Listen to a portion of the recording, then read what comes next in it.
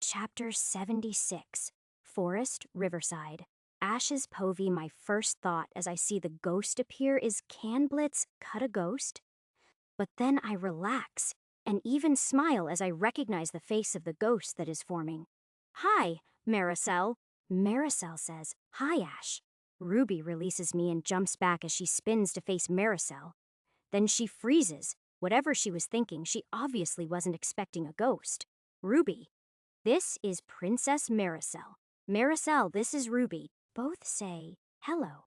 Maricel says, Ash, you don't seem surprised to see me. Well, I wasn't expecting a ghost, but I did expect to see you soon. Maricel says, so you are the reason Krenosha did this? Thank you. Yes, well, we have a lot to talk about. It is then that I notice the human is awake and looks terrified. His wide eyes are fixed on Maricel and he is desperately trying to get free. I check, but his bonds are holding just fine, so I will deal with him in a minute. I am more interested in the dragging sounds I am hearing from the forest.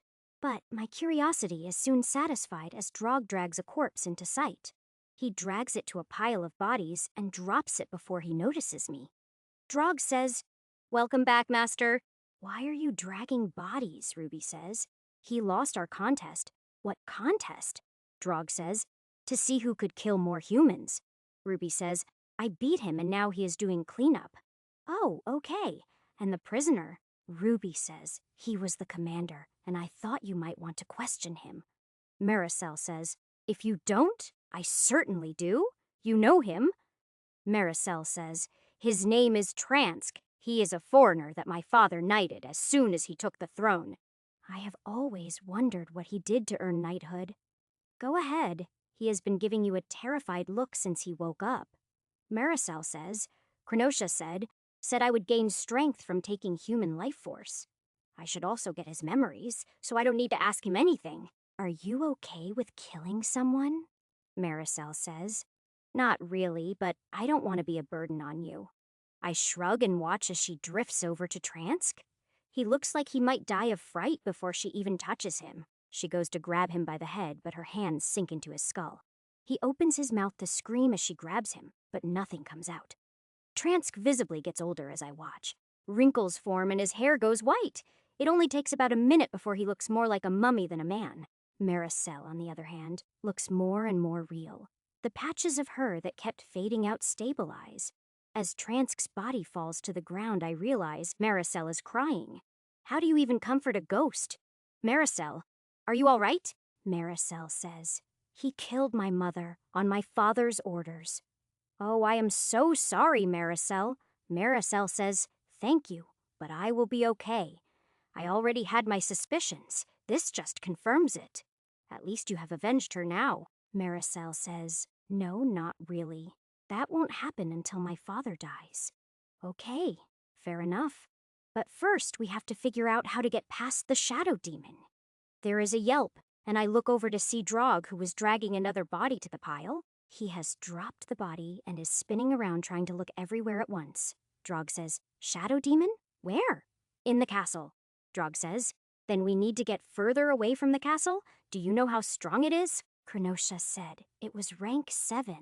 Drog says, 7? It is almost a lord. It can obliterate us easily. Relax. We are not going anywhere near it until we are stronger, Ruby says. But eventually we are going to fight it. Yes. Look, there is a lot to tell you. Why don't you help Drog finish gathering bodies while I cook some bird thing steaks? I will tell you everything while we eat. Ruby nods and heads off with Drog, while Maricel watches me cook. While we eat, I tell them everything. Krenosha told me about the demon invasion and the temples. Lastly, once the demons are defeated, I will die. Ruby says, what? No, Drog says, yes. Ruby turns on Drog and kicks him so hard he flies into a tree. Drog drops to the ground with a thud, then climbs to his feet and shakes himself like a dog. Drog says, temper, temper, blue. Ruby says, if the master dies, I will dedicate myself to hunting you down and burning your soul to ashes. Knock it off, both of you. I wait until they both return to their seats and their food before I continue. I tell them why I am going to die and what plans there are for them. I also tell them the 3 options I was given for after my death. Drog says, "Well, that is obvious. You become a god," Ruby says. "I will be the Spirit Queen." Maricel says, "When she said I could join the Pantheon, did she mean as a goddess?" Drog, "No." Ruby and Maricel, "Yes." Having finished eating, I leave them to ponder everything I told them and go start stripping the soldiers' bodies. Once I am done, I pull out the forge and start melting down the weapons and armor into ingots. While I am working the forge, Ruby incinerates the bodies. "We need to discuss what we are going to do next," Ruby says. "We will do whatever you choose to do, Master." Drog says, "I go where you go, Master. I just hope it involves killing." Maricel says, "I agree with them." "Okay, then. We are going to cut across the forest to the southeast road. We will take the road to Ilium and cross the border by force." Chapter 77. Once I finish melting down the soldiers' gear, I end up with another 57 high-grade steel ingots. Then I put the forge and the ingots into my bag and sit down to go through the various pouches the soldiers had. In total, I find 11 gold, 117 silver, and 512 copper. It seems the king at least pays his soldiers well. Although, it is strange for soldiers to hold on to their money. "Do any of you need to rest?" Ruby says. "No, I am good for another 12 hours or so." Drog says, "I do not need to rest. I can stay manifested as long as you allow me to." Maricel says, "I am undead. I don't even think I can rest." "Well then, let's get moving." Ruby says, "We aren't going to wait for daylight." "No, we all can see well enough in darkness. Humans are the ones who need daylight." When no one argues, I put out the campfire and lead the way east. We cross the road a half hour later and continue moving through the darkness. I lead the way for 2 more miles before I stop suddenly. Ruby says, "What is wrong?" "Campfires," Drug says. "More soldiers to eat?" "Looks like it." Maricel says, "Want me to scout it out?" "Sure, just be careful," Maricel says. "I am a ghost. No one can see me if I don't want them to." "Oh, right. Just go." Maricel vanishes with a laugh. Just what I needed. Another sarcastic woman. My life can't possibly get any more complicated, right? Maricel comes back after about 10 minutes. Maricel says about 100 soldiers, and they are led by a hero. "A hero? You mean one of the ones that was summoned by the king?" Maricel says exactly. Although why a hero is out here, I have no idea. Probably the king knows I am out here. He will stop at nothing to kill me. Ruby says, "So, we sneak past, right?" "No, I am done sneaking and hiding." Grog says, "Yes, let's kill them all." Ruby says, "Are you sure about this?" "Yes, we need to do whatever we can to weaken the king and his forces." Ruby says, "All right, what is the plan? First, Maricel, do they have sentries out?" Maricel says, "Yes, 10 that I saw." "Okay, we need to kill them silently, Maricel. Are you up for this?" Maricel says, "Yes. I don't want to, but I see the necessity. Besides, I want to get stronger." "Okay, Maricel, go left and kill 5. Ruby, go right and kill the other 5. Maricel and Ruby say, "Okay." Drog says, "Why not me?" "They are quieter than you. Don't worry. There will be plenty of killing soon." Ruby and Maricel move off silently to take care of the sentries. Drog grumbles but settles down next to me. Ruby returns first after about 5 minutes, Maricel another 2 minutes after her. All done. Both say done. Okay, we are going to rush the camp. Which tent is the hero in? Maricel says, "The largest one in the center of the camp." "Okay, I will head straight for the hero and deal with him one way or another." "The 3 of you just slaughter the soldiers. Some will run. Try not to let too many get away." Drog says, "Do we have to let some get away?" "No, but it is likely going to be too many to catch them all." Drog says, "I will try to catch them all." "You do that, Drog," Ruby says. "What are you going to do about the hero, though?" "I will try to convince him that the king is evil, but if I can't, then I will kill him." Maricel says, "Be careful. Heroes are not like the others. They can have random powers that don't follow the normal rules of this world." I am as prepared as I can be. I will have to face the heroes sooner or later anyway. Besides, I know you will have my back if I need help. Ruby says, I will also have your back, Master. I know you will, Ruby. I can always count on you. Ruby smiles and says, I am ready, Maricel just nods to indicate she is ready. I stand up and draw Blitz and meet the eyes of each of them. I see no hesitation in Maricel or Ruby, and Drog's eyes show eagerness. Okay, when I roar, we charge. Kill as many as you can, but stay safe. After a few deep breaths, I unleash Lion's Roar. I am moving forward before the roar is even finished. Humans start stumbling out of tents before I have taken 2 steps into the camp. Most are half-dressed or naked, but all have at least a weapon in hand. The looks on their faces when they see me is almost enough to make me stop and laugh. But I will show no mercy. They stand between me and my goal of killing the king. The hero is the only one I will give a chance. I cut down a dozen of the soldiers as I head for the center of the camp. With the reach of Blitz, I can cut them down before they can even get close enough to use their weapons. I can hear screams from my left and right. Sounds like the others are doing just fine. Carving a path as I go, I head straight for the biggest tent in the camp. As I cut down the last 2 soldiers between me and the tent flap opens and a shirtless human steps out. He has a katana in hand. This then must be the hero, but for the first time, I see something more. Chapter 78. For the first time, as I look at the hero, I see an aura without doing anything special.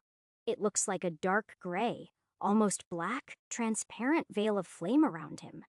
The only other aura I have seen is Ruby's, which was bright blue. Nothing like this dark, dirty aura. Hero says, well, it is my lucky day. First, the king gives me a little priestess to play with, and now the monster I was sent to hunt walks right into my camp. When I bring back your head, the king will give me gold and women beyond my wildest dreams. So you knowingly serve an evil king because you are greedy and lustful, Hero says. No, those are just perks. I do it for the power. Well, then I don't have to feel bad about killing you. The hero scoffs and twirls his sword, absolutely showing off and trying to intimidate me. From his movements and his balanced stance, he may be a bit difficult.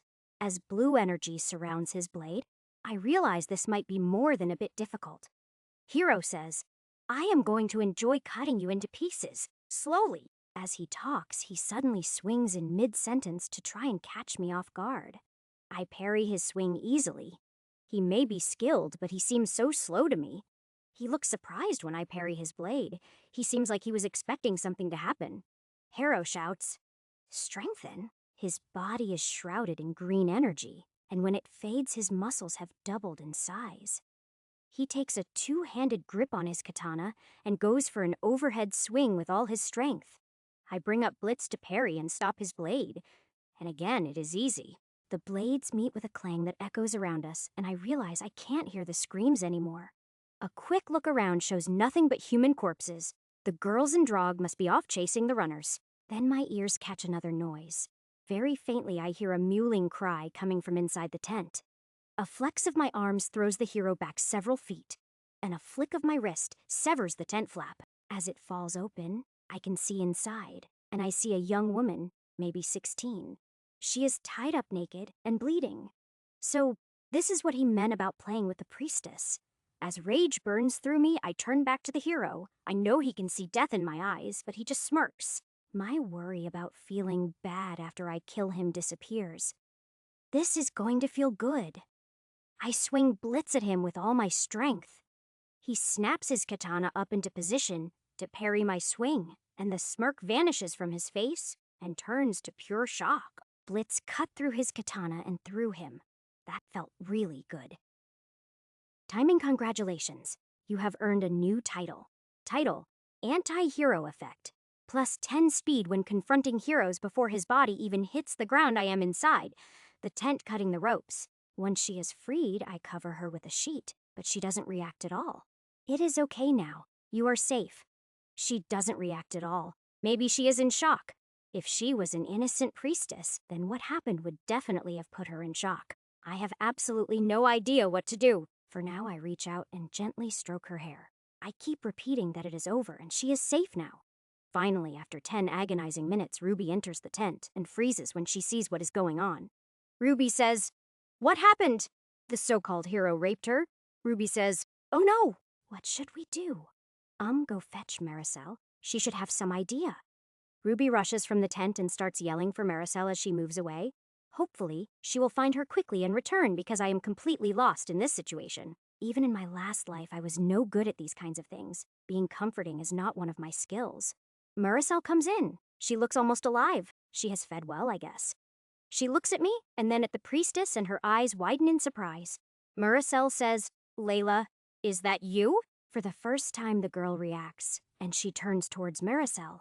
Unfortunately, she tries to throw herself into Maricel's arms, leaving behind the sheet that was covering her. Maricel tries to open her arms to catch her, but she passes right through Maricel and crashes to the floor, just as Drog walks in. Drog thinks, wow, she is hot. We should keep her. Shut up and go scout around. The girl, Layla, I think Maricel called her, is looking around in shock trying to figure out what happened. Maricel kneels next to her and starts talking softly, while I grab the sheet and cover her back up. Drog hangs around watching until I shoot a glare at him and then he runs off to do as he was told. Leela says, "Murmur, is that you? But I heard you died." Maricel says, "Yes, it is me, and I did. I am a ghost now." "Ha ha, Murmur," Maricel says. "You shut it." I cover my mouth to stifle my chuckles, but I still get glared at. Layla says, "I don't know how you are here, but we need to leave before he comes back." Maricel says, "Before who comes back?" Layla says, "Shinami, the hero. He won't be coming back unless the king has a necromancer." There is a blue flash and a low-key roar from outside the tent. Ruby says, "Now even a necromancer won't be able to bring him back." Layla says, "He is dead? But how? He was so strong." Maricel says, "Ash is a lot stronger. Don't worry, you are safe now." Layla suddenly bursts into tears, and since Maricel is a ghost, she ends up crying into my fur. I just freeze, kind of like a deer in headlights. I look at Maricel for help, and she mimes putting my arms around Layla. Reluctantly, I put my arms around the sobbing Layla. I do my best to pat her back gently. I really wish some soldiers would show up and attack us right now. But with Drog patrolling and a very angry Ruby outside, it would take an army to reach us in here. It feels like hours before the sobbing finally subsides, although it is probably only 20 minutes or so. Layla finally sits up and tries to wipe her eyes with the sheet. I do my best not to see anything when the sheet moves. Speaking of, I should probably try to find her some clothes. Heading out of the tent, I leave Maricel to talk to Layla.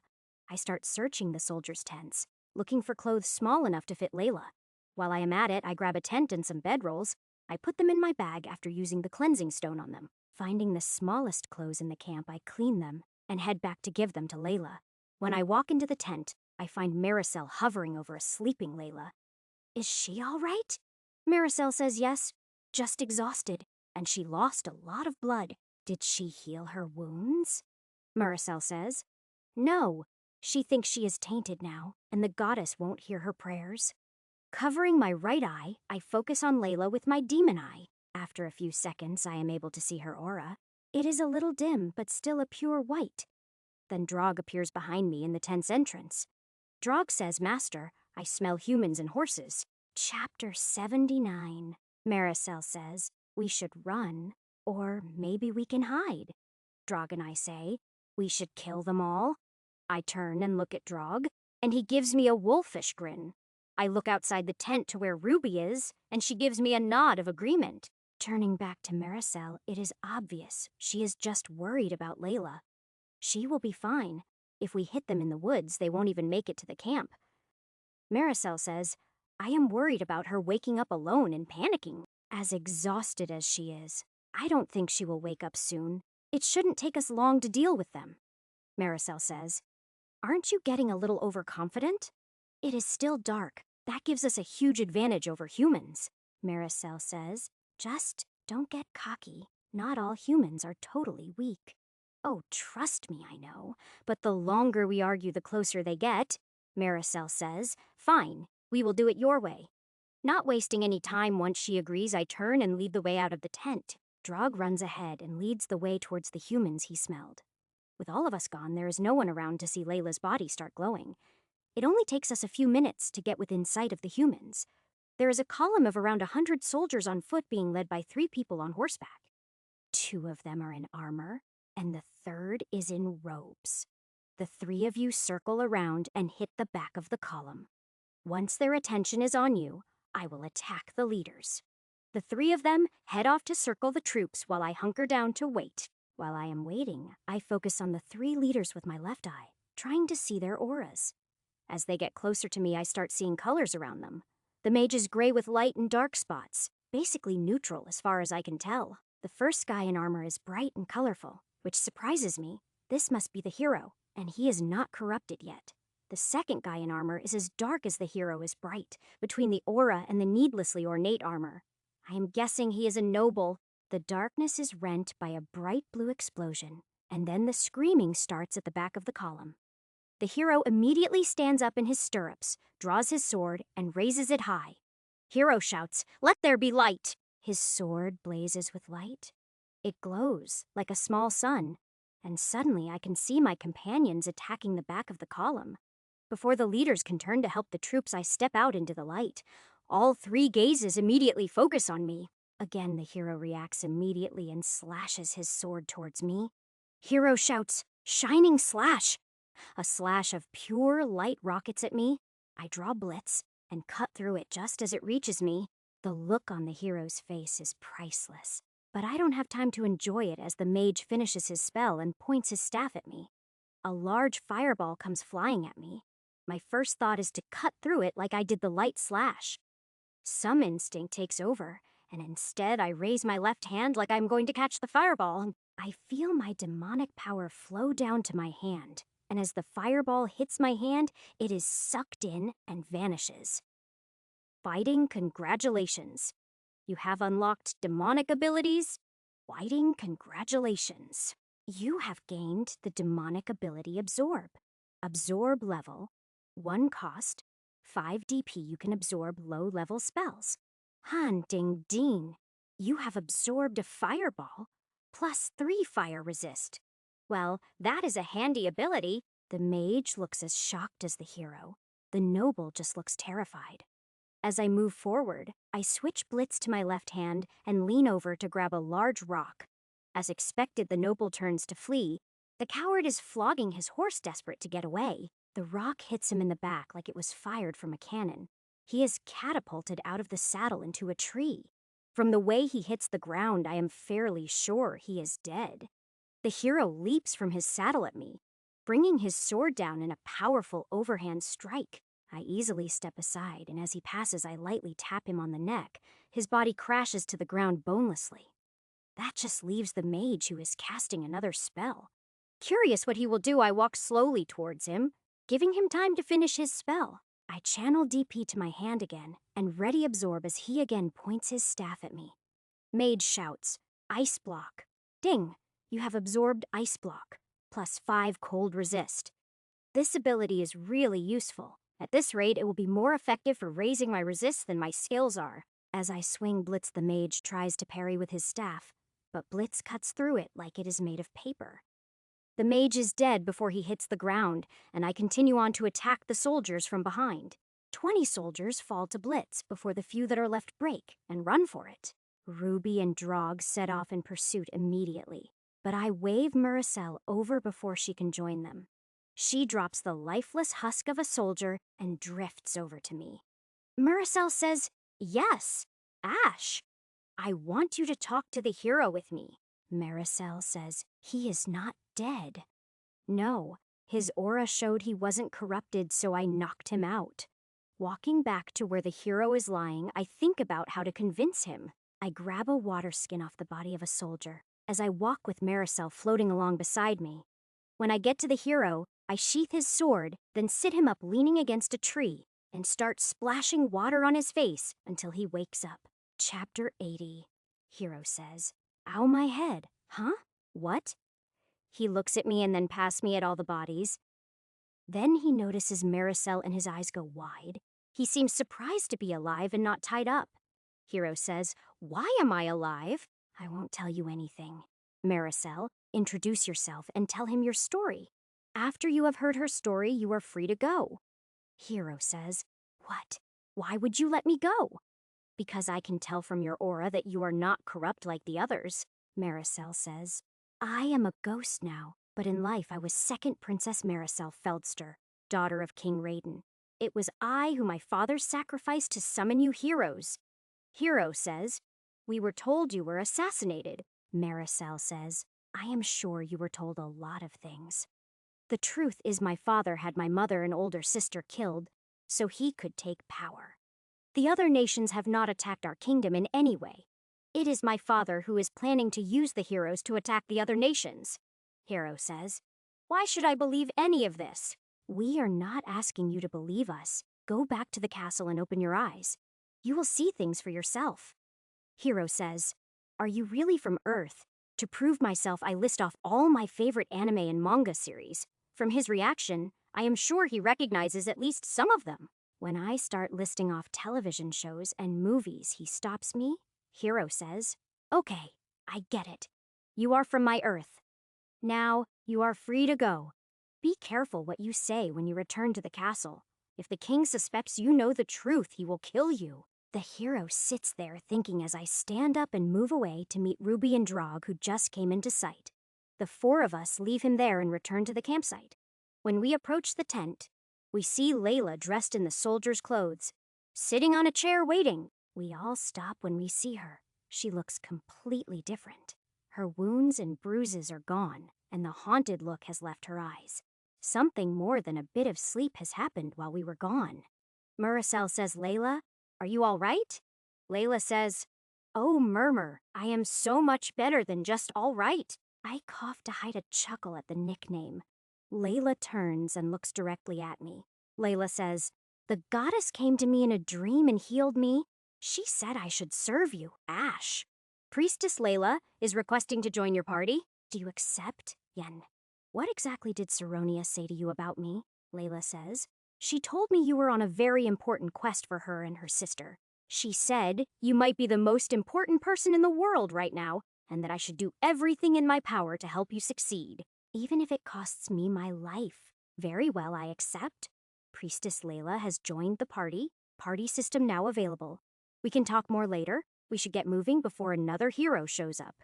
With Layla in tow, we resume our eastward journey.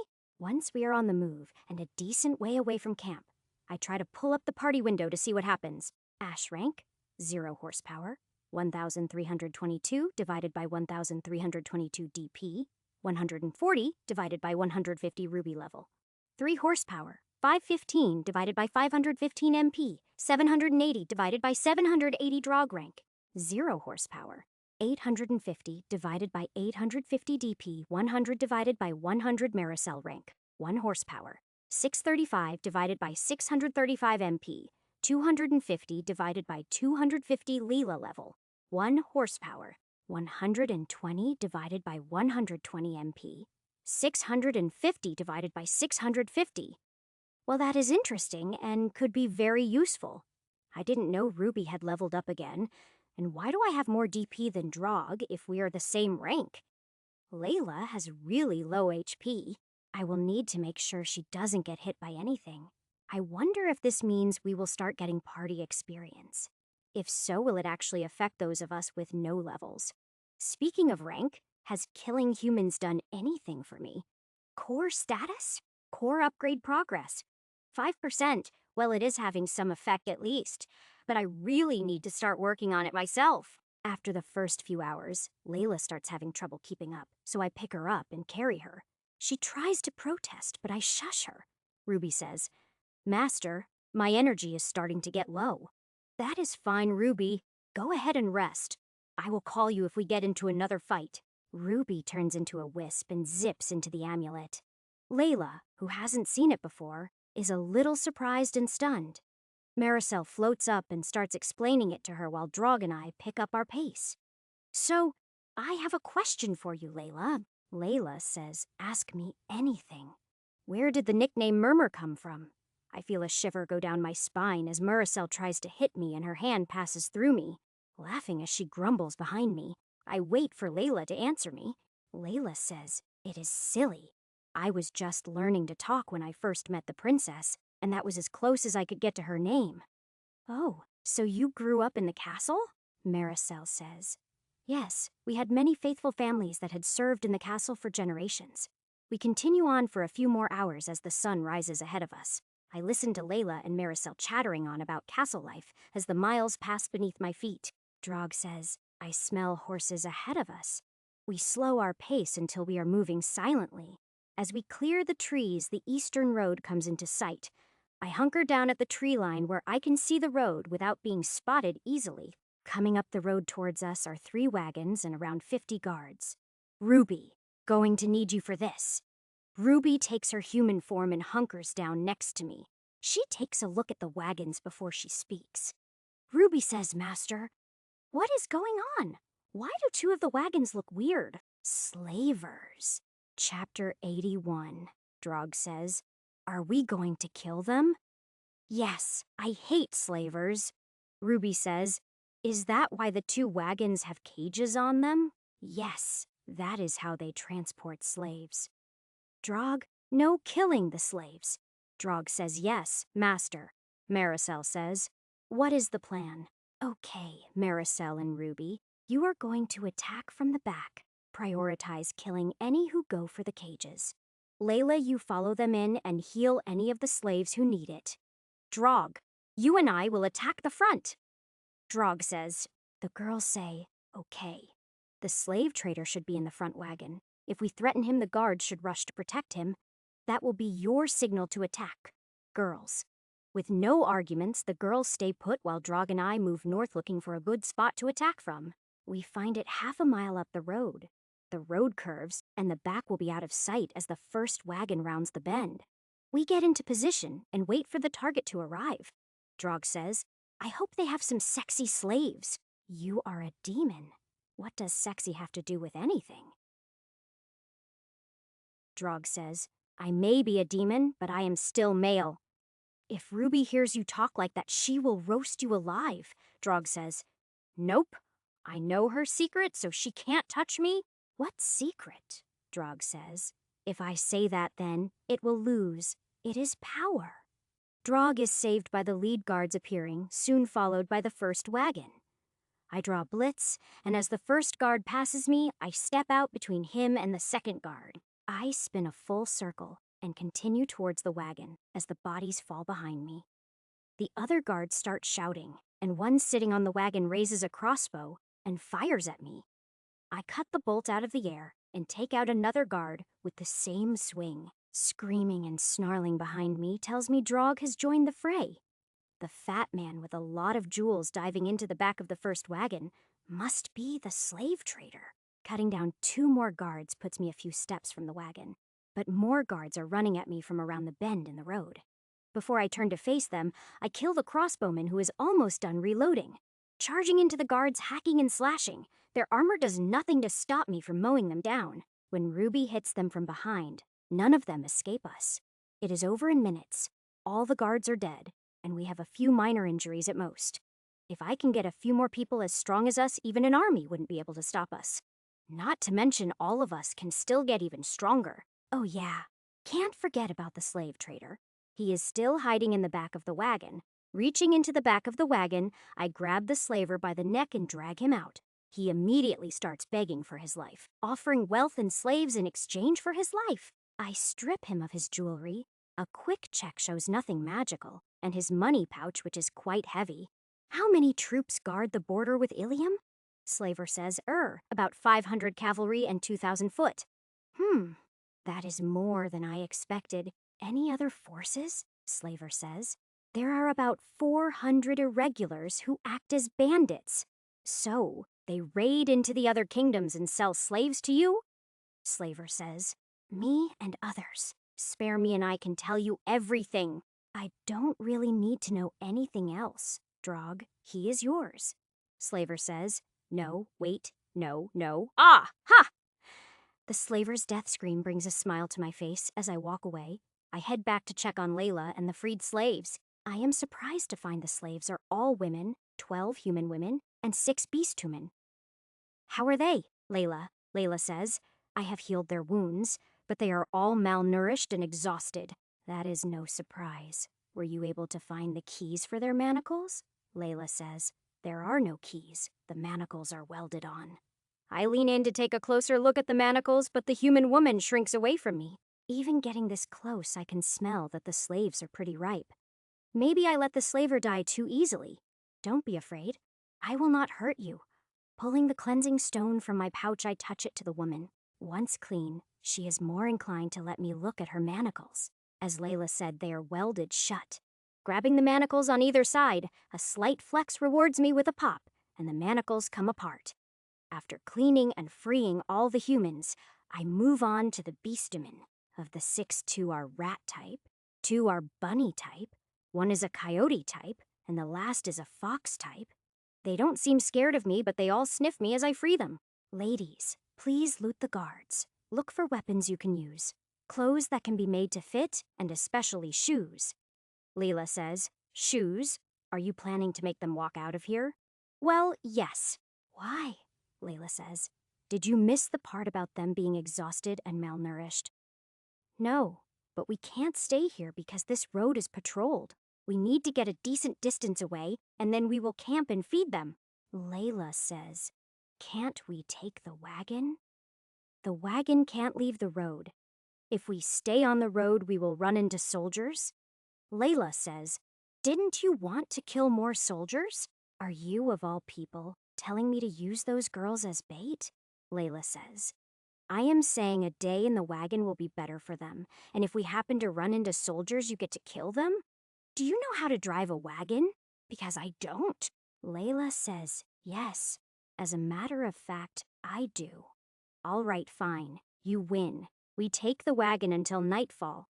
Layla says, see Maricel.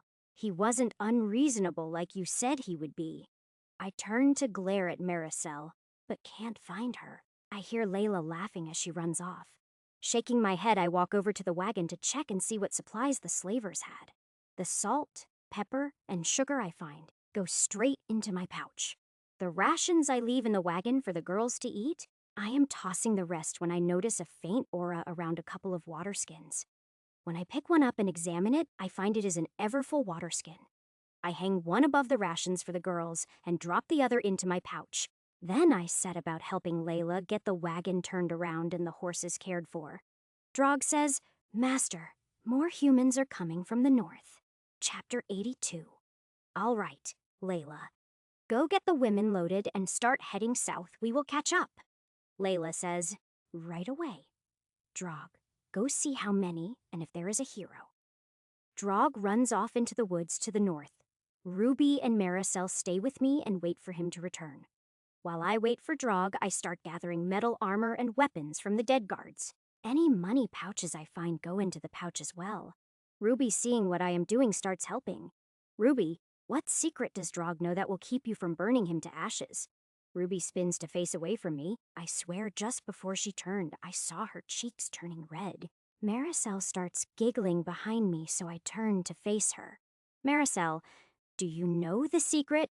Maricel laughs and says, of course I do.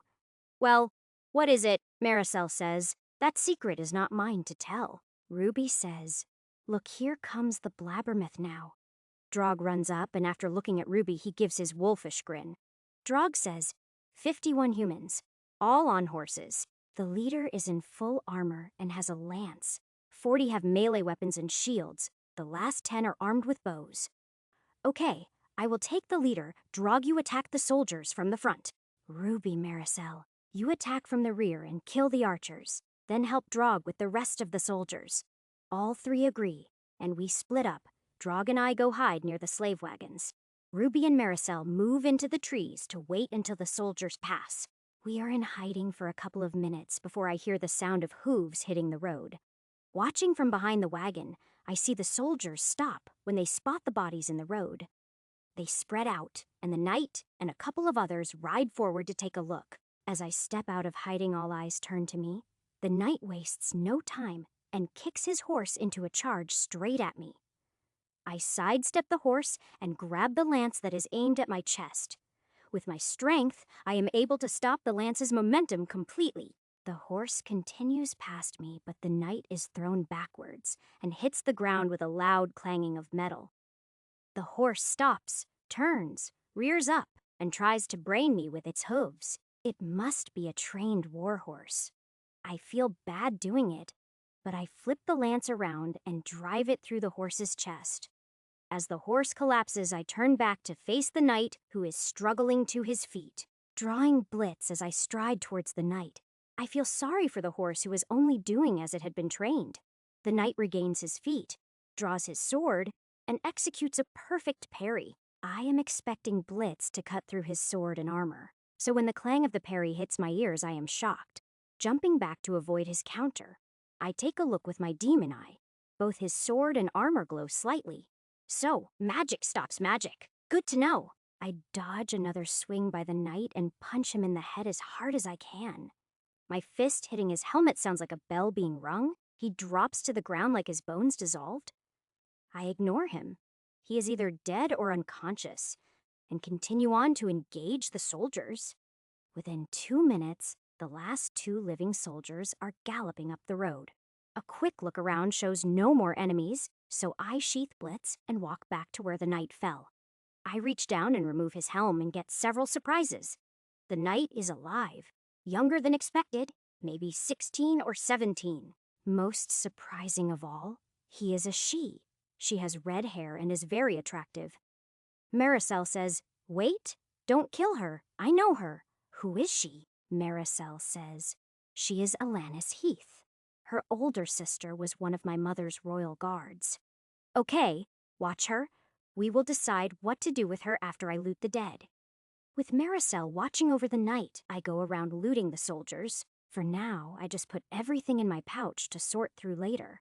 When I return to Maricel, she has a worried look on her face. A worried ghost is a strange sight indeed. Maricel says, "She is bleeding from her nose and ears and I can't wake her. We need to take her to Layla for healing." "Why is this so important to you?" Maricel says. "As far as I know, she is the last of the Heath family. I cannot allow the family to die out if I can help it." "What is so important about the Heath family?" Maricel says. "The Heath family has faithfully supported mine since the founding of the kingdom.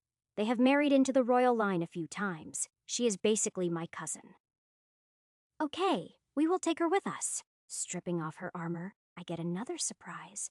The armor must have some disguise function, because her body is in no way boyish. I put her armor and her sword into my pouch and then roll her over and bind her hands behind her back.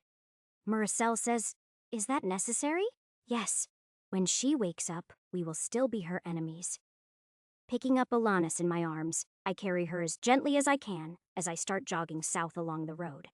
Ruby returns to her rest in the amulet, while Maricel floats along next to me to keep watch over Alanis. Drog is ranging back and forth, keeping watch for any enemies. Even jogging it only takes about 10 minutes for me to catch up to the wagon. Maricel rushes ahead as soon as the wagon is in sight. The wagon stops, and Layla comes running back to meet me with Maricel right behind her. Layla doesn't even give me a chance to put Alanis down before she starts casting her healing spell on her. Layla's hands glow white as she lays them on Alanis's head. Alanis does not respond, so Layla tries again. Layla says, "This might be beyond my ability to heal." Maricel says, "No, please. You have to do something." Chapter 83. Layla says, "The damage inside her head is really severe." "What hit her?" Maricel says. "Ash did?" Layla says, "With what?" Maricel sighs and says, "His fist." Layla turns and looks at me like I have grown a second head. I give her a slight smile and a shrug. "Just do what you can for now, and we will put her in the wagon. I will see what I can do to help you once we make camp." Layla says, "Okay," and goes back to casting heal. Once she is done, I carry Alanis over and put her in the back of the wagon. The women just watch me and don't say a word to me, although they are looking better already. Maricel will ride in the back with Alanis, while Layla goes back to driving the wagon. Walking alongside the wagon, I can keep pace fairly easily as it rolls along. We keep moving for the rest of the day without running into anyone else on the road. When the sun sets, we stop, and everyone climbs off the wagon. As I move to the back of the wagon to get Alanis, I notice one of the bunny girls has taken the water skin. I take note of her fur color. Thinking under pressure is a valuable skill. I carefully pick up Alanis and lift her out of the wagon. Layla, send the wagon on. We don't want it sitting here to draw attention to our tracks. Layla says, yes, right away. Drog. Drog says, yes, master. Head east and scout for a campsite. Look for somewhere sheltered from the wind and where a fire won't be easily spotted. Drog says, as you command, and runs off into the trees. Everyone else follows me as I start walking east. We walk for about 10 minutes before Drog returns. We follow Drog east and a little south. He leads us to a small clearing surrounded by hills. Drog says, will this work, master? Yes, good job, Drog. He wags his tail at me as I lead everyone down into the clearing. First thing I do is gather some wood and start a fire.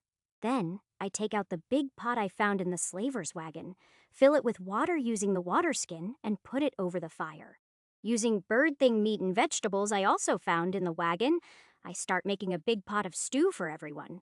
Once it is cooking, I ask one of the women to stir it and walk over to see how Alanis is. Layla and Maricel are watching over her, but her condition doesn't seem to have improved.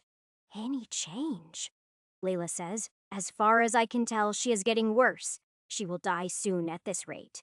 Maricel says, Layla has used up all of her healing magic and it hasn't helped.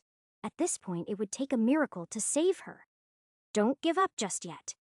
I move around to the other side of Alanis from Layla and kneel down. Alanis doesn't really mean anything to me, but Layla and Maricel care, so I am going to try what I can for them. I hold out my left hand to Layla, who looks confused. Take my hand and place your other hand on Alanis' head. Then pray to Saronia for Alanis to be healed. Layla does as I say, and when she closes her eyes, I close mine as well. While Layla is praying for Alanis, I send out an entreaty to Saronia to use me as a conduit to grant Layla's wish. Almost immediately, I feel an unfamiliar power move through me and into Layla through my hand. When I open my eyes, I see Layla glowing with a pure white light and an expression of bliss on her face. Looking down at Alanis, her color has improved, and she looks healthy. As I am looking at her, her eyes slowly open. They focus on Layla and widen with surprise. Alanis says, are you an angel? Layla opens her eyes and says, no, I am just a priestess. Maricel shouts, Alanis, and tries to hug her. Alanis shivers as Maricel's ghost arms pass through her. Then she gets a good look at Maricel's face and screams. Layla quickly covers her mouth to stop the screaming. Maricel says, sorry. Yes, Alanis, it is me, and I am a ghost. Alanis says, why are you a ghost? And why are you here? Maricel says, my father killed me, and I called for Ash to avenge me. Alanis says, the king killed you. Maricel says, yes, I was the sacrifice to summon the heroes. Alanis says, that is awful. Maricel says, and that is why I am here. Alanis says, why am I here? Shouldn't I be dead? Maricel says, Ash spared you because I asked him to. And Layla healed you, Alanis says. Thank you, Layla. You must be a powerful priestess. Layla says, no, actually my magic alone wasn't enough to heal you. Alanis says, then why am I alive? Or am I dying right now? Layla says, the goddess healed you? How is your head? Alanis says, huh? Oh, it hurts a little, but not as much as my wrists. Layla says, oh, let me untie you. Alanis says, no, don't. If you untie me, I will try to kill you. Layla says, why would you want to kill me? Alanis says, I don't want to. But you are the king's enemies, and I am under orders to kill enemies of the king. Maricel says, why would you still serve my father if you believe what I have told you? Alanis says, I have no choice. I am under a death curse. If I disobey the king, I die. Chapter 84. What kind of death curse? Maricel says, why would you agree to something like that, Layla says. How awful. Alanis says, I am the last of the Heath line. If I die, the family ends. So I did whatever it took to stay alive. If I hadn't accepted the curse, the king would have had me executed. The curse was placed on me by a priest of the death goddess. Wait, the curse is from Cronosha? Alana says. That is correct. Maricel says, Ash, do you think you can do something? Maybe. I can certainly try. Alana says, What are you talking about? Maricel says, Ash has a relationship with Cronosha. Layla says, What kind of relationship? Alana says, With the goddess of death. Settle down, you two. It is not that kind of relationship. Maricel giggles while Layla blushes. Alanis just looks at me like I am insane. I close my eyes and create the same forest clearing in my mind. Create soulscape! When I open my eyes, I am inside my soulscape. Drog and Ruby are here with me. Looking around it is exactly as I pictured it. No missed details this time. Now I just need to bring the others here. Drog, how do I bring others into the soulscape? Drog says. You can either invite them or pull them in by force. Only people with some form of power can answer an invitation, though. Since Maricel is bound to me already, she answers my invitation immediately. Layla, being a priestess, has enough power to answer after a minute. Alanis, I have to bring in by force since she is just a knight with no magical abilities. Maricel has been here before, so she doesn't really react to the soulscape.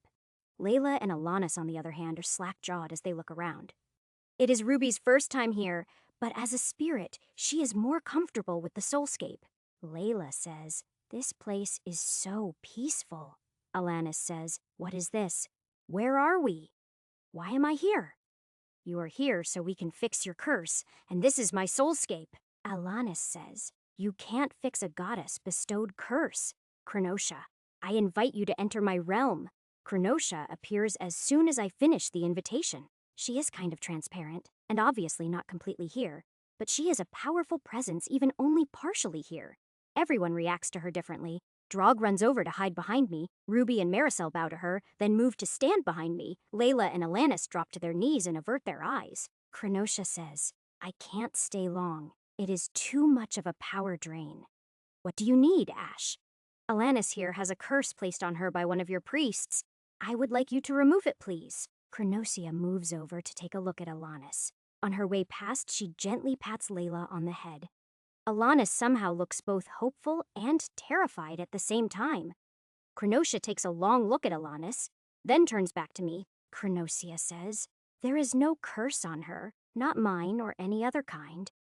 Alanis stares blankly at Cronosia for a minute, then lets out a wail and collapses in tears. Maricel and Layla rush to comfort Alanis as Cronosia walks over to me. Cronosia says, It was probably a fake priest. They tricked the poor girl. Sounds like something the king would do, Cronosia says. Ash, can you see auras? Yes, well, sometimes. I am starting to. Cronosia looks at me and says, You have been neglecting to work on your core, haven't you? Well, yes, but I haven't exactly had free time lately, Cronosia says. You need to get stronger, Ash, but aside from that, look at Layla's aura and see if you see a symbol. I turn and stare at Layla. As I focus on her, it takes a minute of concentration before I see the symbol in her aura. The symbol seems to be made of her aura. It is a part of her. I can see it, Cronosia says. That is my sister's symbol. This is mine. She draws her symbol in the air. It is almost the exact reverse of her sister's symbol. Cronosia says, If you encounter a priest or priestess claiming to serve me or my sister, and they don't have the symbol in their aura, I would like you to kill them. Okay, I can do that. Cronosia says, You are a good boy, Ash. Then she pats me on the head and rubs my ears, which feels really good for some reason. I hear growling.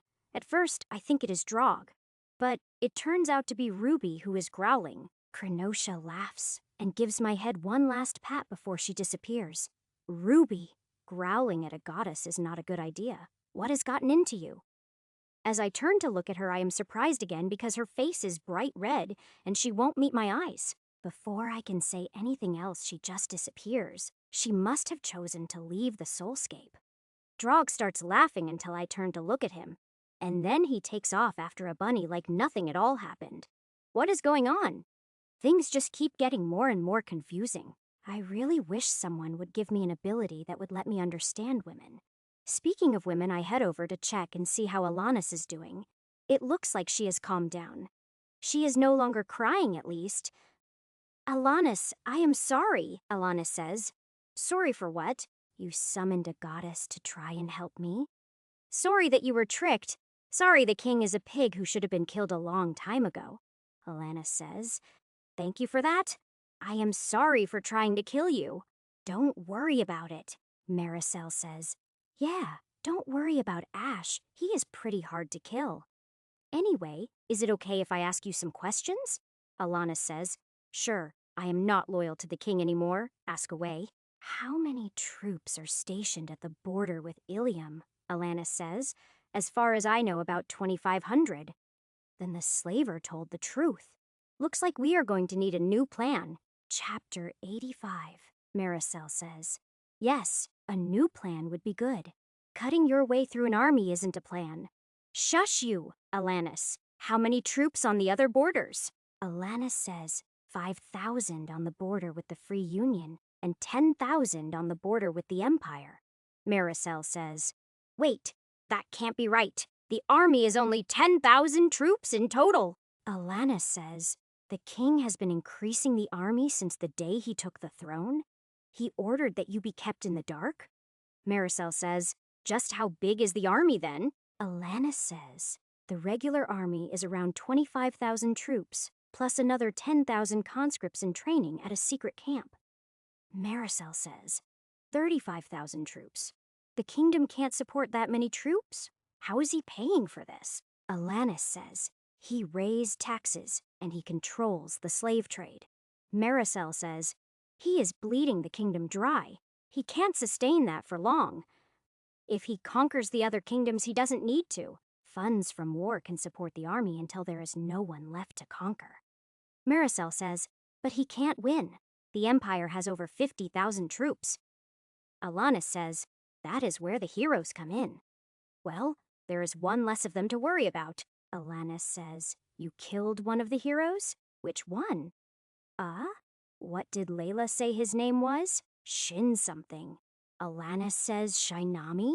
Yeah, that is it, Alanis says. He was the 4th or 5th strongest of the heroes? Was he hard to kill? Not really. I killed him fairly easily, Alanis says. Then you are possibly stronger than any of the heroes, but they have the numbers. Possibly, but we are getting off track. Maricel, can you show me a map of the kingdom, please? Maricel says, of course, as she wills a map into existence. So, if the borders with the other kingdoms are so well guarded, that leaves us with going north through monster territory, or leaving by sea, Alanis says. I wouldn't suggest the north. The border may only be guarded by 2,000 troops, but they are the strongest troops in the kingdom, Maricel says. Besides, you may be able to cross the monster lands, but the freed slaves would most likely die. I take it the port is also heavily guarded, Alanis says. Yes, by troops and Quill spies. However, there may be a third option. Oh, please do not say underground tunnels. Alanis says, tunnels? No. Why? I have had enough of being underground. Alanis says, oh, I guess that makes sense. No, I was going to say the Forest of Fangs. Maricel says, why there? It isn't close to the border. Alanis says, there are people there, the king called them bandits, but I have heard others call them rebels. It would make sense for there to be a rebellion considering how the king treats his subjects. Alanis says, I agree, and if they are rebels, then they should see you as an ally. Besides, they owe you. What? Why would they owe me? Alanis says, the king sent an army into the forest to wipe them out, but they were recalled in the middle of the battle because of you. Recalled because of me? Was this when I was spotted on the surface? Alanis says, no. It was when your roar shook the capital. My roar? What do you mean? Alanis says. Well, I was on patrol at the time, but from what I was told, a roar was heard throughout the capital, and it even set off a small earthquake. Oh my. Drog says she probably means the roar after you defeated me when you thought Blue had died. Yeah, I guess so. Alanis says, anyway, the king panicked and recalled all troops not on the borders. That included the army sent to wipe out the rebels, so you saved them. Not intentionally. I had no idea my roar reached the surface. Muracel says, intended or not, the rebels should at least view you favorably. Sounds like we have a new plan? Yeah, we will head towards the Forest of Fangs and meet up with the rebels. Alanis says, I would like to join you. I have a lot to atone for and pay back the king for. Drog chuckles and says, Master, if you keep collecting women, Blue is going to hit you again. Shut up, Drog, Muracel says. We are going to have to move more slowly because of the humans. True. Maybe if we run into another patrol, we can get them some horses. Alanis says, speaking of, how dare you kill my horse? I am sorry. It is not like I had much of a choice. Alanis says, do you know how long it took me to train and raise him? Probably years. Look, I said I was sorry, but it is not something I can undo. Alanis says, well, you owe me a horse. Fine. As soon as I will buy you a new horse. Now can we plan our route? Muracel, can you zoom in on this area? Muracel says, sure. We should be somewhere around here. I look at the map and try to judge distances. We should be east of the Eastern Road, but north of the plains. I see a city marked on the map where the forest ends. What is this city like? Alanis says, it is a waypoint for merchants and the turnaround point for patrols from the capital and the border. It has a standing garrison of 500.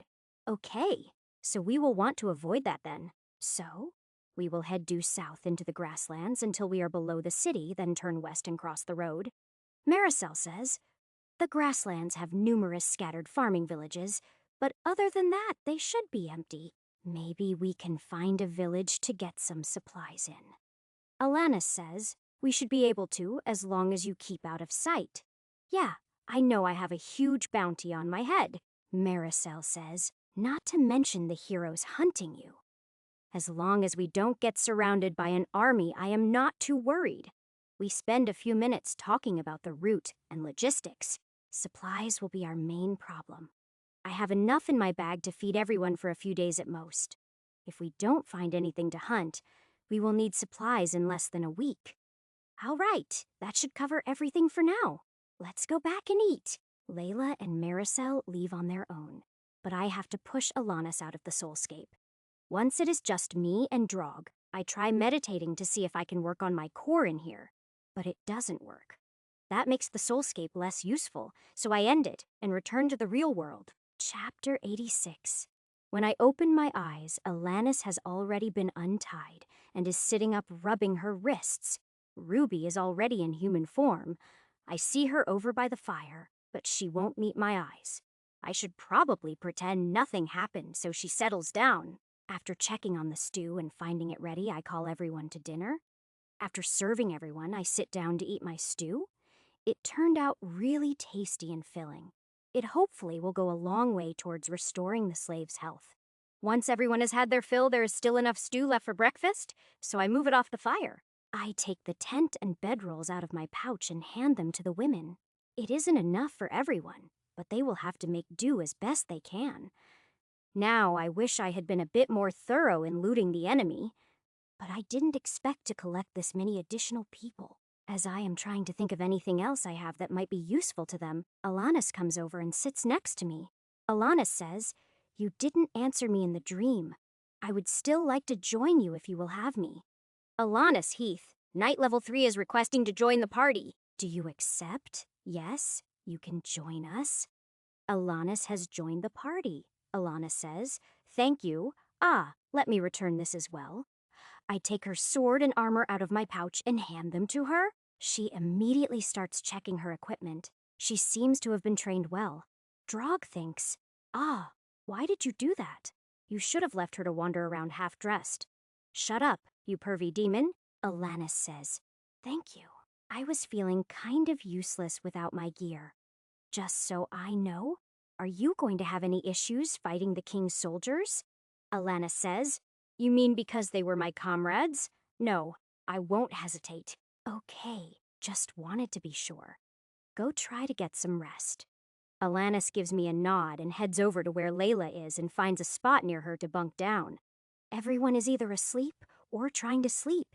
Muracel and Drog are on watch since they don't need sleep. I am about to enter meditation when one of the Beastwomen approaches me. It is the bunny girl who took the water skin. Do you need something? She kneels before me and then bends over until her forehead touches the ground. A quick look around shows Drog watching intently, but Ruby is busy talking with Muracel. Please, get up. That is not necessary.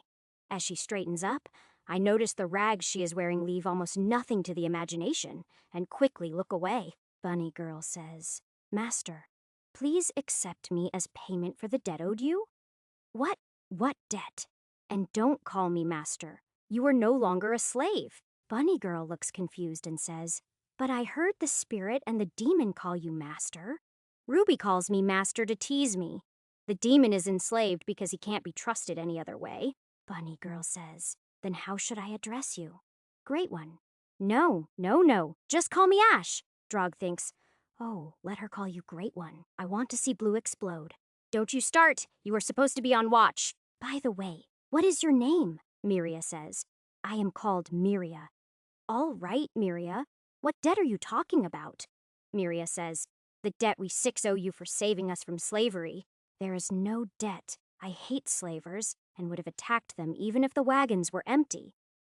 Miria says, But the wagons weren't empty, and you saved us from a horrible fate. Yes, and I am glad I was able to save you, but there is no debt for it.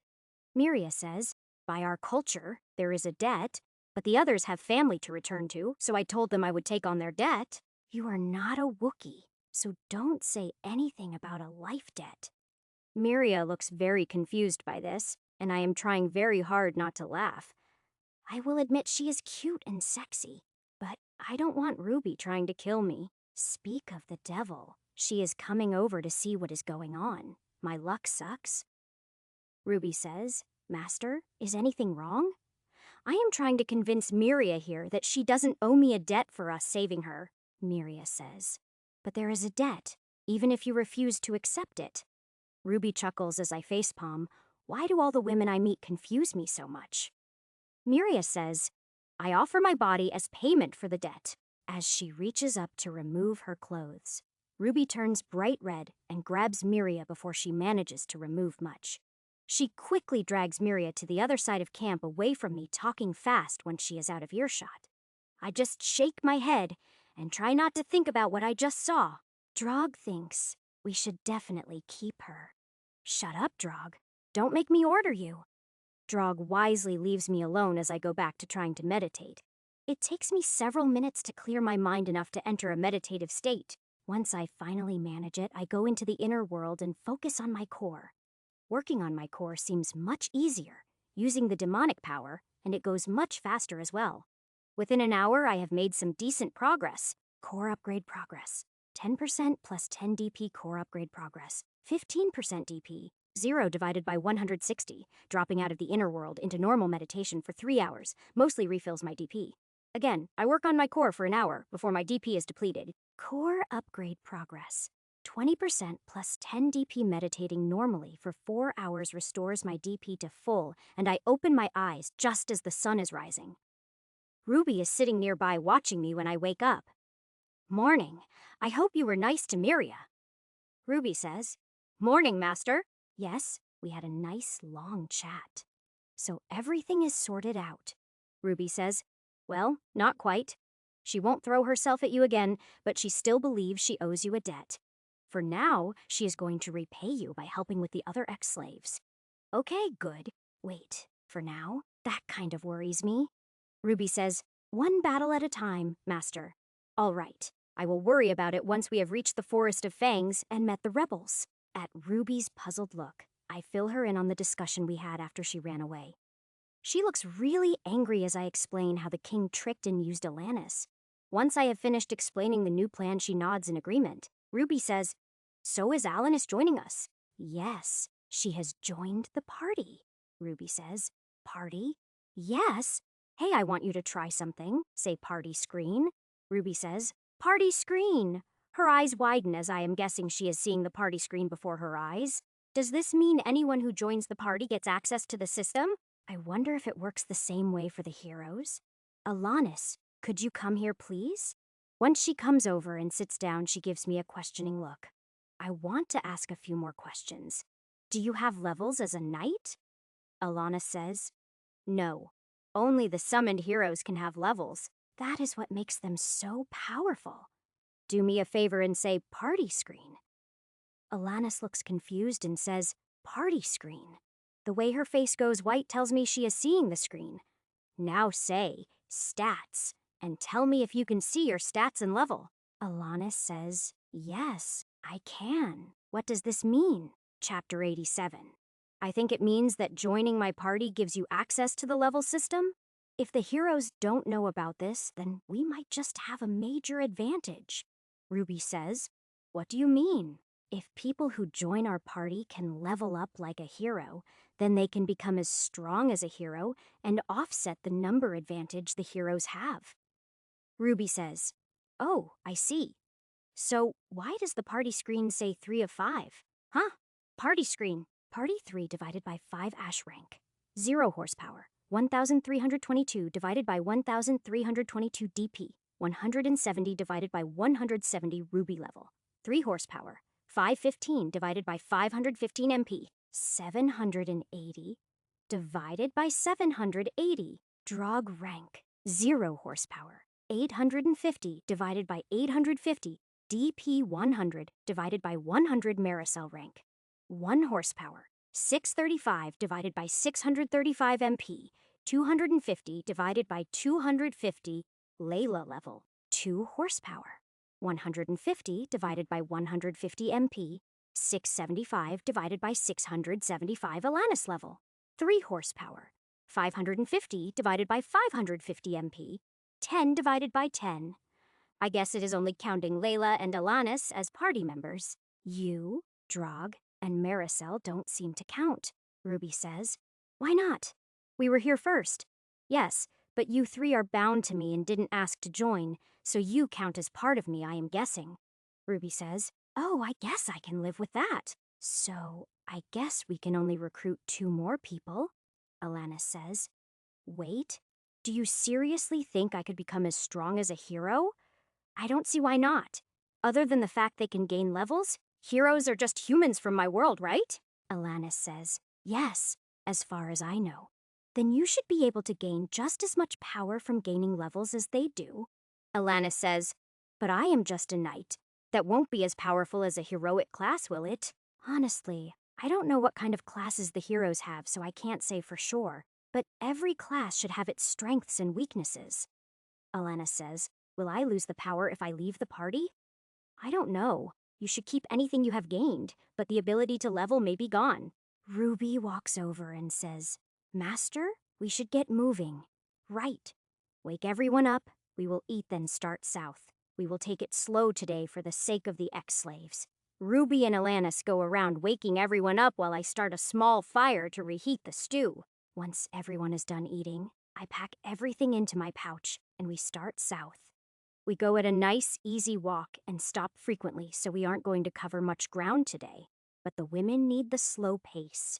As we are walking, I notice Miria leave the group, only to return a few minutes later. She walks up to me with a bunch of berries cradled in her shirt. I take a handful, then watch as she goes down the line until everyone has taken some. Maricel is pacing us to our right, keeping an eye on the road while Drog is scouting ahead of us. As I lead the way, I am keeping my senses trained to our left. If anything is going to surprise us, it will be from deeper in the forest. Ruby says, Master, is it okay if I rest for a while? Sure, go ahead. I will call if anything happens. We have traveled about 3 miles and are stopped for a rest when I hear something move in the forest. I place my hand on Blitz and move until I can see the thing. It looks like a bear, but it has 6 legs and scales. It seems to be sizing us up, so I make eye contact with it and growl at it. It backs up a few steps before turning and lumbering out of sight. Alanis says, I've never seen a fang bear back down from anything. Fang bear? Is that what it was? Are they common in these woods? Alanis says, thank the goddesses, no. They are fairly rare, but they are why patrols travel in groups of 50. It didn't look all that dangerous to me. Alanis says they are faster than they look, and they can cut a horse in half with one swipe of their claws. Are they good to eat? Alanis just looks at me like I asked her if the sky was purple. I can't help but chuckle at the look on her face. What? You've killed them before, right? Alanis says no, never. Patrols are set at groups of 50 because then the group is too big and they won't attack. I thought you said they didn't back down from anything? Alanis says. They don't. Big groups just aren't worth the bother to them unless they are starving? I am about to reply to Alanis when I hear movement again. Looking over, I see the Fang Bear has returned, and it brought a friend. The two of them start growling at me and moving closer. I was trying to avoid a fight, but we do need the meat. Alanis says, "Buy the twins. I've never seen two of them. We should run." Too late. The girls would never outrun them. Go to Layla and keep the girls together. I will take care of this, Ruby. I walk towards the bears, drawing Blitz as Ruby takes human form beside me. I try sending a mental call to Drog and Maricel, but I have no idea if it works. Unless they show up, it will be 2-on-2. Alanis said they are fast and strong. I'll take the one on the right. If you can't handle the other, just keep it busy until I can help. Ruby says, "Yes, master." I shoot her a smile before I charge at the bear on the right. As I move, it rears up with its front only, so 4 legs on the ground, 2 ready to attack. Now that I can see its claws, I think it must be part badger. They are huge. Chapter 88. As I charge the bear, I move further to the right, making it turn away from the other one. I know without looking that Ruby will be maneuvering the other one, the opposite direction. We have fought together enough to not need to communicate the plan verbally, divide and conquer. As I get close to the bear, I make a feint at it. When it swings, I stop and slice its arm. Then I turn right and get some distance. It roars and chases after me. When it has moved a good 50 feet away from the other one, I stop and turn to face it. As it charges straight at me, I hold my ground and wait until the last possible second before dropping and rolling out of the way. I am back on my feet and charging at its back before it can even try to turn around. Alanis was right. It is faster than it looks, but not as fast as Drog was. My experience against Drog makes this a fairly easy fight. I run up behind the bear and jump to its back. As I land, I drive Blitz down into its spine and immobilize its back pair of legs. Then, I let go of Blitz and continue forward to its upper body. As the bear roars in pain, I reach around to grab its jaw and give a mighty jerk to snap its neck. I rip Blitz free and jump clear as the bear crashes to the ground. So much easier than the fight with Drog. As soon as my feet hit the ground, I am off, running at full speed to help Ruby. As the trees blur past me on either side, my own speed surprises me. It only takes 30 seconds or so before the other bear is in sight. The minute I see Ruby, I know she is in trouble. Her left arm is hanging limply by her side, and covered in blood. The bear is right on top of her. It is bleeding in a dozen places, and has one of Ruby's scimitars buried in its side. The wounds don't seem to bother it as it continues to attack Ruby. Even as it swings again, I ram it in the side at full speed. The bear yelps as I hit it so hard it is lifted off the ground and slammed into a tree. With a loud crack, the tree breaks off and falls, taking the bear with it. As the bear struggles back to its feet, I step up onto the broken tree and swing Blitz at its neck with all my might. Tiding congratulations! Skill Beast Slayer has progressed to level 3. Beast Slayer level 3, all street ATS plus 3. You do 15% additional damage against beasts. Ruby, are you all right? Ruby says, "Yes, thank you. You got here just in time." I am glad. Head back to the others and have Layla heal your arm. I will deal with the corpses. As Ruby walks slowly away, I clean off Blitz and sheath it. Then I pull her scimitar free and clean it as well. The fact that she forgot it tells me how bad off she is. I set to skinning and butchering the bear, only pausing when I reach its heart and core. The core I clean and set with Ruby's scimitar. The heart I eat in a couple of bites. Not poisoned. And even raw, it is pretty tasty.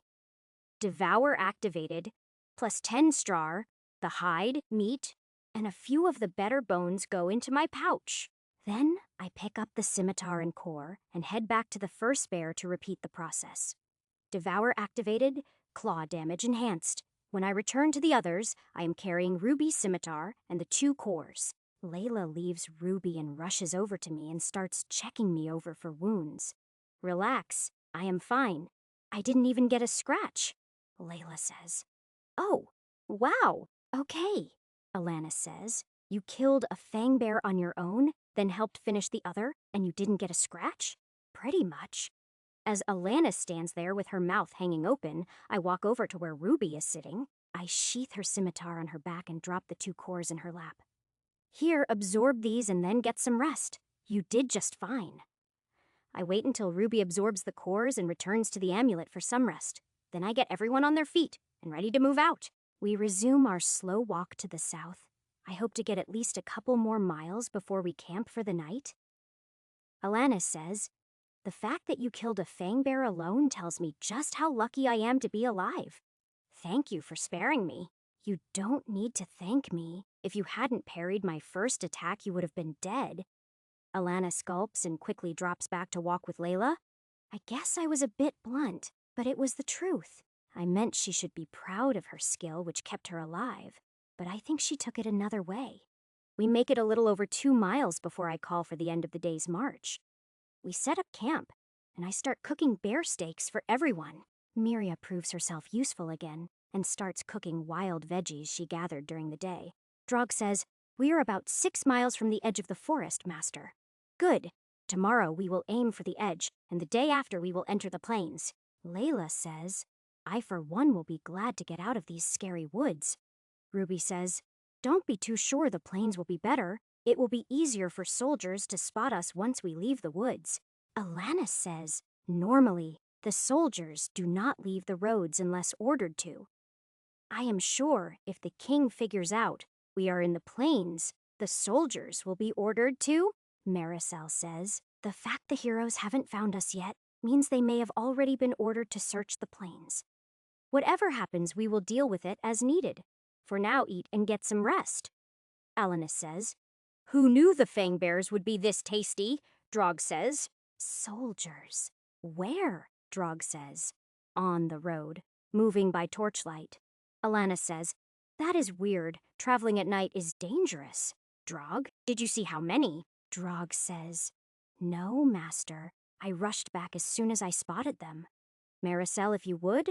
Maricel says, of course. We wait anxiously for the 3 minutes it takes for Maricel to return. Layla and the ex-slaves look scared. Alanis looks ready for a fight. And surprisingly, so does Miria. Maricel says, 100 soldiers, all mounted, and a hero. Ruby says, do we fight them? Normally I would say no, but we could move faster with horses. And tents and things for everyone would be nice. Let's do it. Chapter 89.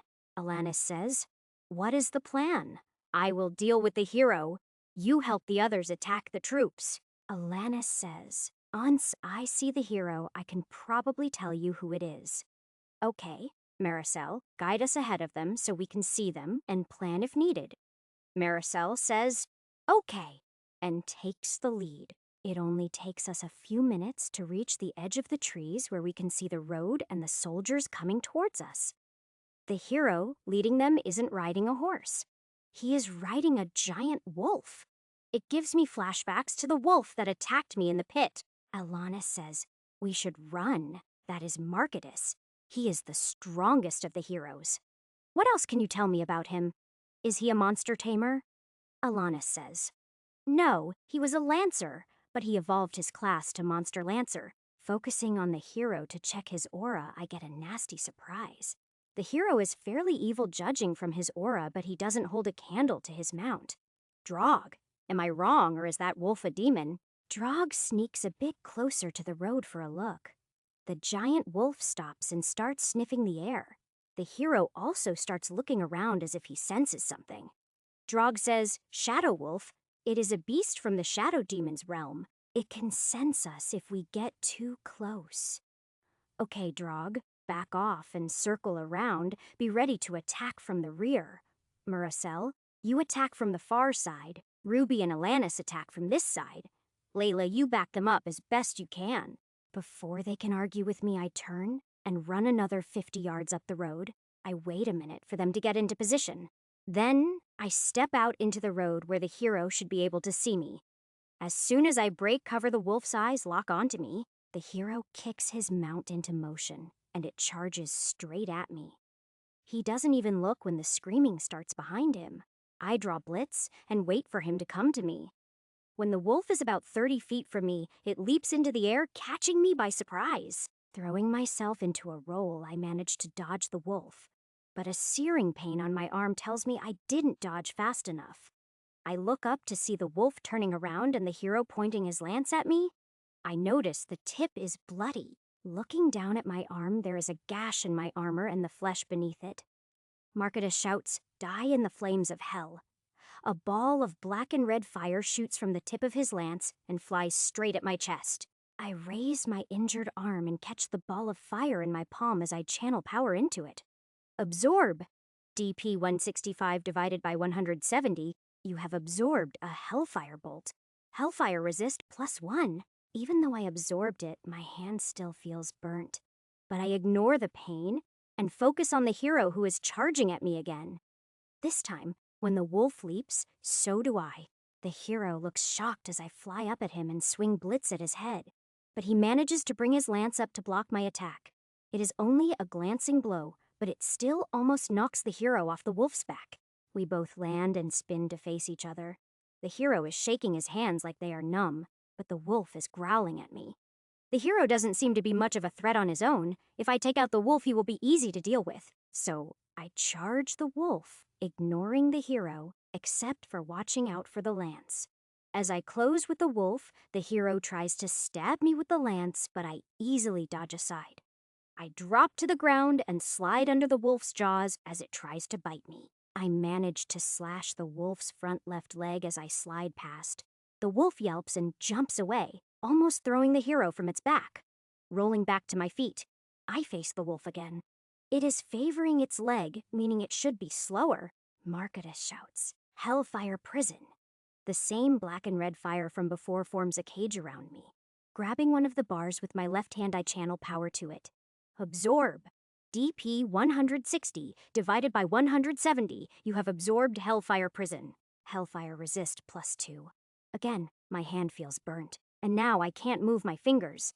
The wolf crouches and springs at me. I jump back to clear where it will land, and swing blitz one-handed at its head as it lands. Marketus manages to block my swing with his lance, and I am forced to jump back again to avoid the wolf's bite.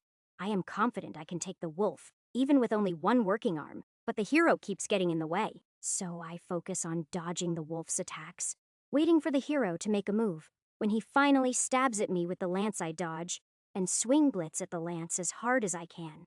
The lance goes flying one way, and as the wolf spins to try and bite me again, the hero goes flying the other way. Both the wolf and I turn and watch as Marketus struggles to his feet. He looks at me and then with a curse he turns and runs into the forest.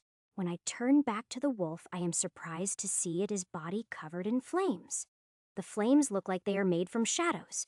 It seems the wolf was holding back because of its rider. As I watch, the wolf takes a deep breath. Thanks to Drog, I know what is coming, so I charge straight at the wolf. As its head snaps forward, I jump.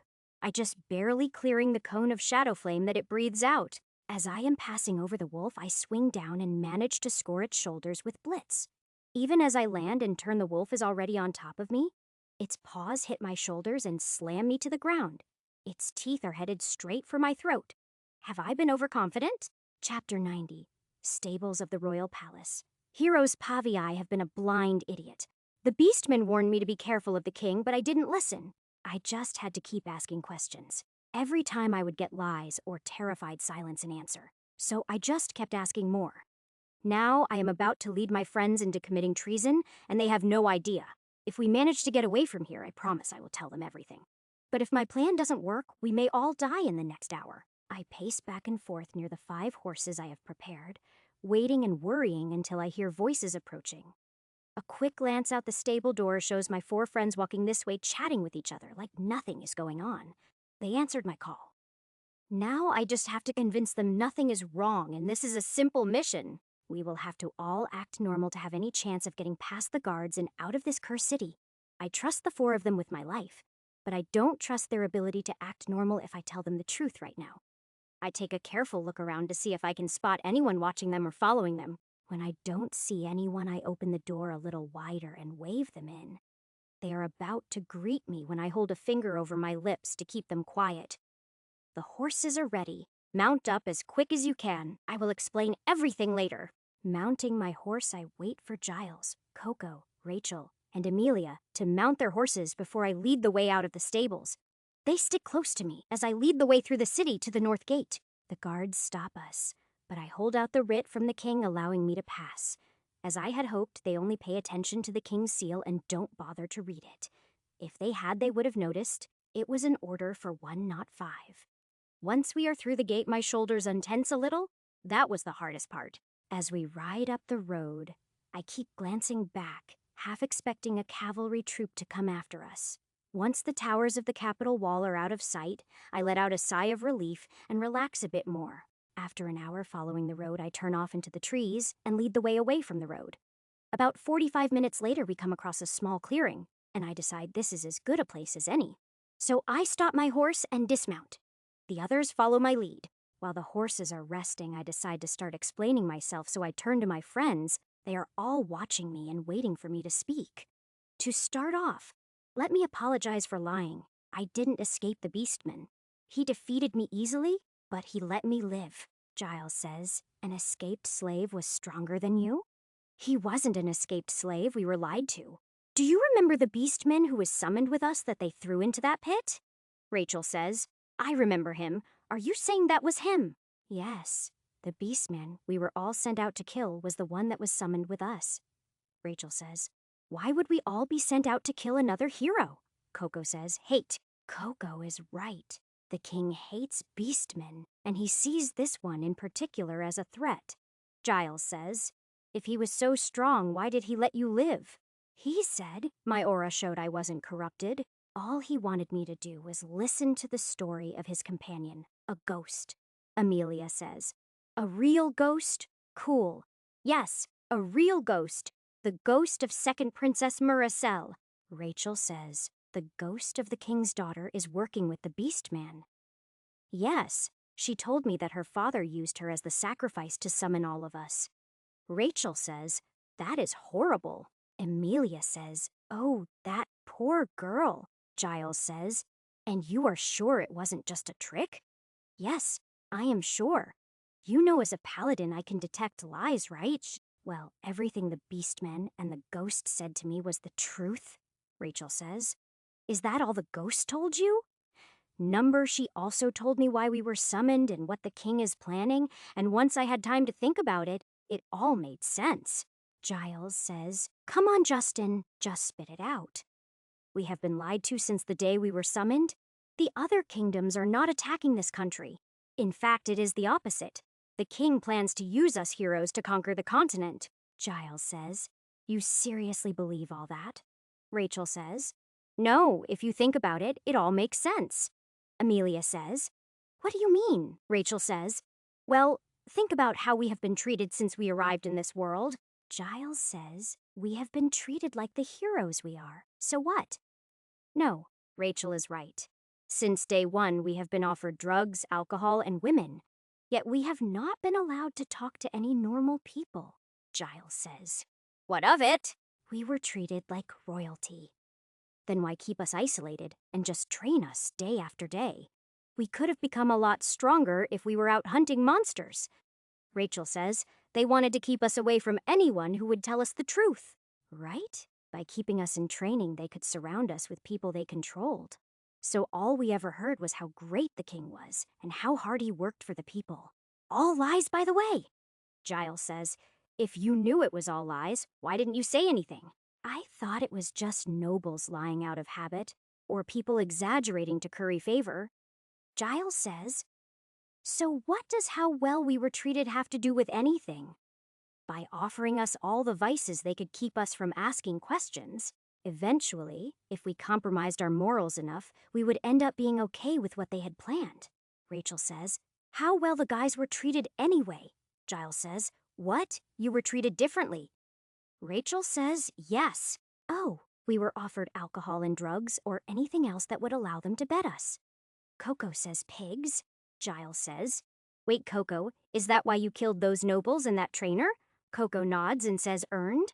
Rachel says, when bribes and tricks failed, some of them tried to use force. Poor Isabella had it the worst. I am sorry. I had no idea this was going on. Why didn't you ask for help? Rachel says, we couldn't be sure who to trust. Giles says, you trust your fellow heroes, of course. Rachel says, not when some of our fellow heroes were just as bad. What? Who? Rachel says, Shinami was the worst, although Marketus and Miguel were almost as bad. Giles says, I can't believe it. I really have been a blind idiot. Rachel says, don't be too hard on yourself. There was a lot of other stuff going on. Coco says, plan. Giles says, yeah, what is the plan now? Well, the four of you have to make a choice first. Do you want to go back, or do you want to turn against this kingdom? Chapter 91. I watch nervously as the four of them think it over. Coco is the first to make up her mind. She meets my eyes and gives me a nod. She is a weird one. She hardly ever speaks, and when she does it is normally just one word.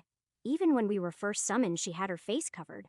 I still don't know what she looks like. She keeps her raven hair cut short, and she is the fittest among those summoned. I still remember her beating down her trainer on our first day of training.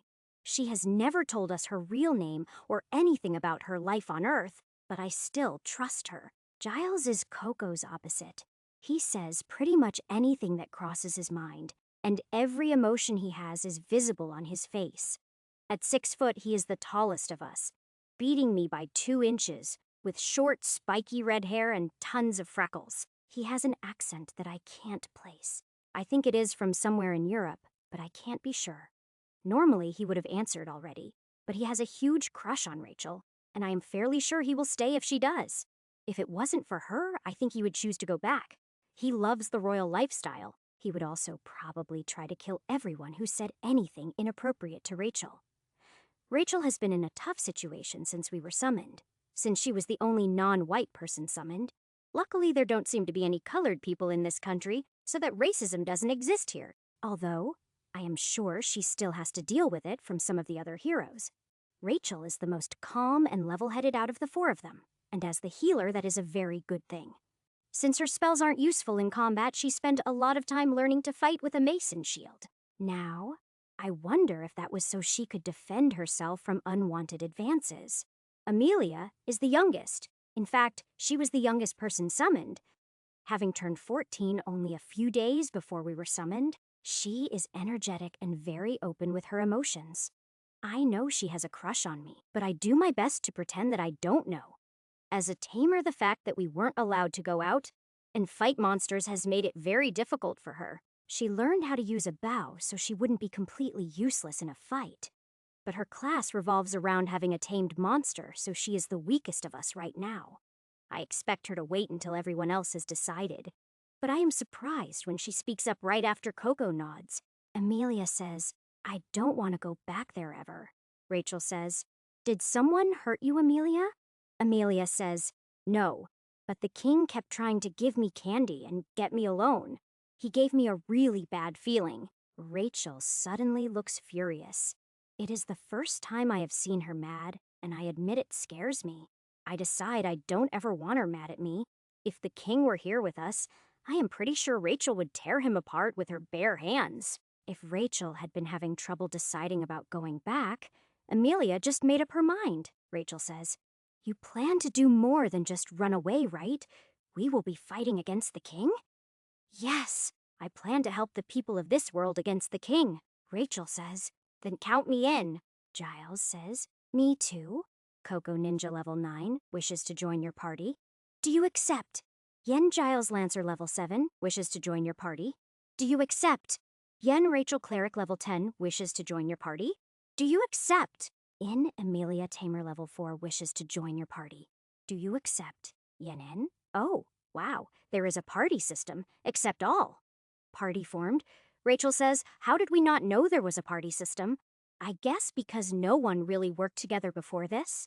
Giles says, makes sense. After all, the trainers discouraged us from working together. The king probably didn't want us working together because we would be harder to control.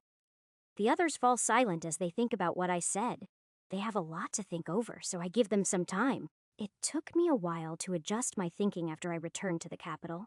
I am about to suggest we mount up and keep moving when I see Coco spin to face the direction we came from. Coco says, enemies. The four of us ready our weapons. Amelia moves behind me and Rachel, while Giles mounts his horse. Lancers get bonuses when fighting mounted, so having Giles mounted will improve our odds. I start hearing movement a minute before I see the first soldier appear amongst the trees. In total, 20 soldiers appear and line up facing us. They are the king's troops, but in a different uniform than I have seen before. Then, a mounted officer rides up behind the line of soldiers. He was one of our trainers and a captain in the Royal Guard, but I can't remember his name. Rachel says, Sidren, you scum, Sidren says. Well, hero, you were smart to leave the road and avoid our ambush, but you should have kept running. Soldier says, Sir? Orders? Sidran says, the king ordered no witnesses, so we kill them all. But leave the woman alive for now. We can kill her later. The way Sidran leers at Rachel enrages Giles, and he charges the soldiers. Rachel and I also charge at the soldiers. We can't let them surround Giles. As I run forward, an arrow flashes past my ear and takes one of the soldiers in the throat. I feel bad that a kid like Amelia is having to kill at her age. Giles reaches the soldiers and impales one on his lance, but that still leaves 18 soldiers and Sidran. These are not good odds. Where is Coco?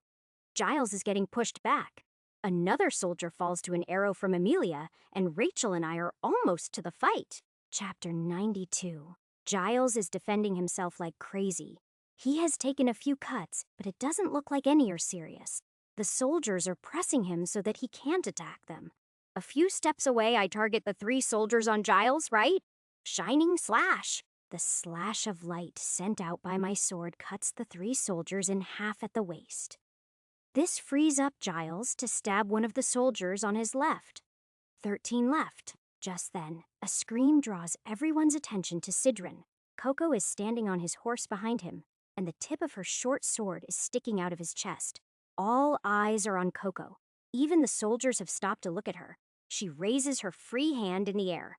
With a flick of her wrist, she is suddenly holding 3 knives. Her arm snaps down, and each knife finds the eye of a soldier. 3 more down, only 10 left, 2-to-1 odds. Isn't that bad? Giles impales one. Rachel brains another. I cut down 2, and Amelia's arrow takes another. Now there are only 5 left. Realizing they are outmatched, they try to turn and run. None of them make it more than a few steps before we cut them down. Now that the enemies are dead, I check on my comrades. Coco is cleaning her sword and doesn't have a scratch on her. Rachel is tending to Giles' wounds. I sometimes wonder if he lets himself get hurt just to have her heal him. When I turn to check on Amelia, I see her on her knees puking. I walk over and take a knee next to her. I hold her hair back with one hand and pat her back with the other. I simply comfort her without saying anything and wait for her tears and retching to come to an end. It takes a little over 10 minutes, but I don't mind, and I don't try to rush her. She finally sits up and gives me a wan smile.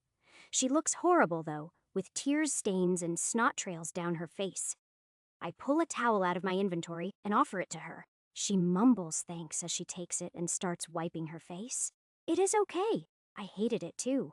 Amelia says, You don't think I am weak and a burden? No, absolutely not. You did your share. Without you, we would have been a lot worse off. Amelia says, I leveled up, and gives me a sad smile.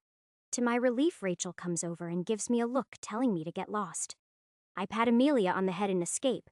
Rachel will be much better able to take care of it. As I walk away, I notice Giles is looting the dead soldiers. What are you doing that for? Giles says. No point in just leaving it here. Besides, I don't know what your plan is, but some of it may come in handy. Coco says, horses? I take a quick look around to see what she means. Only the captain's and Giles' horses are in sight. The others must have run off during the commotion. Great, that is going to slow us down a lot. They ran off. Maybe we can chase them down. Amelia says, no need. I can get them to come back. You can. Really? That would be awesome. Amelia starts whistling. It is a soothing melody, and after a few minutes, the 4 horses return and walk up to her. She takes an apple out of her inventory and splits it between the 4 of them. That was awesome, Amelia. Is that a tamer ability? Amelia says. Yes, it is. And everyone please just call me Emmy. All right, Emmy. Now let's get mounted up and put some distance between us and any more forces. We can talk more when we camp for the night. As everyone starts getting ready, I notice Giles is mounting the captain's horse instead of his own. The captain's horse is a war horse. It shouldn't let anyone but his rider near him. Yet it is accepting Giles. Once we are moving and headed north, I ride up alongside Giles. How is it that the war horse is allowing you to ride it? Giles says. I am a lancer. My abilities work better with a mount that is trained to fight. So you have an ability that allows you to tame a mount? Giles says, not like Amelia. I can only bond with a single mount, and it has to be within my level range to work. And I can't use a monster as a mount like Marketus. How did that happen anyway? I know you were stronger than Marketus before. Giles says, I am not sure. He went off for some special training, and when he came back his class had evolved. Went off? I thought no one had left the training camp until we went out hunting the beastmen. Giles says, as far as I know, only Marketus did. That is weird, Giles says. Yet just one of the many things that doesn't add up. Yeah, I feel we have been blind to a lot of things. We ride on in silence after that. We continue north for hours, winding our way through the woods. The roads would be faster, but I am sure by now there are more troops after us. I drop back next to Coco to ask her for some help. Coco, can one of your ninja skills obscure our tracks? Or something like that. She thinks for a minute and then nods. She makes several strange hand signs, and shortly a strange mist appears behind the horses. She glances at it for a minute, then looks back at me and smiles. That makes me feel better. Having more troops track us down is one of my biggest worries. A few hours later, as the sun starts to set, I start looking for a good place to set up camp. After a few minutes of looking, Coco rides up next to me and points off to our left. Not having any better ideas, I turn in the direction she indicated. Minutes later, I hear the sound of water. Just how sharp are her senses to have heard that from back there? We ride into a small clearing alongside a stream. This place looks like a decent campsite. We all dismount and start setting up camp without having to discuss it. Amelia takes care of the horses while I get a fire going. Coco catches several fish from the stream with her bare hands, while Rachel and Giles set up tents and bedrolls. Once the chores are done and the fish are cooking, everyone gathers around the fire and looks at me. Coco says, plan?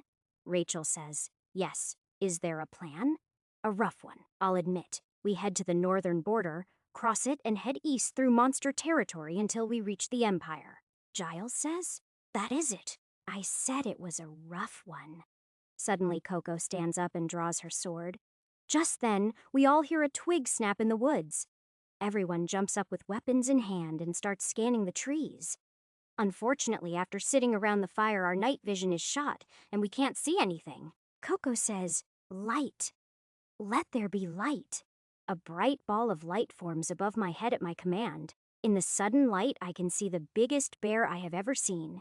It is at least 6 foot at the shoulder and maybe 15 feet long. It has 6 legs and looks to have scales instead of fur. It stands still blinking in the sudden light and swinging its head back and forth, sniffing. Amelia says, it is a fang bear, very dangerous. Giles says, how do you know that? Amelia says, I read every description on mana beasts I could find in the library. Can we chase it away? Amelia says. No, if it decides we are food, then we fight to the death. Just then, the thing lets out a low growl that I can feel in my chest and rears up with the front third of its body. Now, it is about 10 feet tall, and I can see the massive claws it has on its front paws. It lets loose a roar and charges towards us. Chapter 93, Southeastern Road, Ash's Povai. I grab the wolf's jaw with both my hands and manage to stop its fangs from reaching my throat. I am stronger than it, but with my shoulders pinned, and it having better leverage, it is all I can do to hold the thing still. I can feel drops of its saliva hitting my neck as the thing growls at me. Then I get a nasty idea. Lions roar. The wolf takes the roar point blank.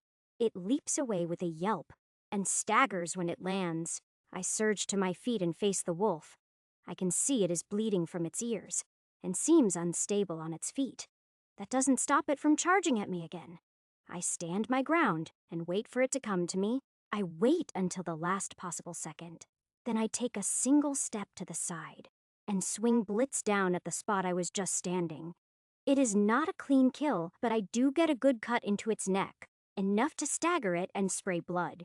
It turns away from me and staggers towards the woods. Oh no, you don't. Taking off after it, I catch up in seconds. This time I strike true and take its head off. The body collapses in the road and twitches a few times before it is still. I kneel down next to it and cut its chest open and remove the heart and take a big bite of it. I immediately spit it out as it burns my mouth and tongue. When I rip out the core, the entire body just melts and evaporates. I feel a strange energy coming from the core, so I quickly shove it into my pouch. Turning south, I am about to head for the soldiers when I remember something. A quick look around and I spot the lance Marketus dropped. I walk over and pick it up and put it in my pouch as well. Then I run down the road towards where the others attacked the soldiers. By the time I get there, it is already over. The soldiers are all either dead or fled. Ruby and the others are off to the side, while Miria and the girls are looting the dead. I walk over to join Ruby, but I get intercepted by Layla, who forces me to sit down so she can take a look at my wounds. She immediately starts treating my wounds as the others come over to join us. From the looks of Ruby and Alanis, it was a decent fight, but their wounds have already been healed. Drog says, "Did you get him?" "No. Marketus managed to run off, but I killed the wolf." Alanis says, "From the look of you, it was quite a fight. Was the wolf tougher than the Fang Bears?" "Much. I'd rather fight 2 or 3 bears than another wolf."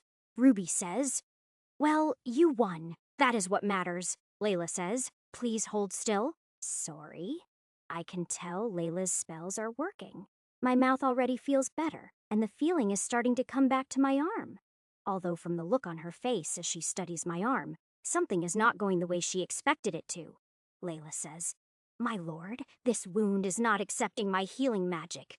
I pull my arm from Layla's grasp and turn it so I can see the wound. The wound itself and the flesh around it have already turned black, and there are black lines around the wound, kind of like a spiderweb. The wound looks rotten, and it seems to be spreading quickly. Layla says, "What caused that wound, my lord?" "The hero's lance? And what is with calling me my lord?" Layla says, "It is just out of respect. The goddess commanded me to serve you after all." The wound is resisting my attempts. Is it possible it is a cursed weapon? I have the lance. We can take a look at it, I guess. So I pull the lance out of my pouch and set it on the ground between us. Even without focusing on it, I can see a dark aura around the weapon. I am starting to get a bad feeling about this. Drog sniffs at the lance and then starts growling at it. Drog says, "This is a possessed weapon." Layla says, "Possessed by what?" Drog says, "A low-level shadow demon from the smell." So, Marketus was using a weapon possessed by a shadow demon and riding a shadow beast. Anyone else seeing a pattern here? Ruby says. Don't forget the major shadow demon living in the castle. Yeah, I am guessing the shadow demon got to Marketus. Alanis says heroes corrupted and empowered by a shadow demon. That could make things a lot worse. That might explain why they are trying to corrupt all the heroes, to open them up to the demon's influence. Layla says, "That still doesn't tell me how to heal your wound." Drog says, "Simple. The shadow demon is the source of the curse." Alana says, "Are you saying we have to fight the shadow demon?" Ruby says, "Right. Kill the demon, heal the wound. With my arm out of commission, it won't be quite that easy." Drog says, "Your arm won't matter if you do it in the soulscape." Are you saying I should pull it from the weapon into a soulscape? Drog says, "Well, unless you just want to send it back to the Shadow Realm." All right. But let's move back and make camp before I do this. Everyone gets up and starts gathering things that the girls have piled up. I put the lance back in my pouch and then start loading the pile of weapons. The girls made into my pouch as well. When we move back into the forest and return to camp, a quick count shows we now have 30 horses. We will be able to cover more ground tomorrow, and the girls all have tents and bedding. Plus, we have extras and extra supplies. All in all, we should be good for days. I relax and wait for everyone to settle down and go to sleep. Now, before I do battle with a shadow demon, I think I should absorb the Shadow Wolf's core. This is probably going to hurt a lot, but better to be prepared. Chapter 94. I reach into my pouch and pull out the wolf's core. It is pitch black, and I can feel the energy in it. I check to make sure Ruby is resting. I am fairly sure she wouldn't like this plan. Observe. Item Shadow Beast core quality? Wank. Rank? Would you like to absorb it? Yes. I try to brace myself for the pain, but it doesn't help. I still end up in the fetal position for a few minutes as the energy burns through my veins. You have absorbed the Shadow Beast core. Shadow Resist plus 25. Core upgrade progress, 30% plus 10 DP core upgrade progress, 40% plus 10 DP core upgrade progress, 50% plus 25 DP core upgrade progress. Progress 57%, that hurt. But it was worth it. Now the next thing, I guess, is to fight the demon in the lance, so my wound can be healed. Hey, Drog, Drog says. Yes, Master. Is it possible for you to stay out here when I am in the Soulscape? Drog says yes. If you so wish. Good. Stay here and guard the camp, and make sure no one disturbs me, Drog says. As you command, Master. I spend a few minutes building the mental picture of my Soulscape. Create Soulscape? Ding, congratulations. Skill Soulscape has progressed to level 2. Soulscape level, 2 Wiz plus 10. You can create a basic Soulscape. I open my eyes to find myself standing beside the river. Everything is just how I pictured it. No sign of Drog or anyone else, just me until I drag the Shadow Demon in here. I should probably change some things. I'd prefer no shadows for the demon to use. Changing the Soulscape to a flat plane made of marble is the work of a single thought. Before I summon the Shadow Demon, I check myself over. Drog was right. My arm is perfectly fine in here. Everything is ready, so I imagine pulling the Shadow Demon from the lance into the Soulscape. There is resistance at first, but I keep my will focused. After a minute, it works, and the demon appears on the far side of the plane from me. It looks like a human made of black ink. I am surprised that it is only human-sized. It starts heading towards me as soon as it spots me. It even runs like a human. Now let's see if my plan works. I focus my will, and the one sun in the sky soon becomes 4. The demon staggers, but keeps moving, although quite a bit slower. As I thought, the Shadow Demon is weak to light, which makes sense. Next, I imagine 4 large magnifying glasses floating in the air around the demon. It takes me a minute to line them up correctly, but once I do, the demon instantly bursts into flames. A few seconds later, it respawns, and I simply move the magnifying glasses slightly to toast it again. Rinse and repeat. This is almost too easy. I kill the demon over and over until it is under a foot tall. With a thought, I banish the magnifying glasses, then I teleport myself behind the demon. I reach down and grab him. I eat him in 2 bites. Amazing! He tasted like chocolate! Now I wish I had taken my time and enjoyed him more. That is until the cramps and the pain hit me. It feels like it is trying to claw his way out of my stomach. Core upgrade progress. 60% plus 10 DP core upgrade progress. 70% plus 10 DP core upgrade progress. 80% plus 10 DP core upgrade progress. 90% plus 10 DP core upgrade progress. 100% upgrade complete. Congratulations. You have progressed to rank 1. HP plus 200 DP plus 50. Please choose your elemental affinity. An elemental affinity, should I go fire like Ruby? Or maybe I should go for earth. I wonder if it allows something besides the base 4. I choose elemental affinity lightning. Set affinity to lightning? Yes. Affinity to lightning acquired. Gained lightning immunity. Gained demonic ability zap. Zap level, 1 cost, 10 DP zap enemies by touch. Damage equals int. Rank upgrades are impressive. Now I wish I had been more diligent about working on my core. I will make sure to correct that from now on. Core status. Core upgrade progress, 9%. Well, Drog was right about that as well. Eating other demons is definitely the easy way. I wonder if I will be able to find more shadow demons? If I do, I will make sure to eat the next one slower. Ending the soulscape, the first thing I hear is Drog growling. As I open my eyes, I see a strange sight. Drog is in front of me, growling at Ruby, Alanis, and Layla. A quick look around shows everyone in camp is awake and staring at me. What is up? Chapter 95. Ruby says, "You almost flattened the camp with a thunderclap, and this idiot Mutt wouldn't let us near you." That is because I ordered him not to let anyone disturb me while I was in the soulscape. Alanis says, "You fought the shadow demon without saying anything?" Yes, a battle in the soulscape is not something you could help with, Maricel says. He is right, and he doesn't need any help in a soul battle. He beat Drog when he was a rank 5 demon, Layla says. How is your arm? Should I try healing it again? I turn my arm so I can see the wound, only to find it gone already. I show it to Layla so she can see that it is fine. Looking around, I see that the girls except for Miria have gone back to sleep. Miria, I am guessing, can hear the conversation just fine. Ruby says, "So, what about the thunder that woke everyone?" I guess that was from me ranking up after I ate the shadow demon.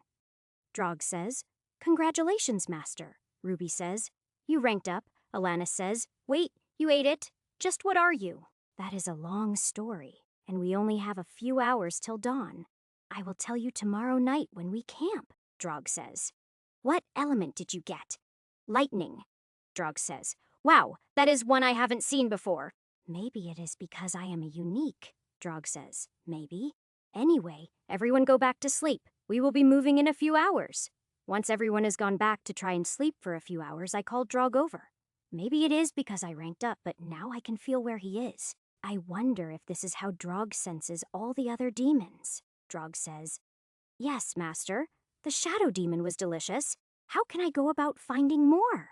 Drog says, "It was hard to sense that one since it was inside a weapon, but if I sense any, I will let you know. I can feel where you are. Is that normal?" Drog says, "Yes. You are higher rank than me. You will sense any demon that is lower rank than you. As you rank up, your senses will improve. You are rank 0, but you kept your senses from when you were rank 5. Drog says, "Yes, and my intelligence. When I was originally rank 0, I couldn't even speak. Will it take the same amount for you to rank back up, or will it be easier this time?" Drog says, "It will take the same amount, but it will be easier." How come? Drog says, "In hell I had to hide constantly from stronger demons and seek out those I could kill.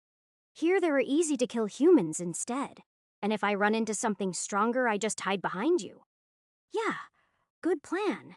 Until we run into something that can kill me. Drog says, "You are unique, Master, and I don't just mean what you are. You were not even rank 0 when you defeated me at rank 5. I think it would take something immensely powerful to kill you." Well, thanks for that, Drog. For what it is worth, I have grown to like having you around. Drog wags his tail at me then, lays down next to me. I let Drog keep watch and close my eyes to meditate until the sun starts to rise. Then I get up and start making breakfast for everyone. The smell of cooking meat wakes up the beast human first, but soon everyone is awake and eating. Once I am done eating, I head over to talk to Alanis. "Alanis, I need you to do something." Alanis says, "What do you need?" I am just guessing, but is horseback riding a common skill? Alanis says, "Somewhat common, I guess. Most soldiers know how to ride." Why? So, I assume commoners don't normally know how to ride? Alanis says, "Number. Oh, I get it now. The ex-slaves won't know how to ride." That is what I am thinking. So, can you teach them how to ride and care for the horses? Alanis says, "Of course. I will start right now." Thank you. Alanis says, Do you want to learn as well? I already know how to ride." Alanis says, "Oh, then why don't you teach them?" Because they and the horses are scared of me. Alanis says, "Oh, right. Sorry." Don't worry about it. Alanis heads off to talk to the girls, and Layla quickly follows her. Within minutes, everyone is gathered by the horses, even Ruby. The only ones not participating are me, Drog, and Maricel. The lessons go on for almost 2 hours. By then, I have already packed up the camp. Once everyone is mounted, I set off, taking the lead on foot. Drog is watching the left flank, while Maricel watches the road on our right. We stop frequently for the new riders to get down and stretch. Even with all the stops, we still make it to the edge of the forest well before dark. I decide we will stop early and make camp in the trees, and we will enter the plains tomorrow. Once camp is set and dinner is done, I sit down with Alanis and Layla. I promise to tell them what I am. Myria, you may as well join us. You will listen anyway. Myria quickly comes over and sits down with us. She shows no sign of being upset at being caught listening. So I start with my summoning and give the girls a brief description of everything that happened to me and how I ended up as I am now. It is hard to keep a straight face as I see the looks of shock and horror on their faces. Alanis says, "That is a horrible story." Layla says, "No wonder you want to kill the king." Myria says, "That is why you smell so strange." Wait, do I smell strange? What do I smell like? Chapter 96. Throne Room. Kings POV Ravios and Marvok are standing to my left as I sit in my throne. Other than the guards, we are alone. I am not holding court today. We are waiting for Quill to appear with his report of recent activities. How I hope he will bring a report of the Beastman's death. It is a few minutes before Quill appears out of a shadow and kneels before me. The way he just pops up whenever he wants is so annoying. If he wasn't so good at spying, I would get rid of him. Quill says, "Your Majesty, I have quite a bit to report on. Would you prefer the good news or the bad news first?" You have good news. That is a nice change. Let's hear it first. Quill says, "As you wish." The Duke of Durandal, in a drunken rage, has killed his entire household, his wife and children, as well as every servant in the house. When he sobered up, he took his own life in remorse. What a shame! That leaves Durandal with no ruler. I will have to think of someone worthy to take his place. Quill says, "We have a report from Markadis. The mage party suffered a bandit attack after they crossed the border. Unfortunately, there were no survivors." Ah, too bad. Marvok, remember to send our condolences to the Mages Guild. Marvok says, "Yes, Your Majesty." Quill stops speaking. That must be the end of the good news. I wait a minute before telling him to continue. I want to enjoy this feeling before I hear the bad news. I should be focused on conquering the other nations. But thanks to my stepdaughter, the other nations now know my plans. Attacking the other nations when they are prepared won't work, so I need to modify my plans. But I can't even do that because of all the issues that keep popping up. Between this damn Beastman and the rebels that refuse to die, nothing is going how it is supposed to. All right, my mood is ruined anyway. Let's hear the bad news. Quill says, "Yes, Your Majesty." First off, about the hero Justin, the one who was asking questions. Quill says, "Correct. Things didn't go as planned. He went north as ordered, but he took 4 other heroes with him. The ambush team was wiped out. So instead of 1 traitor, we now have 5, and they are loose inside the kingdom. But you have no idea where." Quill says, basically, "Yes, Your Majesty. And what steps have you taken to correct this issue?" Quill says, "My best trackers have been unable to locate their trail. I sent a mage out with troops to attempt magical tracking. Do you even know what direction they are headed?" Quill says, "As far as I was able to determine, they headed north. You will make every effort to deal with them and make sure the mines are alerted. Any trouble they cause is your responsibility." Quill says, "Yes, Your Majesty. Anything else? Any other problems you have let slip past you?" Quill says, "The only other issue is the Beastman. Since Justin's party was wiped out, we have had no contact with him. The hero lead units have swept through the forest and into the plains with no sign of him. This is so frustrating. I can't even kill the messenger because he is too useful." Just as I am about to start ranting, the doors to the throne room open and the guards go on alert. I left orders not to be disturbed, so it must be something urgent. Instead of a messenger, It is a hero who walks through the doors. I don't recognize him, but I haven't paid much attention to the heroes, other than that delightfully innocent child, who I can't wait to break. The hero walking towards me looks like he has been out in the wild for a while. He is dirty and his clothes are tattered and he looks exhausted. Yet he also looks furious, and that look is being aimed at me. Marketus says, "You lied. You lied to all of us. That was no escaped slave. I am the king. How dare you speak to me in that tone?" Quill says. "Your Majesty, this is Marketus." "Oh, the one useful hero. All right, I will hear him out." Quill says, "Marketus, what happened to you?" "You reported that you completed your mission." Marketus says, "I did, and on the way back that monster ambushed me and my men." Quill says, "Wait, the beast man attacked you? Where? When? Did you kill him?" Marketus says, "Kill him. That monster. If it hadn't been for my wolf keeping him busy, I would have never survived." Quill says, "You lost the wolf. Where is your lance?" Marketus says, "Yes. Both are gone. I managed to injure the beast, but it wasn't near enough. He was stronger and faster than anything I have ever seen." "Never mind all that. Where did you see it?" Marketus says, "It was on the Eastern Road, about a quarter of the way from the trade city to the capital." "The Eastern Road? What the hell is it doing there?" I jump to my feet. I just can't keep still anymore, and I start pacing back and forth before my throne. No wonder those idiots couldn't find the beast. It pulled a fast one on all of them. I need to think. How can I deal with this thing once and for all?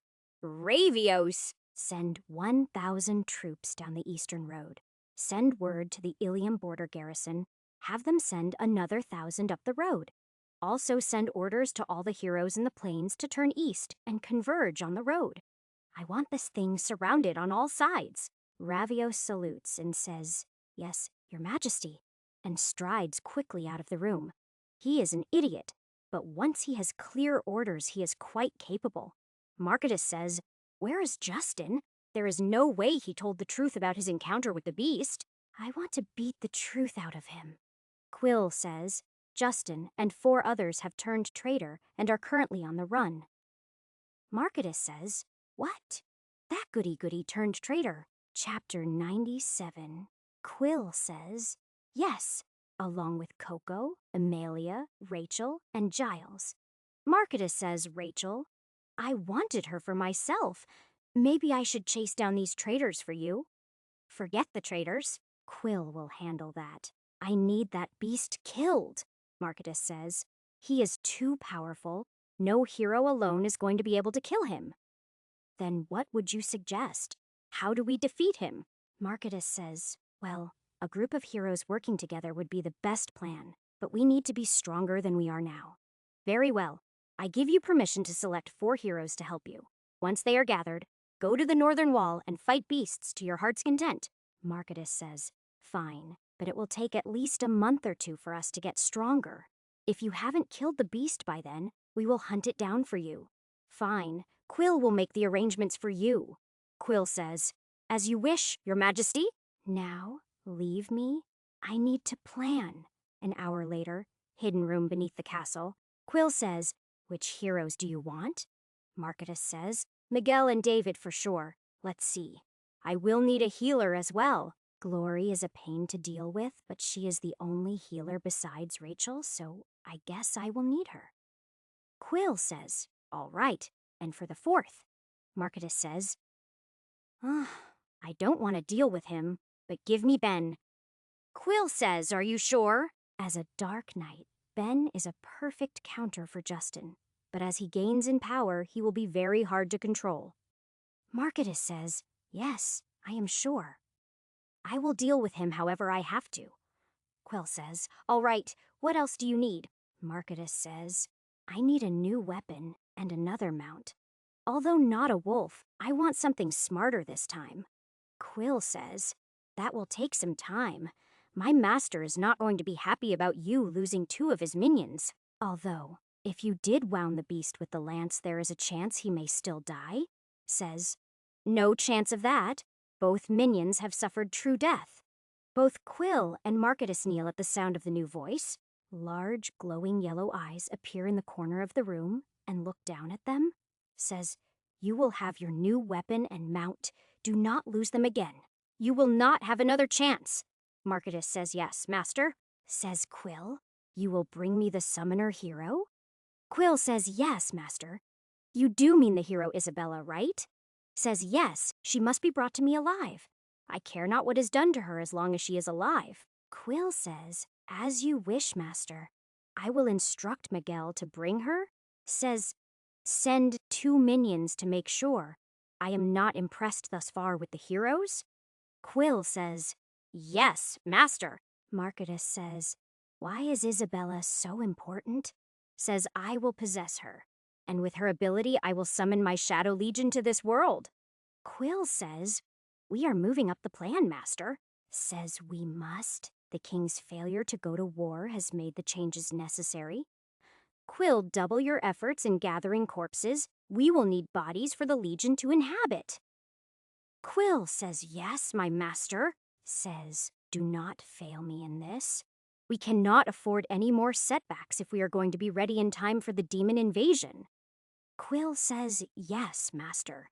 "What should I do about the beastmen?" Says, "Nothing. Let the king chase it around. The conflict is a good source of corpses."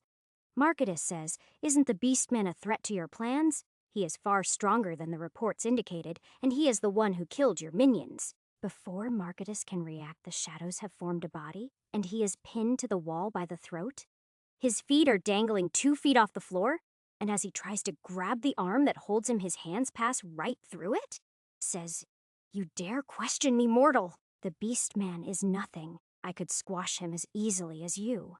Quill says, "Master, please show him mercy. He is still useful to us." Says, "He may still be useful, but if he fails again, I will kill him and allow one of my lieutenants to have his body." The shadow drops Marketus, who kneels on the floor, gasping for breath. The shadows return to normal until only the glowing eyes remain. Says, "You have your orders, Quill?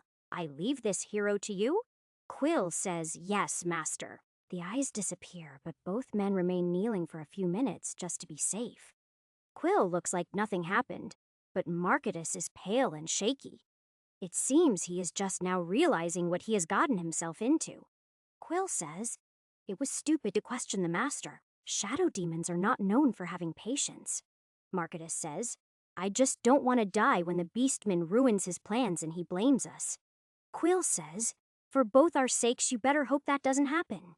"Why are you so worried about the beastman?" Marketus says, "Because, despite my level and the mount you gave me, the beastmen dealt with me like you would a child who got in your way."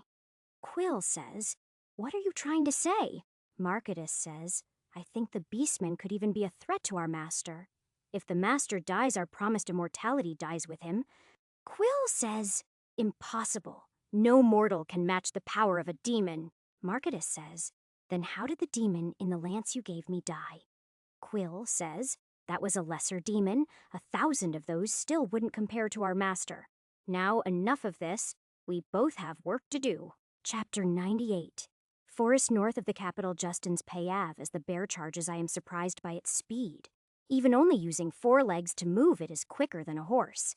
Emilia reacts the fastest, but her arrow sticks in the thing's fur and doesn't penetrate. Shining slash. My slash only leaves a shallow wound across the thing's chest. I have to immediately throw myself to the side to avoid being trampled by the thing. As it turns to follow me, Coco appears above it and swings at it his head, but her sword just bounces off at his skull. Emilia manages to hit it with an arrow in the wound I left on its chest, but it doesn't go in very far. This thing is really tough. I am starting to wonder if we can even kill it. Maybe going by road and dealing with soldiers wasn't such a bad idea after all. As I see the bear above me, I realize this is not the time to be laying around thinking about other things. The earth where I just was gets shredded by the bear's claws as I desperately roll aside. When I stop rolling, I find the bear above me still, and already swinging down at me.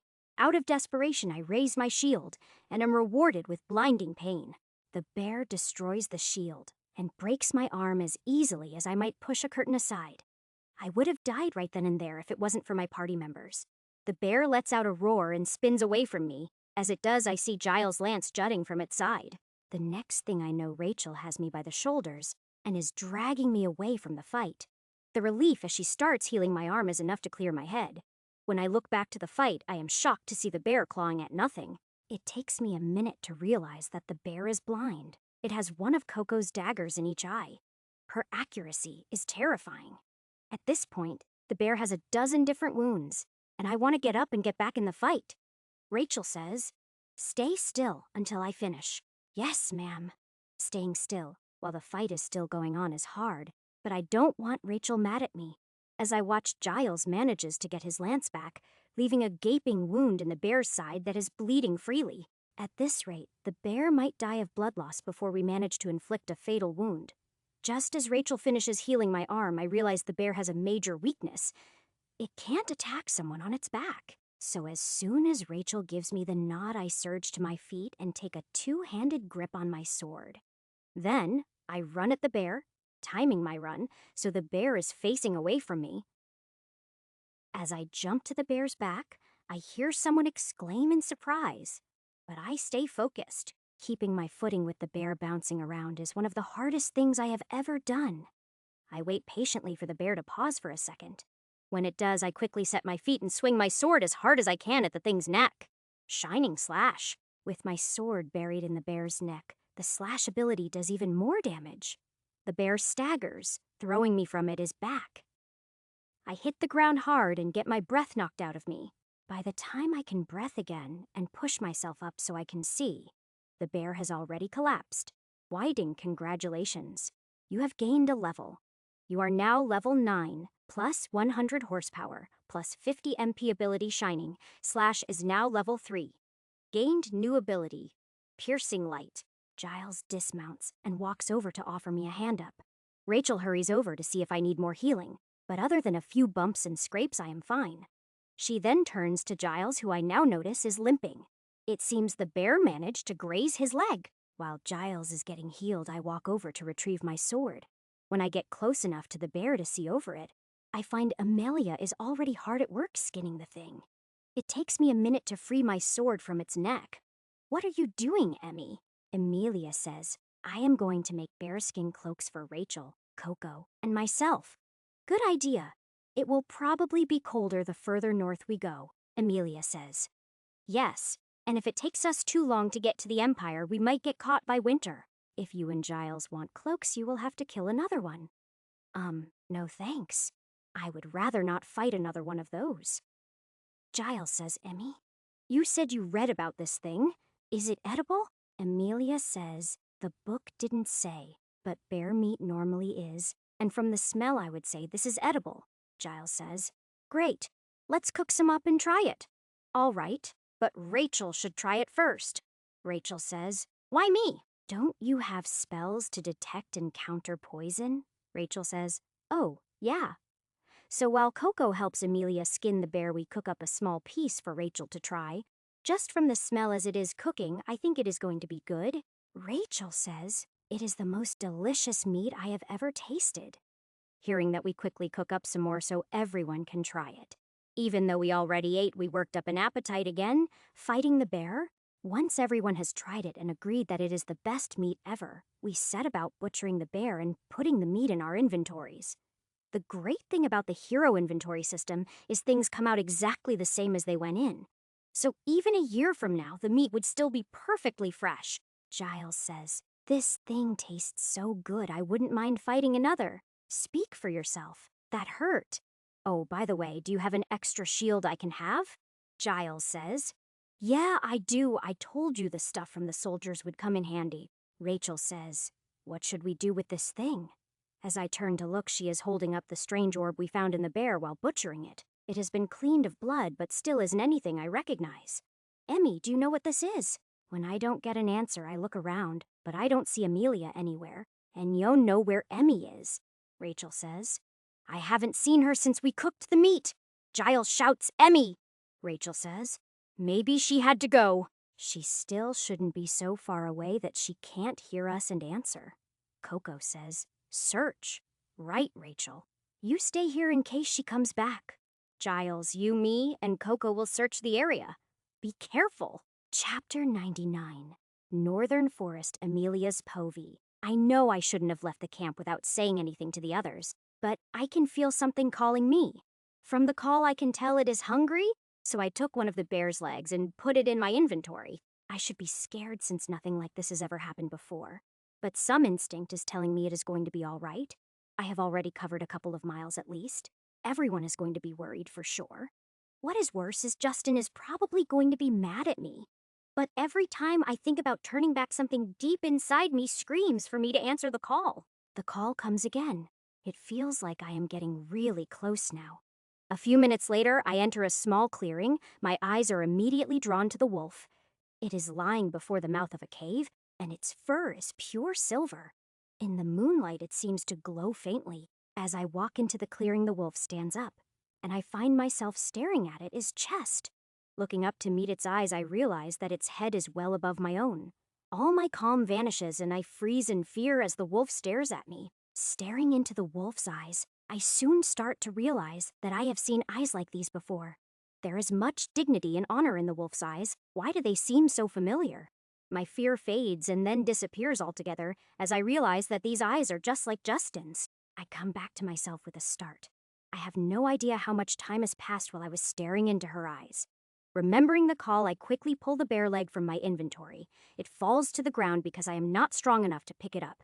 The wolf leans down and sniffs it, then takes a small bite. Sacred Wolf says, "I accept your offering, little one." Oh, you can talk. "Hello, I am Emmy," Sacred Wolf says. "I am the sacred guardian of this forest. What brings you before me, Emmy?" "Oh, I heard a call and followed it here." Sacred Wolf says, "A human able to hear the call of my daughter? Just what are you exactly, little Emmy?" "I am a summoned one, and my class is Tamer." Sacred Wolf says, "Oh, a child from another world. How interesting. Will the others even believe me when I tell them I met a giant wolf and had a chat with her? This is by far the strangest thing that has ever happened to me. Even being summoned to another world wasn't this weird. But despite that, I find myself really liking this Sacred Wolf." Sacred Wolf says, "Daughter, come here. You have a visitor." After a minute, another wolf comes walking out of the cave. Like her mother, she is completely silver, although much smaller. She looks like a puppy, but she is easily 3 feet tall, and she has the most beautiful blue eyes. Despite the situation, I can't help but want to pet and cuddle her. Sacred Wolf says, "This is my daughter. She does not yet have the ability to speak, but she can understand you. Daughter, this human girl is named Emmy, and she came here because she heard your call." As the pup approaches me, I kneel down so I am at her level. When she is close enough, I hold out my hand palm up so she can smell me.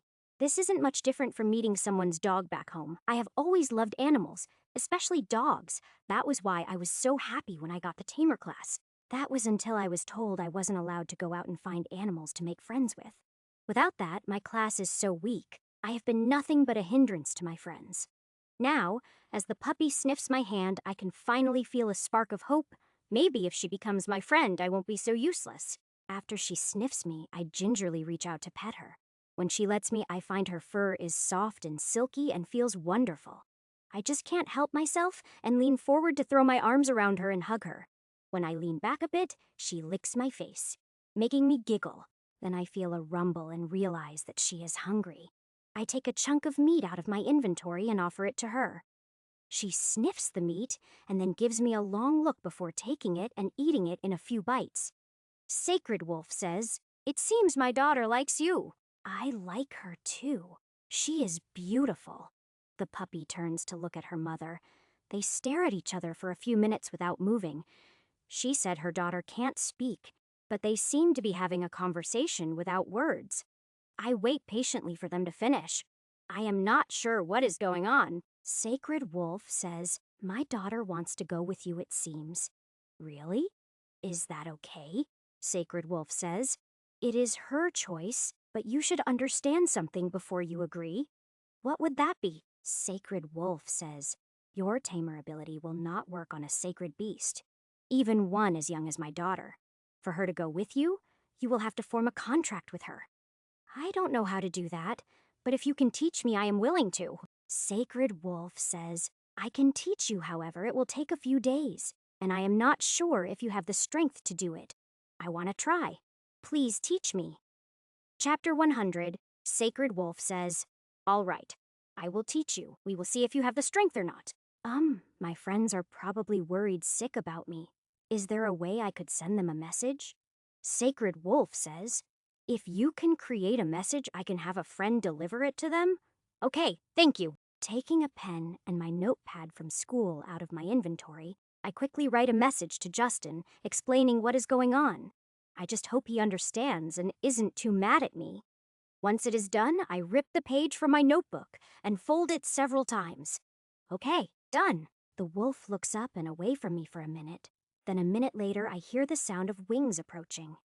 Soon a raven the size of an eagle lands in front of the wolf and even seems to bow to her. Sacred Wolf says, "Give your message to Brother Raven. He will take it to your friends." As I approach the raven, I remember something and quickly pull it out of my inventory.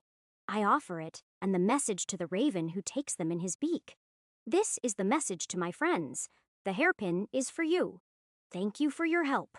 The raven leaps into the air and circles above my head once before disappearing into the darkness. Behind him, a single feather floats down and lands at my feet. As I lean over and pick it up, I feel a strange tingle in my fingertips. This isn't just a normal feather, is it? Sacred Wolf says, "You are perceptive, and you are correct. If you hold that feather and call out to Brother Raven, he will come to you." Brother Raven isn't a normal raven, is he? Sacred Wolf says, "No. Like me, Brother Raven is a sacred beast." None of the books I read in the library mentioned sacred beasts.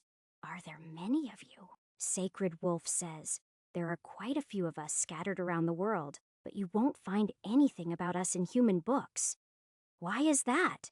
Sacred Wolf says, "Because most humans who encounter us do not survive to tell of it." Oh, then why am I different? Sacred Wolf says, "Because you harbor no malice in you. If you had hostile intentions, you would have died the second you set foot in this clearing." Thank you for sparing me. Sacred Wolf says, "As I said, you harbor no malice. You are a kind and pure soul. I would never kill someone like you."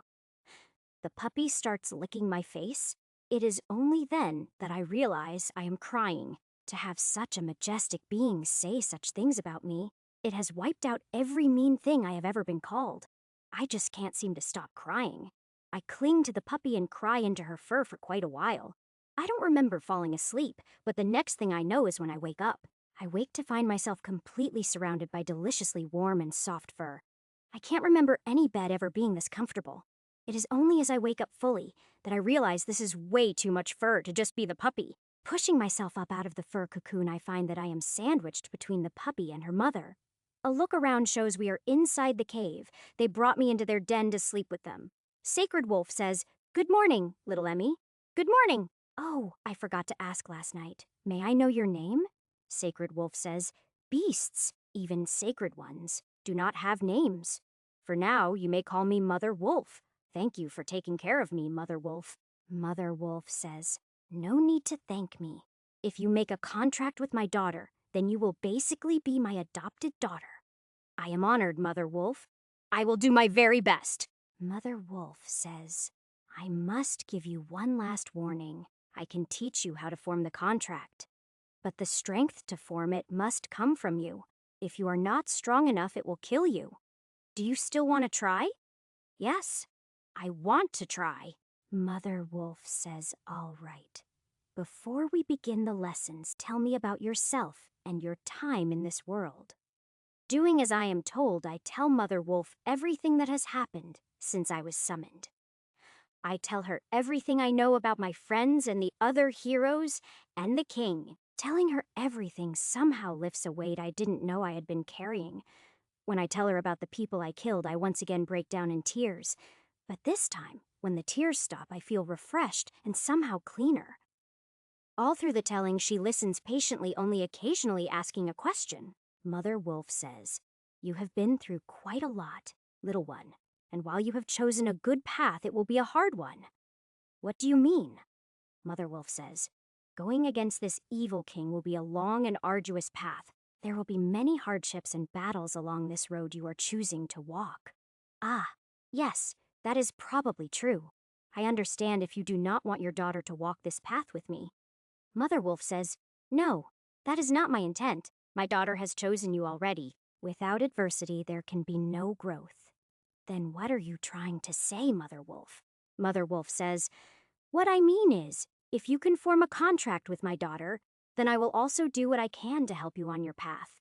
"Oh, thank you, Mother Wolf." Mother Wolf says, "Now, let us begin your training." Chapter 101.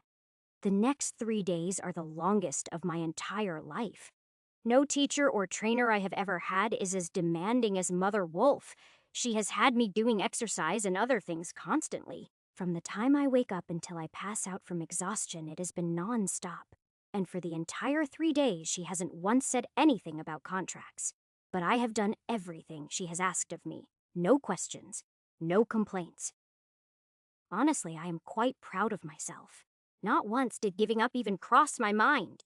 That I blame on the little one. She is so beautiful. She has already stolen my heart completely. At this point, I can't think of anything I wouldn't do for her. Well, except to betray my friends, I'd never do that. But other than that, she is the most important thing to me. Come to think of it, it is morning. My training should have started by now. A quick look around shows Mother Wolf isn't in the den with us. It is just me and her daughter. Where could she be? Deciding I should go look, I nudge daughter to wake her up. Her only response is to roll over. So I start tickling her belly, which wakes her up, but starts a wrestling match. After a few minutes of playing, I end up pinned with her licking my face. All right, I surrender. You win. She gets off me and runs outside while I pull my last clean set of clothes out of my inventory and get changed. When I walk out of the den, I see her bouncing around trying to get Mother Wolf to play with her. I walk over and sit cross-legged before Mother Wolf. "Good morning, Mother Wolf!" Mother Wolf says. "Good morning, little Emmy. I am ready to start today's training." Mother Wolf says, "Training is done. Today I will teach you how to make a contract and you will attempt it. Tomorrow you will be back with your friends if you survive." "Oh, am I ready?" Mother Wolf says. "As ready as I can make you in a limited time?" "Yes." "Okay. How do we start?" Mother Wolf says. "First, there are 2 types of contracts, magic contracts and soul contracts. Because my daughter is a sacred beast, only a soul contract will work." "Okay. How do I create a soul contract?" Mother Wolf says, "I will teach you soon, but first, you should know it involves using a part of your soul to create. This is exceedingly painful, and if you are not strong enough, it will kill you." "Is it painful for her as well?" Mother Wolf says, "No, only the creator suffers the pain. My daughter simply has to accept it once it is created. There is no risk to her at all." "Good, that is a relief." Mother Wolf spends the next several hours teaching me how to create the contract. The actual process isn't all that complicated, but doing it while in agony is the hard part. Unfortunately, there is no way to practice ahead of time, so it will be an all-or-nothing deal. Mother Wolf says, "That is all I can teach you. Now it is up to your strength of will." "All right, I am ready." Mother Wolf says, "Then begin." As Mother Wolf taught me, I turn my focus inward until I can see the energy that makes up my soul. Imagining the contract and the wording that Mother Wolf taught me is also easy. The hard part comes when I start taking energy from my soul to create the contract. As soon as I start, the pain hits me like a truck. It feels like I am being submerged in boiling water. Once started, this process cannot stop. I either succeed or die. The pain continues getting worse and worse as I work on making the contract. It soon feels like I am dying. "R, it hurts so much." Mother Wolf says, "Keep going, little one, you are almost there." Distantly, I feel her daughter licking my face. This is all so that we can be together. I made it through the training. I don't want to be a burden to everyone anymore. I can do this. I must do this. Mother Wolf says, "There it is. You've done it, little one." As the contract completes, I collapse to my side, panting for breath. It takes a few minutes before I can open my eyes to see the contract floating in the air above me. I try to sit up, but my strength fails me. It feels like someone has been beating me with a baseball bat. Mother Wolf says, take your time, the pain and soreness will fade soon. I don't ever want to do that again.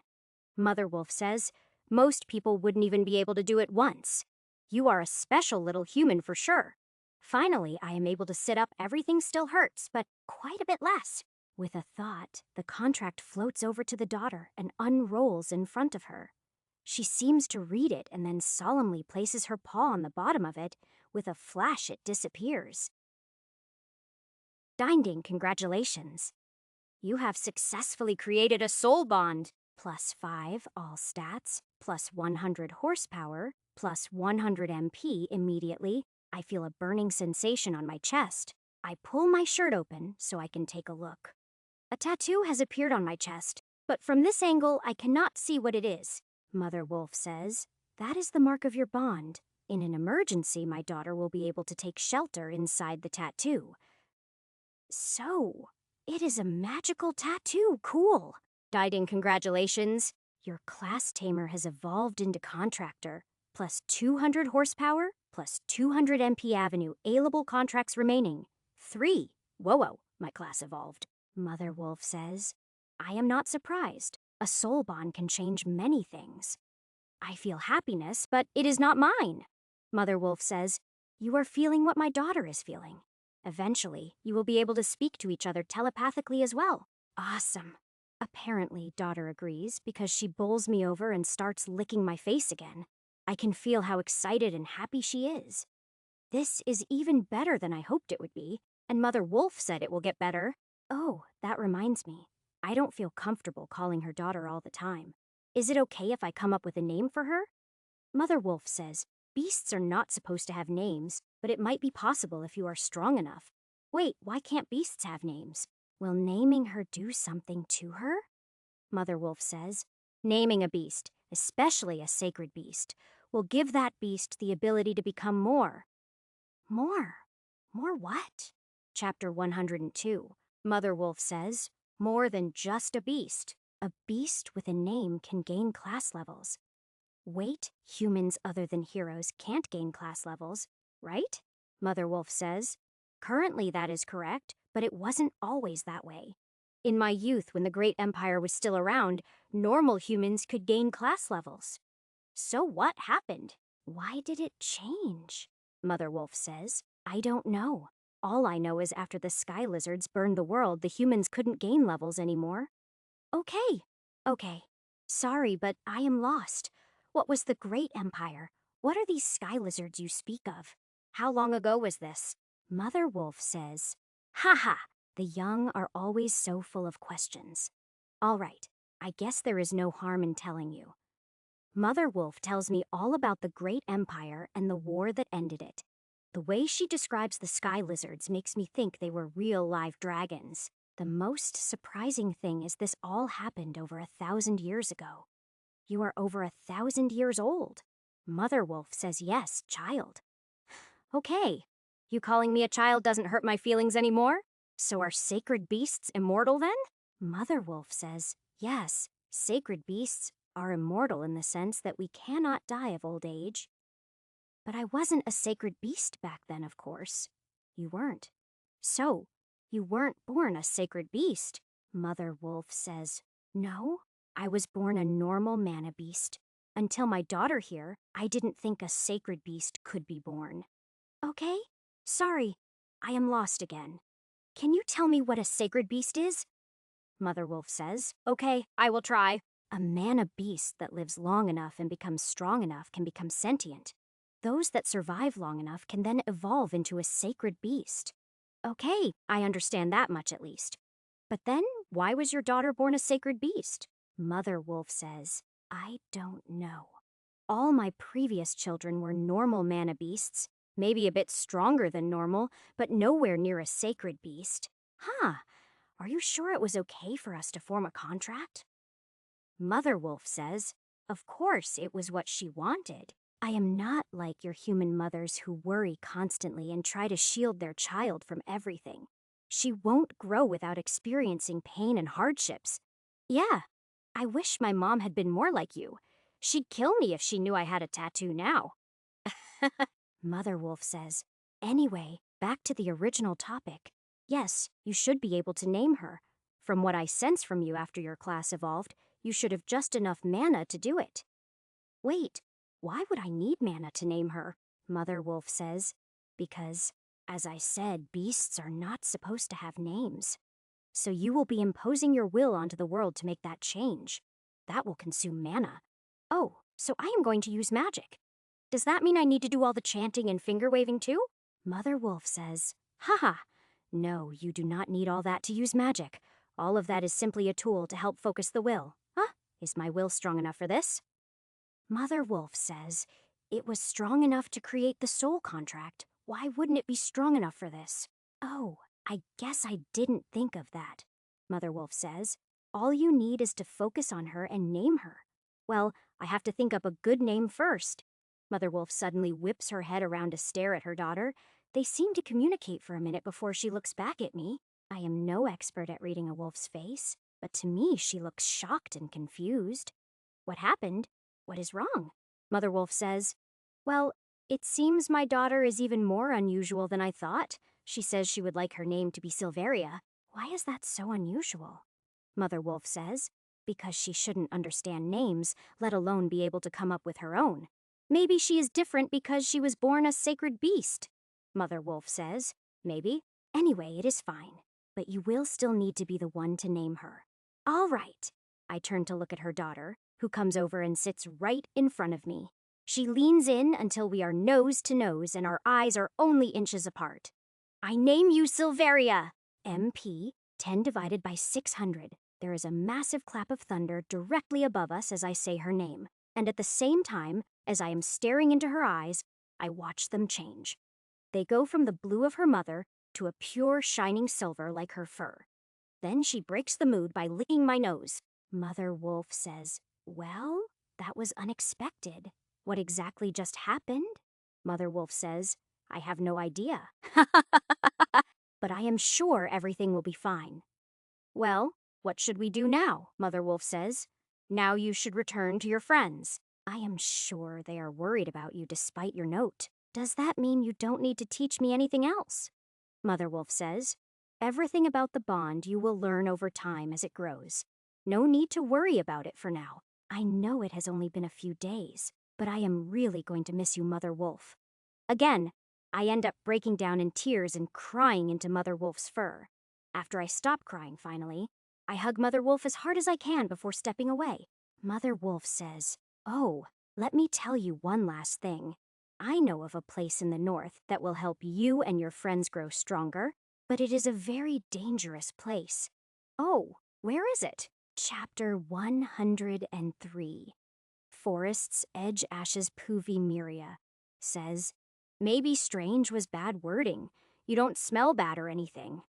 So what exactly do I smell like? I am not mad. I really want to know, Miria says. Well, the main scent is hard to put into words. I guess the closest I can think of would be predator. Okay, what type though? Miria says, no type, just pure predator. Why is that strange? Miria says, because I've never smelled anything that was just predator. But you said main smell, so there are others. Miria says, yes, underneath there is cat musk and a hint of demon. Well, that makes sense. I am a type of lion, and I became at least part demon. Miria says, I am not explaining this very well. Have you ever used your scent ability? No. At least I don't think so. Miria says, that is part of the problem then. Here, smell me.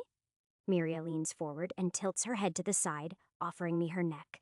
I lean in, putting my face close to her neck. And as I do, I notice she is shivering. I take a deep breath through my nose and massive amounts of information flood into my brain. I can smell Miria. I know what she ate for the last few meals. I can even smell that she is excited right now. So she is shivering from excitement. Does sniffing like this have more meaning among beastmen? I can also smell Alanis and Layla, and every different plant within 50 feet. Wow, that was a lot of information, Miria says. Yes, the first time can be quite overwhelming. Once you get used to it, it can be extremely useful. Alanis says, Useful how? Miria says, tracking is the main use. But also, you can learn about opponents by scent as well. Learn about them? Miria says. Yes, emotions have smells, and so do certain types of powers. Try again, but this time focus as much as you can on my scent. Again, I lean in and take a deep breath through my nose. I can smell the blood rushing under her skin as she blushes. She is definitely enjoying this. I also hear her sniffing me at the same time. I think I found what she wanted me to. The pure scent of Bunny Girl? It is actually nothing like a normal bunny. So, when you say I smell of cat, you don't mean a catman or even a lion. Miria says, that is right. You smell of pure cat, like all the big cats rolled into one. Miria, you can keep up with the horses on foot, right? Miria says, of course. Why? It is getting late. Everyone should go get some sleep. Miria, tomorrow I want you to walk with me. I have a lot of questions about the Beastmen. Miria says, sure, I will be happy to. Alanis and Layla say good night. After watching them all head off to sleep, I enter meditation to work on my core some more. I am not going to neglect it again. Core upgrade progress. 10% plus 10 DP core upgrade progress, 15%. Before I know it, the sun is rising. After ranking up the work on my core is a lot harder. After eating breakfast and breaking camp, we finally head out into the grasslands. The plan is to head south for a full day, then tomorrow we will turn west. That should put us far enough south to be out of the area the city patrols. Once we cross the road, all we have to do is keep heading west until we reach the forest. I expect the rebels will locate us before we get to the forest. The only real concern is where the king's troops are and what they are planning. Hopefully our trip east has completely thrown them off. I did my best to make it look like we are heading for the Ilium border. Even if we do get found, I think we should be able to handle them. As I am thinking about strategies and backup plans, Miria comes to walk alongside me. I will never admit it out loud, but she is definitely a treat for the eyes. I need to focus. I need to learn about beastmen, not stare at her like a fool. So, before I start asking questions, why don't you tell me about yourself? Miria says, if you wish, I was of course born to the bunny tribe. My childhood was fairly normal, but my attitude wasn't. I wanted to become a warrior more than anything else, and that was forbidden. Why was it forbidden? Miria says, because women are weak and not allowed to be warriors, especially in the bunny tribe, which is not known for strength. Do all tribes consider women weak? If so, then meeting Ruby is bound to go badly. Miria says, most tribes do, yes. Do you plan on meeting the tribes? I need to go to the tallest mountain on the continent, which is in Beastman territory. Miria says, Korabos? The sacred giant? You want to go on pilgrimage, huh? I need to climb it. Miria looks at me in shock and says, climb the sacred giant? Are you insane? Haha, probably, but that was the goddess's command. Miria says, well, getting there won't be hard. All the tribes respect the pilgrimage and will honor it. No one will attack you unless you attack them first. That is good to know. I take it you can guide us there. Miria says, yes. Does this mean you will let me join you? Yes, you can join us. Miria, no class has joined the party. Miria says, thank you. I promise you won't regret this. From what you were saying about life debt, I doubt I could get rid of you anyway. Miria says true. Even if you drove me away, I would just follow you anyway. Anyway, you were saying you wanted to become a warrior? Miria says. Yes, I wouldn't give up on it no matter what the tribe said or did to me. That was why I was cast out. Chapter 104. They threw you out of the tribe for wanting to become a warrior, Miria says. Well, that and refusing to breed with the men they chose for me. They told you who to breed with, Miria says. Ah, right? I forgot you don't know anything about the tribes. Well, to put it simply, the bunny tribe is only a major tribe out of courtesy. So they don't have the strength to be a major tribe. Then what do they have to qualify them? Miria says, numbers and breeding. You see, us bunny girls are the only ones who can crossbreed with any tribe and still be fertile. So we are in high demand, so the other tribes can keep their population up. So, in other words, your tribe sells its daughters off to maintain its power. Miria says, basically, our strongest warrior is no match for the weakest warrior from one of the other tribes. Even the owl tribe, which is rated as weaker than us, could defeat us in battle. Why do I get the feeling you are talking about physical strength? Miria says. Because that is all the tribes care about. So what about skilled fighters? Like archers and fencers?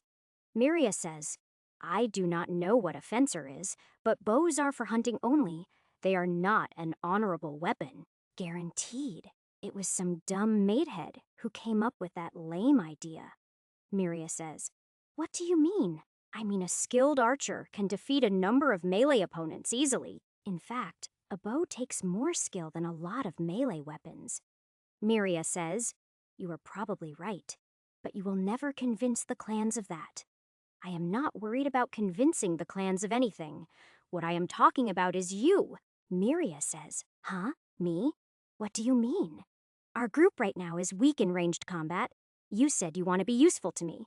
So I am asking if you would take up the bow, or is it not honorable enough? Miria says, You want me to use a bow? I mean, I've used one for hunting, but in combat. Yes, our enemy has greater numbers and almost always will. A skilled archer can turn the tide of battle and help offset a numerical advantage. Miria says, I will do anything you want me to. If by using a bow I can be of some help, then I will absolutely do it. Good. Thank you, Miria. I start pulling bows out of my pouch to take a look at them. They are all taken from humans, so I don't consider them very good. Picking the best of them, I hand it to Miria with a couple of quivers of arrows. You can use this one for now, but it is just for practice mainly. I will make a much better bow for you later. Miria says, Make a bow. Are you a craftsman as well as a warrior? Well, I wouldn't call myself a craftsman, really, but I know a few crafts. Miria says, I thought you said you haven't been in this world very long. How is it you know crafting at all? I had a lot of ideas and theories from my past life that I have experimented with since I got here. I made Blitz and Ruby swords while we were trapped underground. Miria says, I have seen Ruby swords. If you made those, then I would say you are definitely a master craftsman. Ha! Not even close. Are crafts so poor within the tribes? Miria says. I guess so. Our crafts are not as good as what the humans make. That is one of the jobs of the outcasts. The humans of this era are not very good craftsmen from what I have seen, so the outcasts are forced to make things for the clans. Miria says, No, we are forced to trade with the humans to get things the clans want. That is why we suffer slave raids so often. Please explain. Miria says, the outcasts are forced to live in an area that the other clans don't want. That area is the border with the human kingdoms. Since we are so close, it is easy for them to raid us. But you can't move anywhere safer because the clans won't allow it? Miria says, exactly. So the outcasts are trapped and left to fend for themselves. Sounds like a pretty bad situation all around. I am guessing even amongst the outcasts there are conflicts as well? Miria says, Yeah, especially among the outcast warriors. Let me guess, the law is might makes right? Miria says, I don't understand. Oh, it is a saying from my world. Basically, it means the strong can do whatever they want. Miria says, Oh yeah, that is pretty much how it is within all the tribes too. So if I am stronger than any beastmen in the world, I could rule over all the tribes? Miria says, Yes. You would have to prove your strength, but if you are in fact stronger than all beastmen, you would become the Beast King? Has there ever been a Beast King before? Miria says, No. No single beastman has ever had the strength to quell all the tribes. Let me ask you something. If an enemy force invaded the continent, would the tribes work together to fight them? Miria says, Not at first. Each tribe would fight alone. Only if they suffered losses would they even consider working together. What about working with the humans? Miria says, Ha ha! Never. The tribes would have to be facing extinction to even consider trusting humans. So, the only way to make them work together would be to become the Beast King, right? Miria says, Yes. I guess I will just have to become the Beast King then. Chapter 105, Miria says, What? I mean, you are strong, but strong enough to take on the entire Beastman nation? Probably not. Not yet, at least. Miria says, "You are already really strong. How do you plan to become stronger?" "Well, for starters, I plan to keep ranking up as a demon. Also, this quest for the goddesses will probably make me stronger as well," Miria says. "I suppose so. I have to admit I never believed in the deities much. You can take my word for it. They are both very real," Miria says. "Well, I guess my prayer was answered after all." "Prayer? What prayer?" Miria says. "When I was in that cage, I prayed over and over to be saved, and then you arrived." "Oh, I guess that makes sense." Miria says, "Just so you know, even if the honor debt didn't exist, I would have still followed you. I will follow and serve you for the rest of my life." "Thank you, but why?" Miria says, "You are the first one to ever look at me as something more than just an object." I really can't think how to reply to that, so we just walk in silence for a while. After another hour, we stop for lunch. While I am eating, I go through my pouch looking for a suitable bone to make into a bow. For a normal bow, a rib bone would work well. But I want to make a special bow for Miria after what she said. It seems the best bones I currently have are from the fang bears, the straight bones I set aside to make arrows from. I finally decide on a leg bone for the bow. I can carve the shape I want out of it. It won't be very flexible, but I think I can fix that later. Everyone is done with lunch, so I put everything back into my pouch as we prepare to move out again. As I move up to take the lead as usual, I am not surprised when Miria takes her place beside me. Come to think of it, we got sidetracked, and I never heard the rest of her story. "So, what happened after you were made outcast?" Miria says, "When I was cast out, I traveled to the outcast village closest to our tribe. I only stayed there for a few days, though." "How come?" Miria says, "The leader of the village was a creep and wanted to make me one of his wives. He didn't want to take no for an answer, so I left." "Understandable." Miria says, "I spent the next year wandering from village to village before I found one I could get along with." "What made that village so special?" Miria says. "It was led by a woman." "Ah, that makes sense." Miria says, "She took me in, treated me like her own daughter. I helped the village by acting as a hunter. I mainly used traps, but occasionally I'd use a bow." "Sounds like you were happy." Miria says, "Yes, I was. For about 4 years. Then the slavers came." "I am sure that was horrible." Miria says, "Salvers were a fact of life for us outcasts. We had taken precautions. We even had a few outcast warriors. But for some reason, the slavers attacked with much larger numbers than normal. It can't have been that bad, though. There were only 6 of you in the caravan." Miria says, "They split us up. My entire village was taken." "The 6 of us were chosen as having the most value, so we were abused less than the others. They sent us ahead to be sold first to cover the costs of everything else." "Where are the others, then?"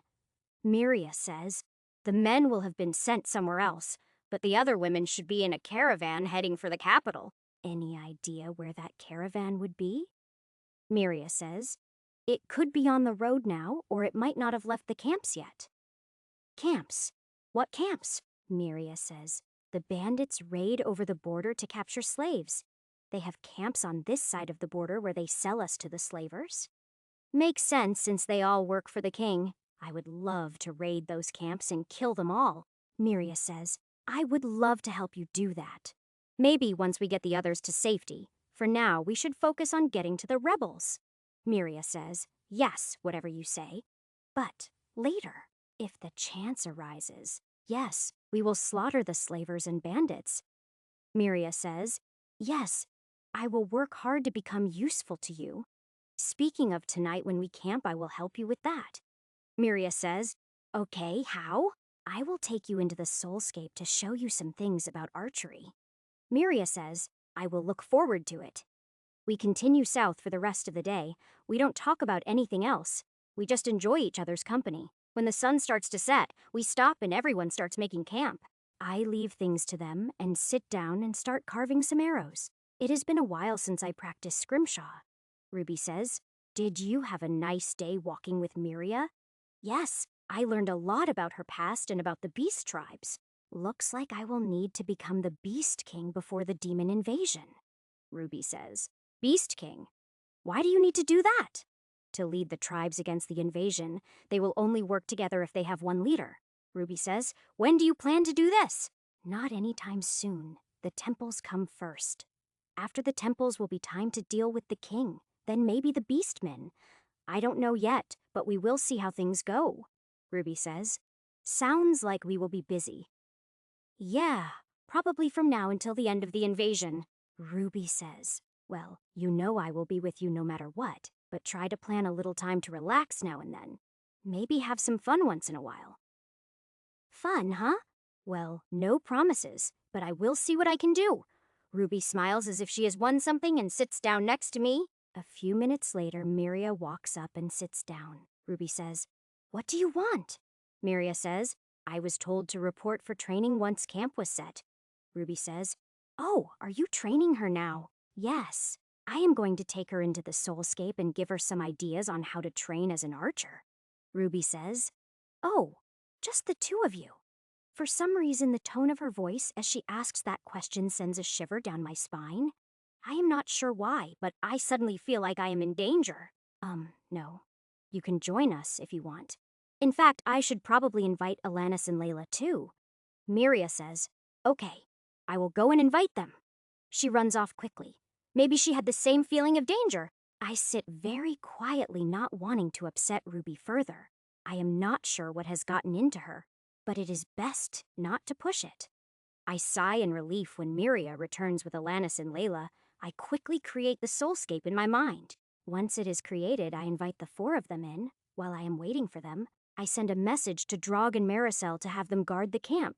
Ruby appears first, but she is immediately distracted from asking questions by our surroundings. The other three are equally confused when they appear. After all, none of them have ever seen a movie theater before.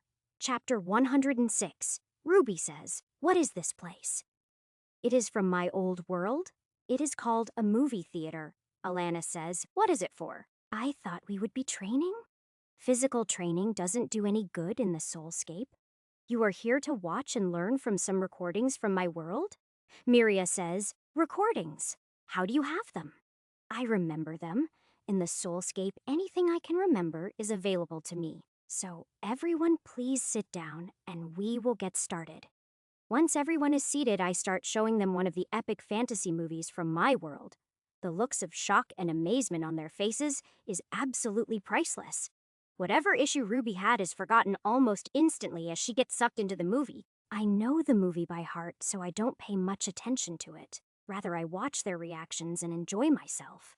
By the end of the third movie, they have lost their amazement and are paying more attention to the skills shown by the characters. Those skills were made up for entertainment, but in this world, they are actually feasible. Did you all enjoy the recordings? Ruby says, yes, it was really interesting. Layla says, I never thought that a god's power could be used like that. Alanis says, I realize I have much to learn about the sword. Miria says, that archer was amazing. Who knew a bow could be used in such a way? Those elves are truly inspiring. I am glad you all enjoyed it, and I hope this will give you a new way of looking at things. Ruby says, when you were telling me about your world, I don't remember anything like this. That is because these recordings were used for entertainment in my world. The world I came from had progressed far beyond these types of weapons, but we were still fascinated by the old ways. Layla says, does that mean your world was peaceful? No. It only means our wars were much more destructive and bloody. We had weapons that could destroy an entire city instantly. Alanis says, how horrible. Where is the honor in such a weapon? There was no honor in it at all.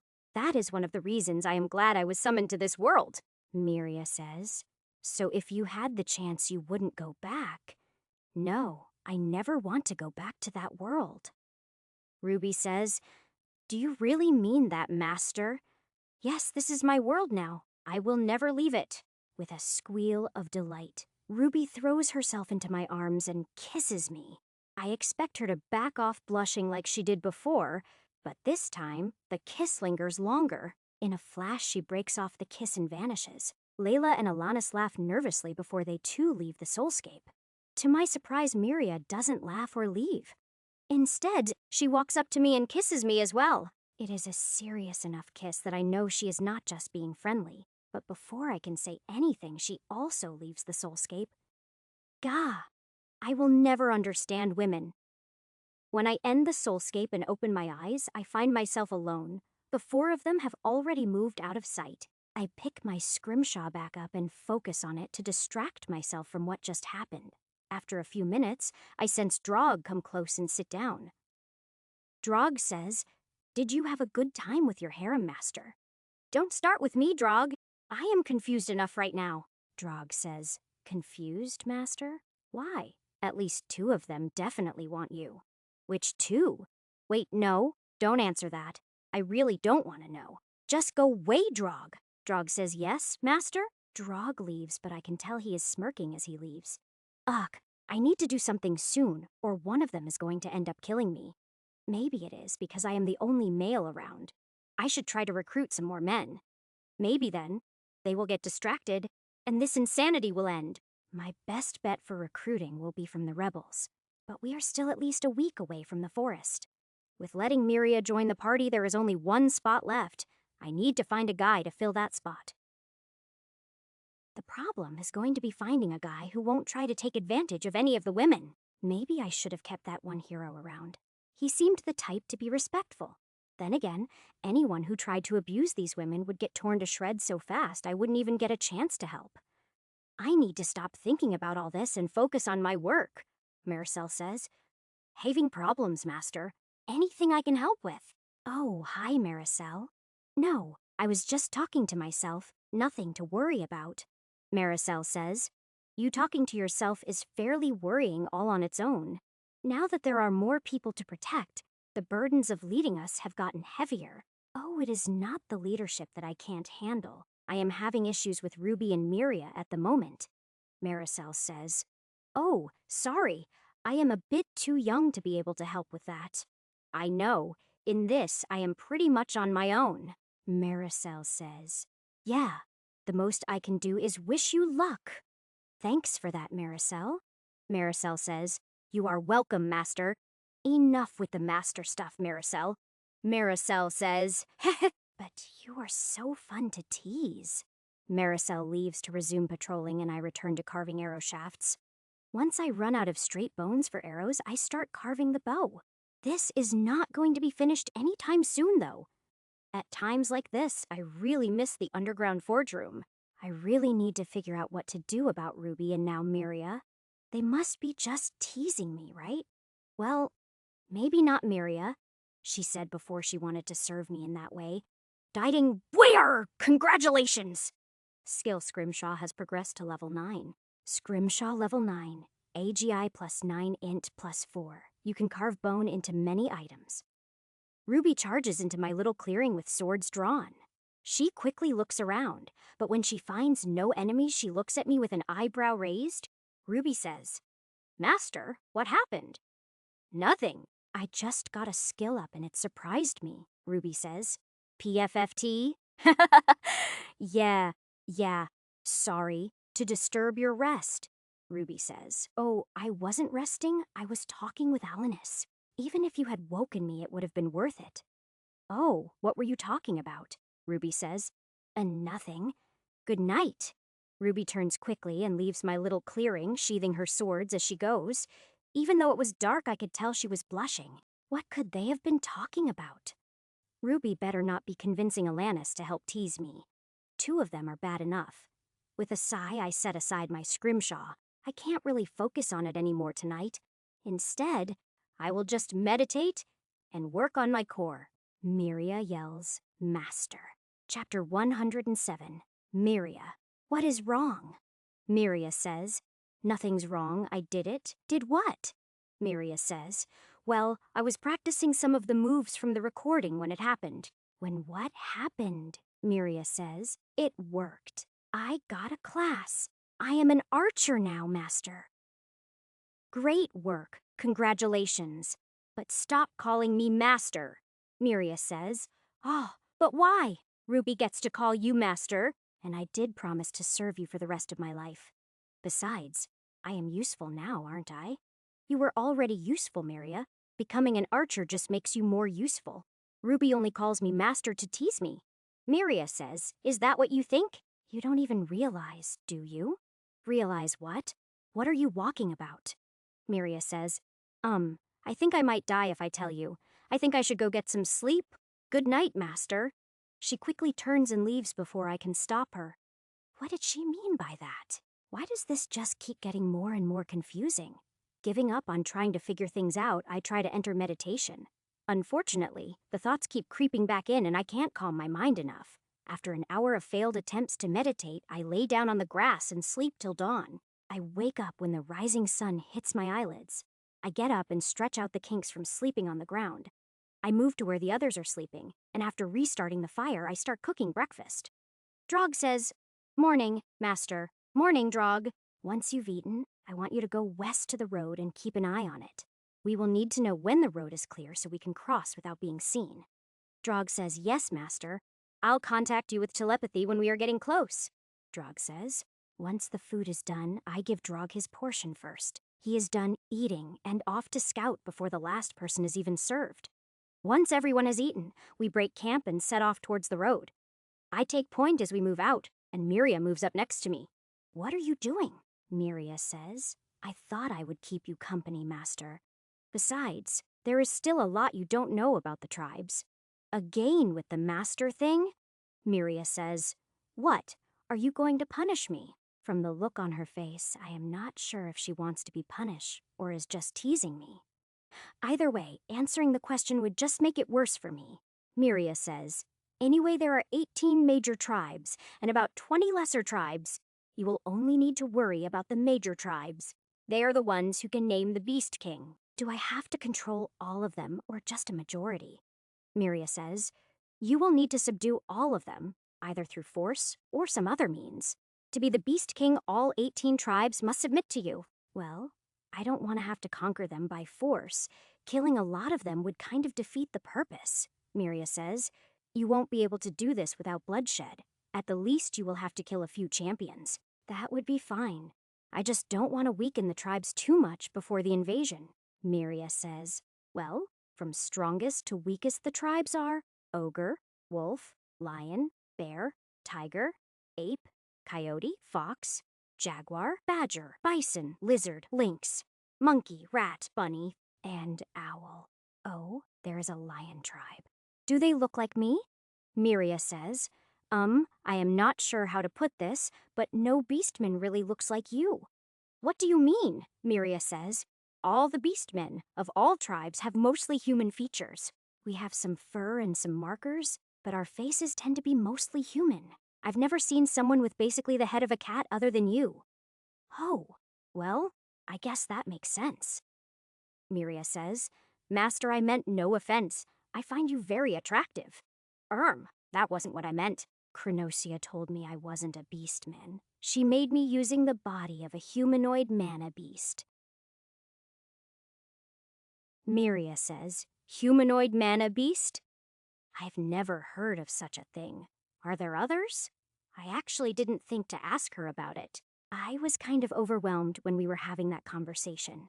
Miria says, Well, like I said earlier, you smell of pure cat.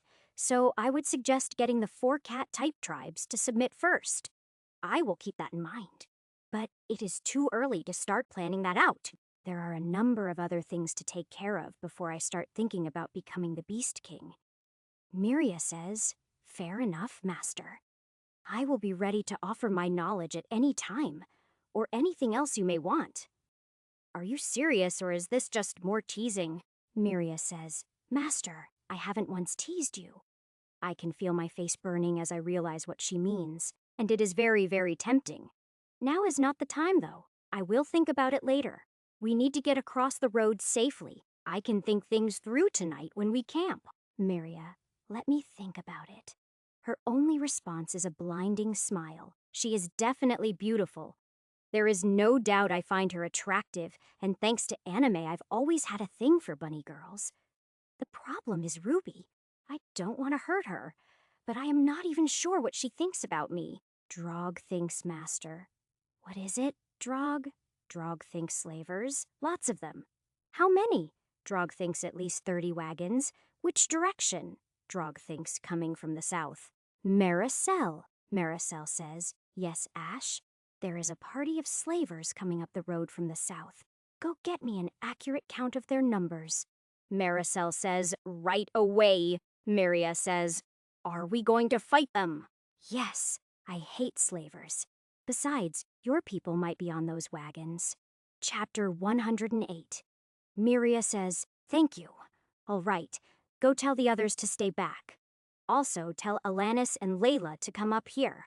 Miria says, right away? She heads back towards the others while I settle in to wait. Miria returns with Alanis and Layla shortly before Drog joins us. Then, we wait for Maricel to come back with numbers so we can make a plan. Maricel says there are 50 mounted guards with another 100 on foot or riding on the wagons. How about slaves? Maricel says they are packed in pretty tightly so it was hard to count, but I would say around 100. Okay, we are going to need to catch as many of the horses as we can then. Moving through the grasslands with over 100 people is not going to be easy. Alana says, you are worried about that? Shouldn't we be discussing the plan to deal with 150 enemies? Ruby says, they are slaver guards, not soldiers. It shouldn't be very hard. Ruby is right. All they have going for them is numbers. Drog says, what is the plan, Master? I will attack from the front and draw them all together. You and Maricel attack from the west side of the road. Ruby, Alanis, and Miria will attack from the east side. Alanis says 7 against 150 is not a smart move. Have a little faith, Alanis. Ruby says, just wait. You haven't seen the Master get serious yet. Anyway, time is short. Get into position and remember to keep them away from the slaves. Everyone heads off to take their places. Alanis is reluctant, but goes anyway. I head straight to the road and hunker down to wait for the slavers to come in sight. Once I can see the first guards in the distance, I stand up, draw blitz, and step into the road. As I hoped when the guards spot me, they all stop, and they stop the wagons. Then the guards move forward until they can see me. I can see those along the sides of the wagons, moving closer to see what is going on. Guard 1 says, hey, isn't that the beast man on the wanted posters? Guard Captain says, yeah, it is. Guard 2 says, the bounty on him is 10,000 gold. A lot of the guards turn and look at each other. Then in mass they charge at me. Exactly as planned. Greed is always a powerful motivator. The first 3 to reach me go down in one slash with blitz. I step back after cutting down 6 more, as I hope the rest only care that I stepped back. They pay no attention to the bodies they are stepping over. They are convinced they are overwhelming me. Each one is sure he will be the one to take my head. Meanwhile, the riders are all sitting back watching. If I was alone, they probably could wear me down with this many people. And once I was down the riders, would kill the remaining foot soldiers. Then fight amongst themselves, and more than likely the slavers would kill them off too. Greed is a poison that spreads and spreads. Too bad. I am not a greed demon or I would be feasting right now. 30 are dead before I am sure they are fully committed. Then I let out a small roar to signal everyone else to attack. Now that the trap is sprung, I don't have to hold back anymore. I kick my speed up to full and charge into the guards. A dozen drop in the first few seconds, as the others attack the riders from behind. Chaos erupts as the enemies finally realize I am not alone. I kill dozens as I hack my way through the foot troops. None of them even manage to hit me. Moving at my full speed, the guards seem to be moving in slow motion. I even surprise myself with how easily I cut them down. From the others attacking to all the guards being dead takes a little less than 3 minutes. None of them escaped. By the time they realized they should run, it was too late. A quick look shows the slavers are all dead as well. Each with an arrow through the head, looks like Miria is quite the archer already. Drog, scout the road to the north. Maricel, check the south. Warn us of any approaching enemies. Drog and Maricel say, yes, master, and take off. Miria, get the women out of the cages and line them up so I can remove the shackles. Layla, check their injuries. Save your spells for the worst off. Alanis, check the wagons for provisions and have the other women care for the horses. I quickly walk down the line of wagons, tearing the locks off the cages as everyone else scatters to their tasks. The women are obviously scared of me, but I can also see the spark of hope in their eyes. Now my main concern is how I am going to get over 100 women safely across most of the kingdom to the forest. Ruby, here, take the cleansing stone and help Miria, please. Ruby says, "Yester." As the ex-slaves are moved out of the wagons and cleaned, I start breaking their manacles. I have unlocked about a dozen of the women when I hear a scream. Looking over, I find Miria hugging a wolf woman and crying. I wonder if that is the leader of her tribe she mentioned. No time for that now. I continue breaking manacles as fast as I can. The human women seem relieved yet nervous when I come close to them. The beast women, on the other hand, all sniff me as I free them, just like the first group did when I freed them. Now, after Miria's explanation, it doesn't bother me. Alanis, if you have found any food that doesn't require cooking, hand it out. They all look like they haven't eaten in days. Alanis says, "All right, I found trail rations. Those should do for now." I finally get to where Miria and the wolf woman are talking. They both fall silent when I approach. When I reach in to snap the wolf woman's manacles, she takes a deep breath. It doesn't bother me since I was expecting it. Miria says, "Master, this is Anya. She is my tribe's leader and my adoptive mother." "Pleasure to meet you, Anya," Anya says. "Oh no, the pleasure is definitely mine. Thank you for saving all of us." "You are welcome. I hate slavers almost as much as you must," Anya says. "Whatever the reason, you have our thanks. Miria, can you take on their debts as well? No offense, but I don't want an army of beast-human following me around," Miria says. "Only if you stop complaining about me calling you master." Anya laughs and says, "Oh, you recognize him as your master? He must be really special." Miria says, "Oh, he is. More than even he realizes." "You do know I am right here, Miria," Miria says. "Of course I know. So is it a deal? I take on all their debts and you are my master?" "All right, fine, you win," Miria says. "Yay, did you hear that, Anya? I won?" Anya chuckles and says, "Congratulations, Miria. Looks like it has been a good day for both of us." Maricel says, Master, we have trouble." "Oh, what now?" Maricel says, "There are 1,000 soldiers marching up the road towards us." Chapter 109. Crap. "How long until they get here?" Maricel says. "I am not sure. Maybe 2 hours." "Okay, we will deal with it. First, I need to finish freeing these girls."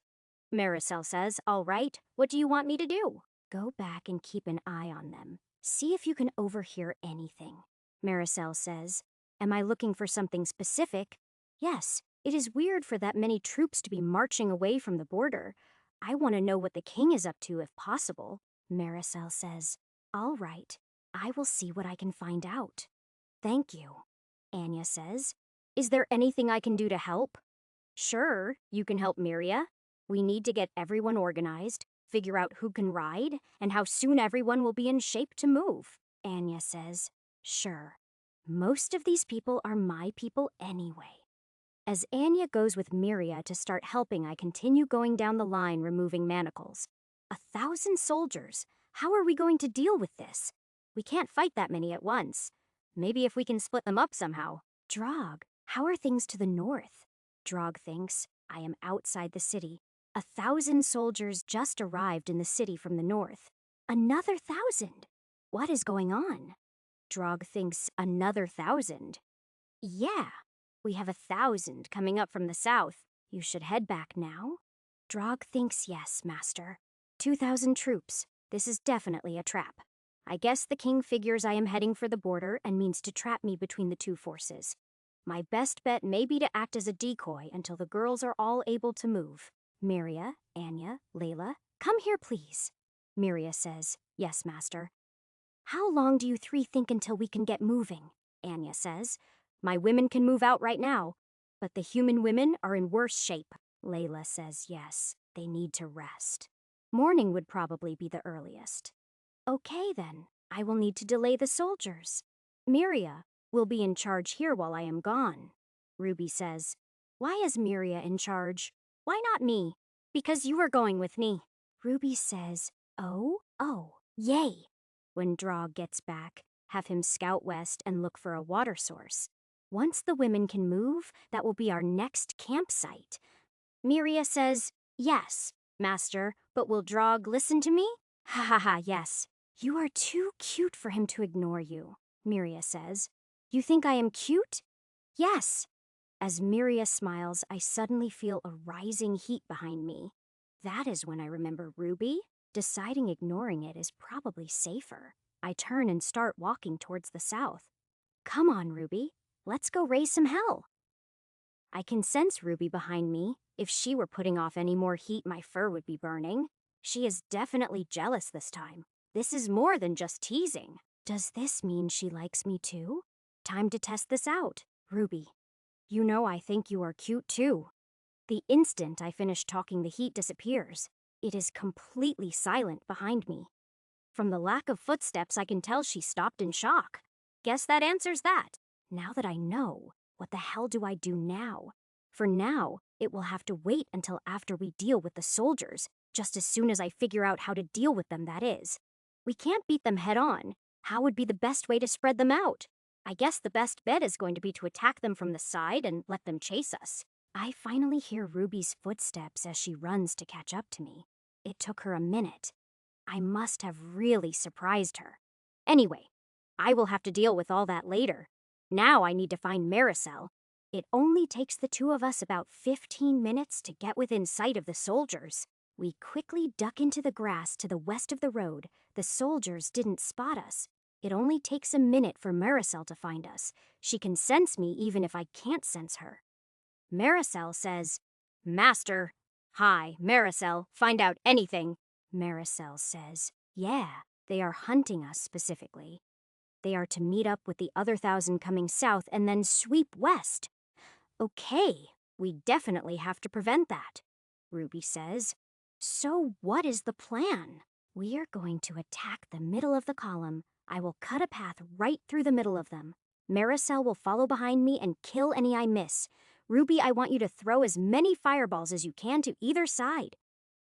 Maricel says, "Okay." Ruby says, "I can do that." "Okay." After we make it through them, we head east into the grass. We are going to make them spread out trying to find us. Ruby says, "And once they spread out, we kill more of them." "Yes, as we can. Our objective is to delay them until morning. Then we make our way back to the others. We will either meet up with them on the road or to the west of that," Ruby says. "Okay, sounds like a solid plan. Once they spread out, it will be fairly chaotic. If we get separated, don't try to find each other. Just fight till morning, then head back." Maricel and Ruby say, "Okay, let's do this." We creep alongside the road until we are even with about the middle of the soldiers. I look at Ruby and Maricel and get a nod from each. I draw Blitz and step out of the grass already swinging. The first two soldiers die without ever knowing they were under attack. I take a step forward and swing again. More die under my blade. And now the shouting starts. Each step forward, I take another swing. A few manage to dodge, but I ignore those. Maricel will deal with them. I've taken 5 steps when the first fireball explodes off to my left, killing dozens of soldiers. 10 steps brings me to the middle of the road. Ruby's third fireball goes off, and then a second explosion goes off behind me. A quick glance back shows Ruby covered in blue flames, but she has a huge smile on her face, so I focus on my task. Another 10 steps, another 10 swings, and I reach the far side of the road, turning back to make sure Maricel and Ruby are still with me. I notice all the bodies. Rough guess we killed over 100. They will definitely come after us now, so I turn and lead Ruby into the grass. We pick up the pace as soon as we are hidden in the grass. I match my pace to Ruby's. Now, we play cat and mouse with the remaining 900 soldiers until dawn. After covering a few hundred yards, I slow down a bit to let Ruby catch her breath. "Ruby, what was the other explosion earlier?" Ruby says. "Oh, I leveled up. Awesome." "Congrats," Ruby says. "So the plan now is to ambush smaller groups." "Yeah. When Maricel catches up, we will know what they are doing and plan accordingly." Chapter 110. Ruby says, "We are just buying time until morning, right?" "Well, I also want to kill as many soldiers as I can. Weakening the king's forces is a bonus. Besides, it is good experience for us." Maricel says, "Master, I am back." "Welcome back, Maricel. What are they up to?" Maricel says, They split into groups of 100 and moved into the grass after you. All right, lead us to the southernmost group. Ruby says, why the southernmost? Because that will draw the rest of them further away from the girls. Ruby says, oh, I see. Smart, thank you. Maricel says, okay, this way. We turn south and follow Maricel. After a while, we turn west and slow down. Maricel uses hand signals to indicate the soldiers are about 100 yards ahead. I also use hand signals to tell Ruby not to use Fireball. She draws her swords, and I draw Blitz. Then we all nod at each other. Ruby and I charge into the soldiers and start cutting them down. I can't see Maricel, but I am sure she is killing her fair share. When I count about 20 soldiers left, I call for a retreat. Ruby and Maricel follow me back to the east. Once we are about a mile from the combat area, I stop to let Ruby catch her breath. Ruby says, why didn't we just kill them all? I wanted survivors to call for help and point out which way we went, Ruby says. Oh, that makes sense. Maricel says, want me to go keep an eye on them? Yes, please. When they split up again, come let us know. Maricel says, okay, master. After Maricel leaves, I sit down and Ruby joins me. I pull some jerky out of my pouch and share it with her. We eat and then wait quietly for Maricel to return. It takes about a half hour before she comes back. Even with my senses, I don't notice Maricel until she appears before us. Welcome back. How are things with the soldiers? Maricel says, thanks. They have split up again into groups of 100. I was expecting them to split into smaller groups to cover more ground. Ruby says, so how do we get them to use smaller groups? We split up. When we retreat from the next group, we go different directions. Ruby says, isn't that more dangerous? No. If I am right, they should break up into groups of 20 to 25. Both of us are capable of dealing with groups that small easily. Ruby says, that is true. I guess it would be all right. Maricel says, what about me? Once they split into smaller groups, it will become more chaotic. I want you to circle around behind the lines.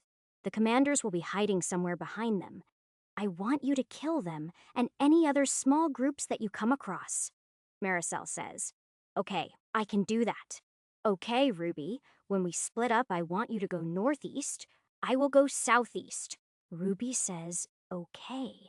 Remember, we meet up with the others in the morning. It's about an hour till sunset now, so we will meet at the road or further west in about 10 hours. Both say understood. All right, let's go. Maricel, lead us to the middle group. We follow Maricel, who leads us through the grass to another group of 100 soldiers. Ruby and I charge into them, hacking and slashing like maniacs. The soldiers fall before us like wheat before a harvester. When there are only about 10 soldiers left, I give Ruby the signal. I turn and run southeast, and she takes off to the northeast. I only go about 50 feet before I stop and crouch down to listen. It takes a few minutes for more troops to arrive. I listen as the survivors tell whoever is in command what happened. Next thing I hear is some kind of horn sounding, probably to summon the rest of the troops to this location. To be safe, I move a bit further away. In case the arriving soldiers stumble across me, it takes 30 minutes for all the soldiers to gather. Once they do, I move closer again to listen. They start splitting up into groups of 50. More than expected, but still few enough that Ruby can handle a group on her own. I keep ahead of them for a while, waiting for them to spread out enough that they can't help each other easily. Then I turn around and head for the nearest group. As soon as I attack, one of the soldiers sounds a horn. That means more will be coming soon, so I attack at full speed and cut down as many as I can before help arrives. I've only killed about half of them when another 50 charge into the fight. They quickly surround me and start trying to overwhelm me with numbers. I spin and slash in all directions. Then I charge into the soldiers and cut my way free of them. I quickly orient myself and take off running to the southeast. The troops charge after me, sounding the horn every few steps. I hear another horn sounding from far to the north. Guess Ruby is having the same problem I am. I easily outdistance the soldiers chasing me. They are no match for my speed, and the sun will set soon. I am several hundred yards ahead of them when I change direction and start heading north. I will circle past the soldiers chasing me and attack a different group. That should cause confusion amongst them. All my confidence disappears as the ground suddenly gives way beneath me and I find myself falling. Chapter 111. Forest north of the capital. Justin's Povey, I am so worried about Emmy, I can't think straight. All I have been doing all morning is pacing back and forth. I know it is driving my friends nuts, but I can't stop myself. I feel like if I stop moving, I will go insane. Rachel says, Justin, if you don't stop that pacing, I am going to break your legs. I just can't stay still. Where is she? It has been 4 days already, Giles says. Her note said she was getting stronger. That takes time. Rachel says, yeah, instead of pacing, why not do something useful? Like what? Rachel says. Work on crafting skills or something, Giles says, or exercise or work on sword techniques. Rachel says, anything but pacing. With a sigh, I move away from the campfire and start doing some exercises. Maybe if I exhaust myself, I will be able to relax a bit. I feel bad about my actions annoying my friends. This sitting still for 4 days hasn't been any easier on them. I start with push-ups as they were always my favorite. To make it harder, I don't take my armor off. Besides, since we were attacked by another fangbear 2 nights ago, I don't feel safe without my armor on. The smooth motion and controlled breathing of the push-ups helps clear my mind while burning off the extra energy. Where did Emmy go? What did she find that could make her stronger? She is a tamer, so maybe she is off chasing down a beast she can tame. These thoughts and others have been circling through my mind ever since we got Emmy's note. Your strength has permanently increased by +1. Huh? What? Rachel says. What is it, Justin? I got absorbed in my thoughts and did like 100 push-ups and I got a strength increase. Giles says. Wait, just a stat increase, without a skill increase. Yeah, no skill increase. Rachel says. Wait, Coco, you exercise every morning. Have you gotten stat increases without skill increases? Coco says. Yes, Giles says. Seriously, why didn't you say anything? Coco just gives Giles a look that says he is an idiot and goes back to cleaning her weapons. I switch to sit-ups and shortly Giles is doing push-ups. Out of the corner of my eye, I see Rachel doing what looks like yoga. After 100 sit-ups, I stand up and start doing squats. Giles says, got one. It really works. Imagine how strong we would be if we had been doing this from the start. A lot stronger, I would imagine, since the lower the stats, the easier it would be to raise them. Giles says, then why didn't our instructors have us exercising? Instead, they only ever had us doing combat training. Coco says, control. Giles says, huh. Rachel says, I think she means they didn't want us to become too strong because then it would be harder to control us. Giles says, you really think so? Early on, I asked if I could get training in blacksmithing and mining and was told no. Giles says, why would you want to learn those? Because in every game I ever played, those were the best skills for a melee character. Giles says, oh, that makes sense. They would both give strength and maybe endurance, right? Exactly.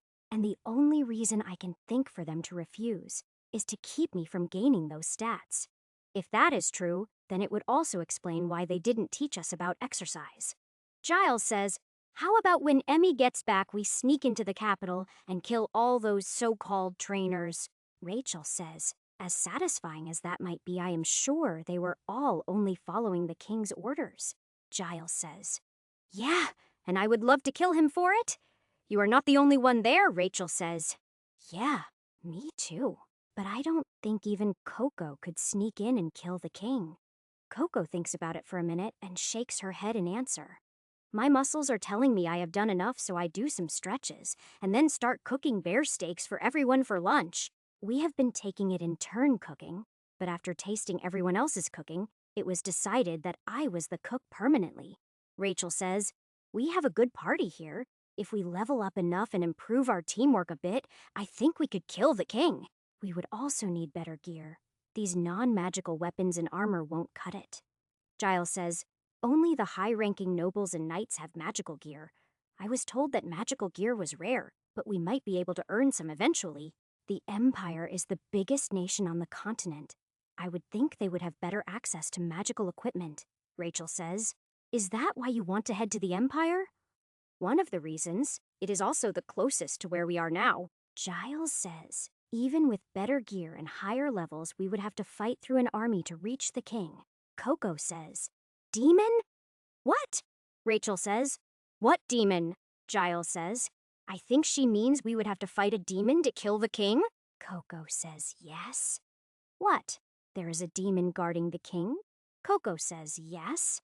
Rachel says, I always got a bad feeling any time I was in the castle. Maybe that is why.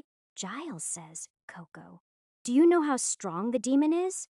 Coco says, very. Coco, how long do you think it would take for us to be strong enough to fight the demon? Coco says, years. At Coco's answer, we all fall silent. If something that's strong is behind the king, we really do need to become heroes. I finish cooking lunch, and we all eat in silence while thinking over what we have talked about. We soon finish eating, but everyone still stays quiet thinking about what we should do. Then Coco stands up and faces the woods. Coco says, Bear. Giles says, oh crap, not again. Chapter 112. We all jump to our feet and grab our weapons. We have learned to trust Coco's senses completely. By the time we are ready, Coco has disappeared. Not that that is unusual, really. Giles mounted up and moved off a ways so he could charge. It is my job to bring the bear in and hold it in position. Rachel stands behind me to support me. We are all in position when I first spot the fang bear. This will be the third one I have fought.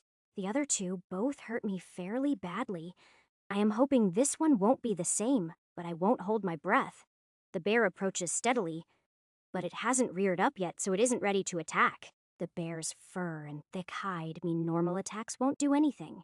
Only our special skills can do damage. I wait until the bear comes into range, and then use my newest ability since it has piercing power. Piercing light. A beam of pure white light fires from the end of my sword and burns into the bear. It only creates a small hole in the bear's side, but it goes deep. As soon as the light ends, the wound starts bleeding heavily. The bear instantly rears up and starts charging towards me. Well, I now have it as undivided attention. Now, I just have to survive and defend myself until the others kill it. The bear roars at me as it charges.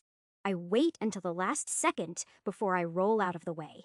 I know the bear has stopped and is swinging at my new location, so I stand for a second, then duck, letting its claws pass over my head. So far, so good. Knowing how they move and their most common attacks is vital to surviving. It should be about time. I attack the bear to keep it his attention as I hear the hoofbeats approaching. The bear doesn't even notice until Giles' lance slams deep into its side. The bear roars in pain and turns to follow Giles, giving me a perfect shot at it, his armpit, as it does. The bear swings at me even as it is turning. I block with my shield, but I slide backwards 3 feet and my arm goes numb. As the bear is about to attack me again, Coco appears on it, is back and attacks its head. The bear spins, throwing Coco off its back. I hit it 3 times before it returns its attention to me. Everything is going good so far. It is bleeding from several wounds, and we haven't taken any damage yet. Then all my confidence goes out the window as I hear another roar. From behind me, Rachel says, there is a second fang bear. Kinda busy here, Giles says. I will try to keep it busy until you can kill that one. Piercing light. At point-blank range, my ability burns all the way through the fang bear. But even with a hole burned completely through it, the bear doesn't fall. These things are too tough. I need to hurry and kill this thing so I can help Giles. Coco, can you finish it off? No answer, but I don't have time to look around to see what is going on. I block another hit with the shield and get thrown back. I land on my back and the bear is above me before I can get up.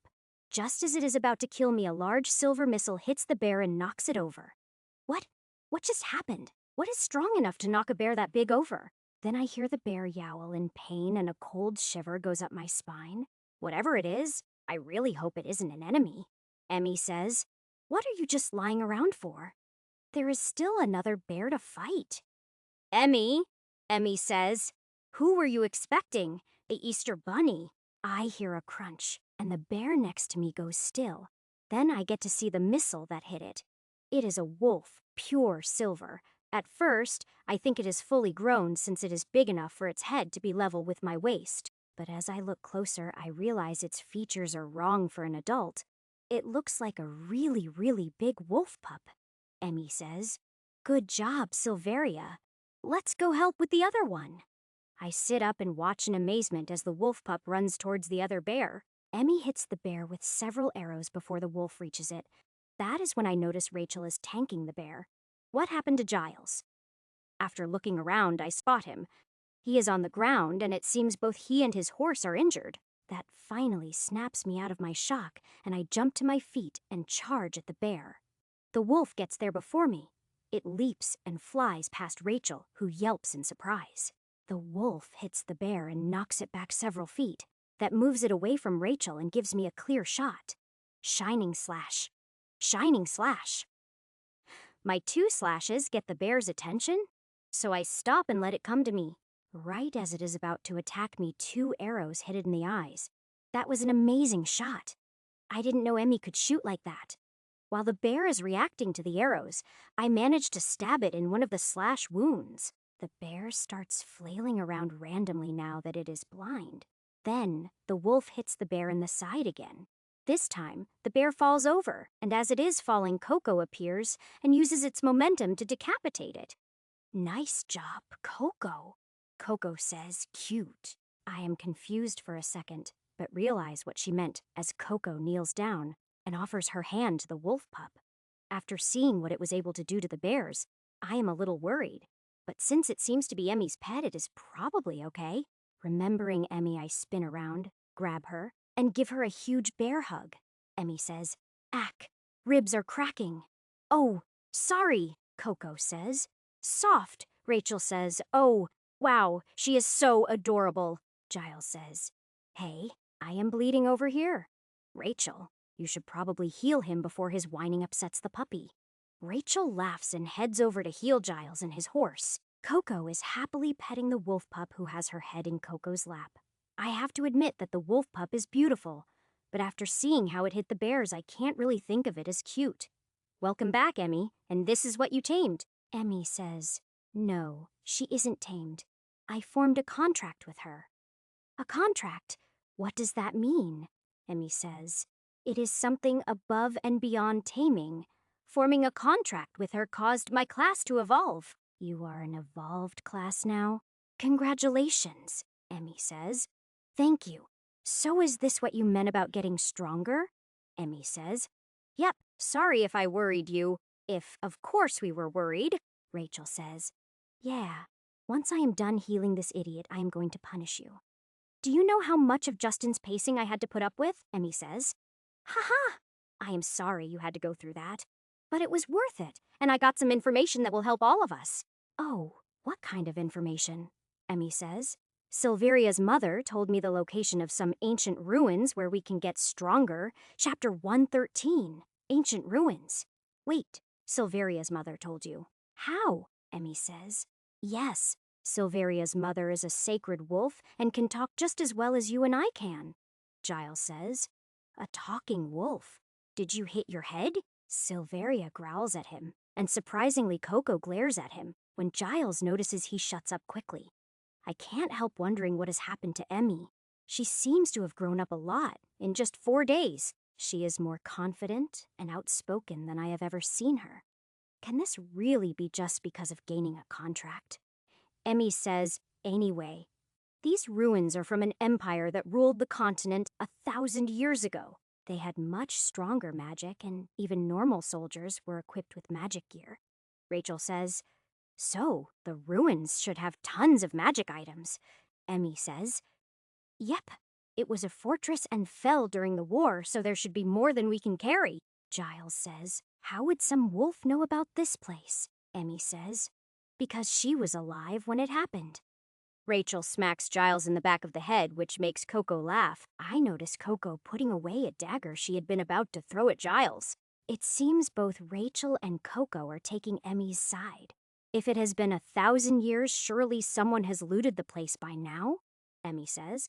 Well, what Great Mother told me was that when the fortress fell, thousands died there, but both sides were too busy to clean it up.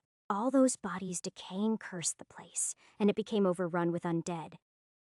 Rachel says, "Ooh, undead," Giles says. "Why do you say that like it is a good thing? Why are you and Justin grinning at each other?" "Because both paladins and clerics get double experience for killing undead," Giles says. What? How is that fair? Rachel says. That is just how it is, stop whining. As Emmy and Coco giggle at Giles, I pull out the pot and start making bear stew.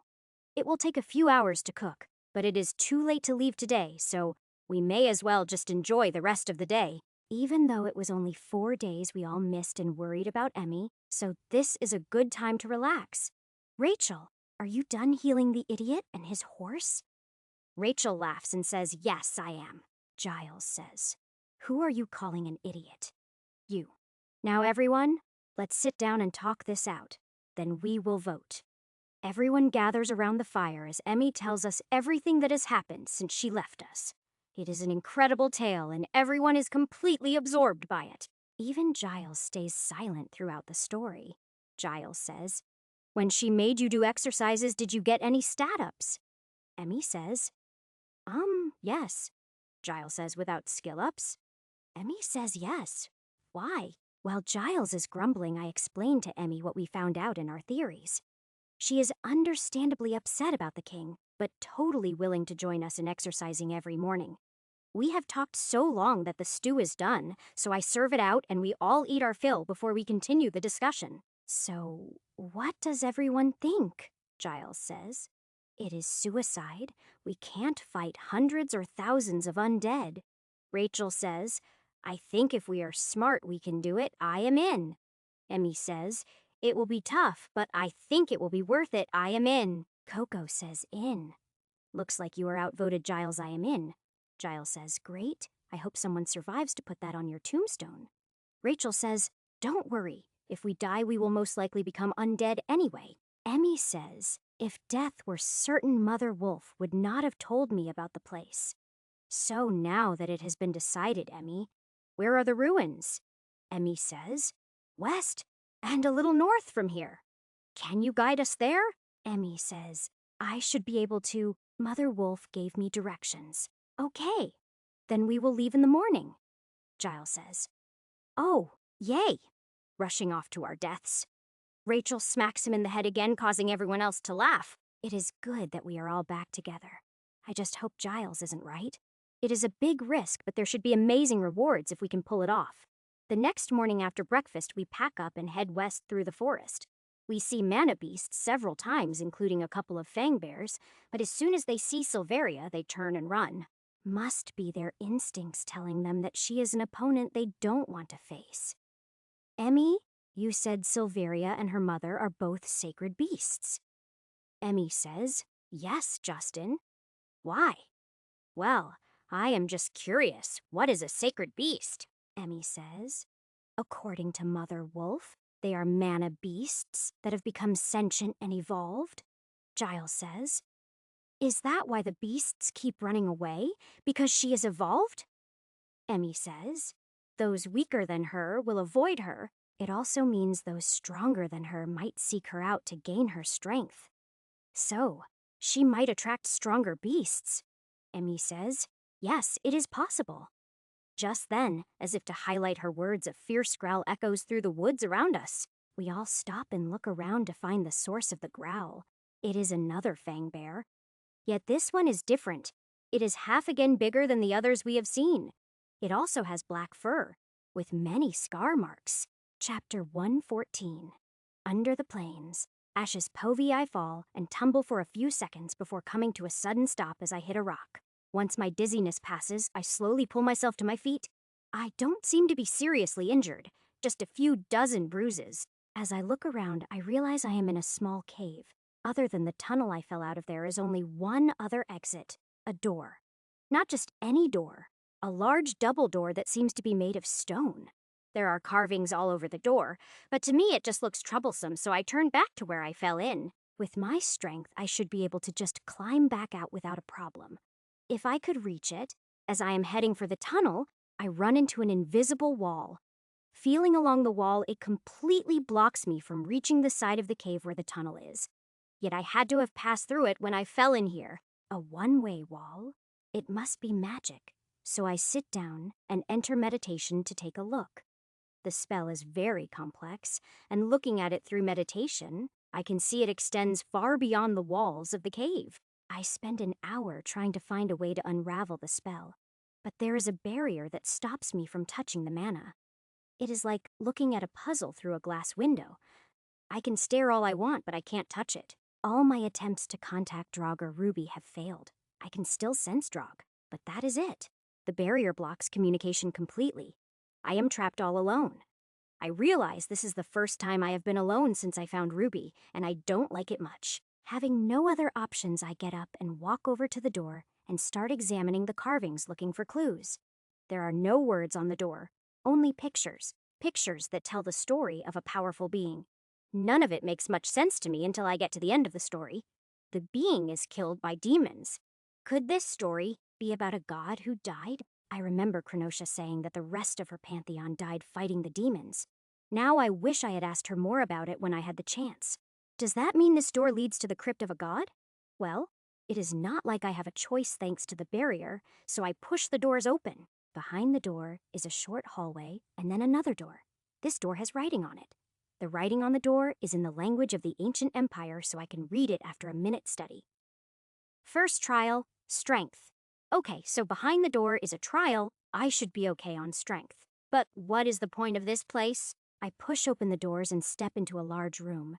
As I do, I feel a surge of magic, and suddenly I am naked. All my armor and weapons are gone. The doors slam shut behind me. I quickly look around, but the room is empty except for human bones scattered around the floor. Anything is better than nothing, so I bend over and grab a human thigh bone. As soon as I touch it, it crumbles into dust. Guess these bones have been here a long time.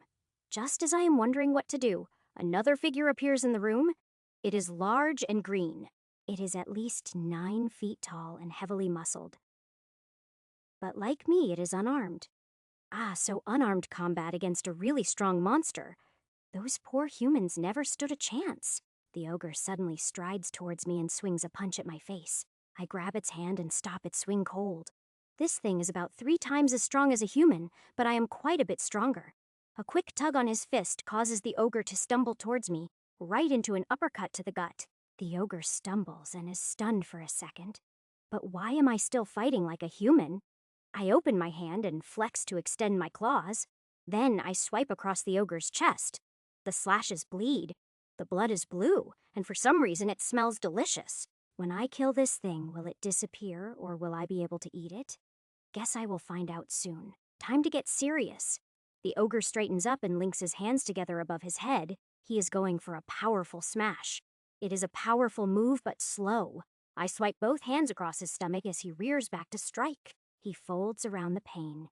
He is all muscle, no brains, since he is bent over anyway. I grab his head and push down as I bring my knee up. With a satisfying crunch, the ogre is thrown onto his back and lands hard. Before he can recover, I rush over and swipe my claws across his throat. Then I step back and simply wait for the ogre to bleed out. First trial completed. Reward plus 50 strength. Wow! Awesome! Reward! The door opposite the one I entered opens. And even better, the body doesn't disappear. When the door opens fully, there is a flash, and all my items are back, including Blitz. Through the door, I can see another hallway and another door with writing on it. I am curious about the next trial. But first, I want to try eating the ogre that smells so good.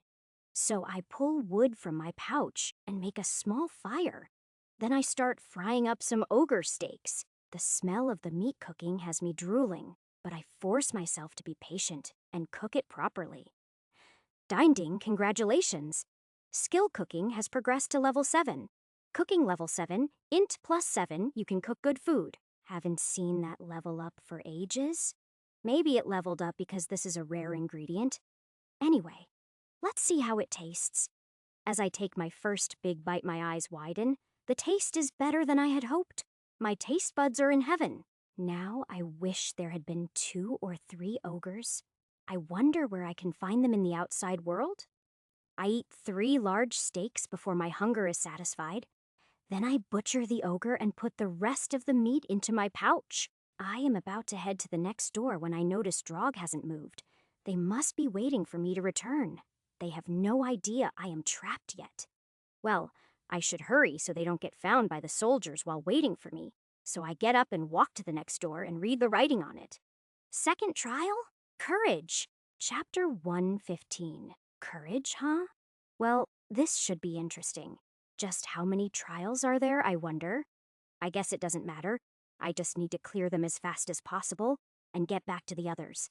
As I push the doors open, I can't help but hope all the trials have good rewards like the first one. From everything I have seen so far, my stats make me up in this world already. If they continue going up like this, I shouldn't have any worries in the future. I want to be strong enough to protect everyone. These girls who have become friends, and maybe more. You have entered a restricted zone. Your level has dropped to 1.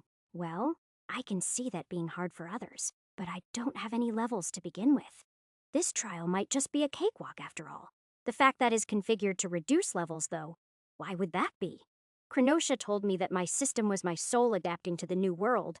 Other than that, only heroes have a level system. Does that mean these trials are meant for heroes? Maybe. No way to know for sure, I guess. Anyway, no point in worrying about it. I step forward into the room, and the door slams shut behind me. After a minute, my enemies appear. From their looks, I would call them orcs. There are 10 of them surrounding a woman. It would be suicide for a level 1 to charge 10 orcs. So that is why this is a test of courage. Doesn't really matter to me since I have no levels. But orcs are nothing to me. I draw blitz and charge at the orcs. As I do, they turn away from the woman and target me. It only takes me 4 swings to kill the 10 orcs. They don't even manage to scratch me. The woman I saved, who happens to be quite attractive, gets up and walks over to me. She reaches up, pulls my head down, and gives me a very passionate kiss before she disappears.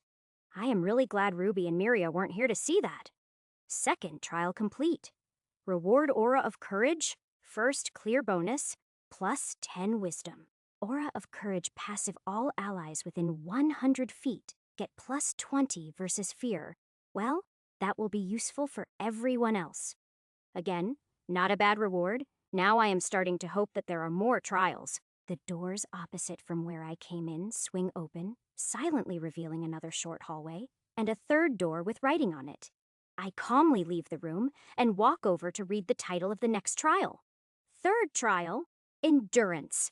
Wait, there was no first clear bonus after the first trial. Does that mean someone before me beat the ogre? For a human to beat an ogre bare-handed, it must have been an amazing martial arts master. Wish I could have met him. As I push open the doors to the next trial, I can't help but wonder how many people have died in here. Obviously, no one made it past the second trial, which means I should get first clear bonuses from now on. Who would have thought that falling into a hole while running from soldiers could have given me such a great opportunity to grow stronger? Although I would be happier if I wasn't trapped underground. Again, I can feel that as I progress, I am getting deeper and deeper underground. I hate the feeling of all that weight above me waiting to crush me. Once I get out of here, I never want to see another cave again in my life. As I step through the doors and they close behind me, magic once again strips me, leaving me naked to face the new room, which is different. The first 2 rooms were large but square. This room is rectangular and stretches out ahead of me for over 300 feet.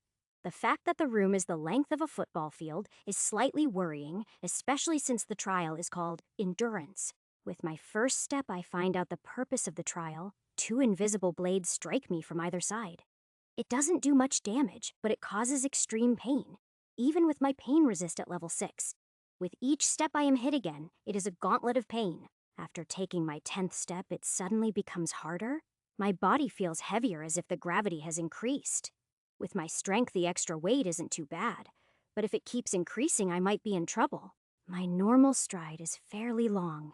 I cover about 3 feet per step, meaning I have to endure for 100 steps to clear the trial. I have no choice. I can't go back. I just have to accept the pain and keep walking forward. Step by step, I push forward. When I take the 30th step, the gravity doubles again, forcing me to my knees. My body feels so heavy, and it is getting harder to breathe. I stay on my knees for a few minutes until my breathing evens out, and I am able to stand once again. Each step becomes an act of pure will, knowing the pain I will face, yet still stepping forward into it. I have experienced so much pain since I came to this world. Ruby and the others are the only good thing that has happened to me. But for their sake, I can't give up. I have promises to keep.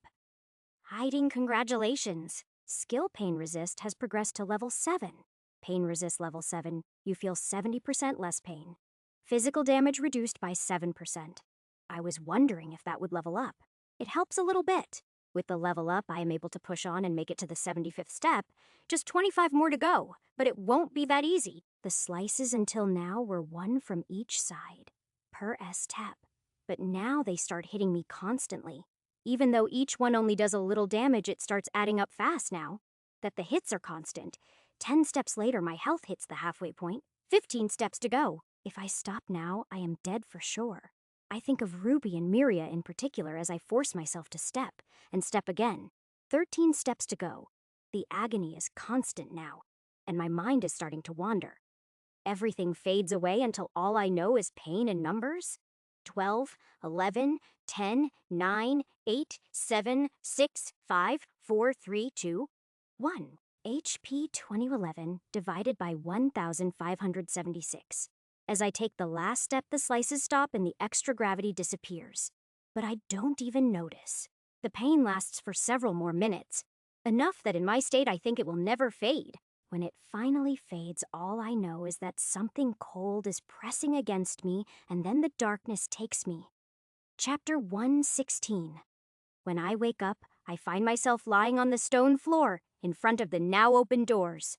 Every inch of my body hurts. I can barely lift my head to see the short hallway and another door waiting at the end. I don't know how long I slept, but I don't want to move at all. Third trial complete.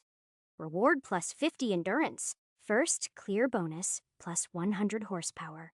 Not worth it. The rewards are good, but totally not worth the agony I just went through. I pull a sleeping bag out of my pouch, wrap myself up in it, and instantly fall asleep. When I eventually wake up, the first thing I do is check Drog's location. To my surprise, he hasn't moved since I last checked on him, but he should have by now.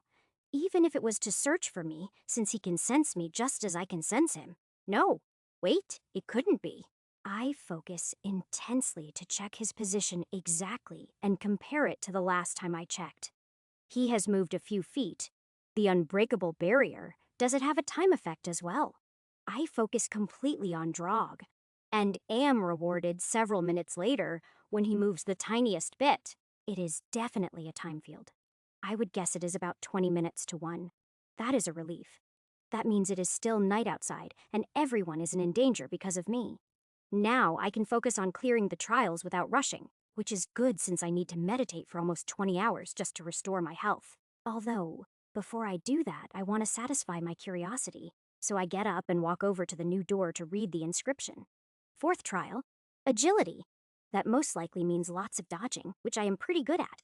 The only problem is it is most likely designed for humans, and I am quite a bit bigger than a normal human. So I will most likely have to duck a lot if it is anything like I am imagining. What I am imagining is something I remember from an old movie, an obstacle course with swinging blades. As long as the spacing isn't too small, I should be able to handle something like that. First, though, I need to regain my health, so I drop into meditation. When I wake from meditating, I stand up and stretch. Then I put the sleeping bag away and sit down to cook up some more ogre for breakfast. Once I have eaten, I walk over and push the doors for the next trial open. What greets me is not what I was expecting at all. The room is full of columns. The tops are around 6 inches across, and they all have varying heights. Looking down, all I see below them is a black abyss. Who knows how deep it goes? So I have to jump from column to column and make my way across the room from the looks of it. Jumping and balancing shouldn't be too hard, especially since I am a cat-type race.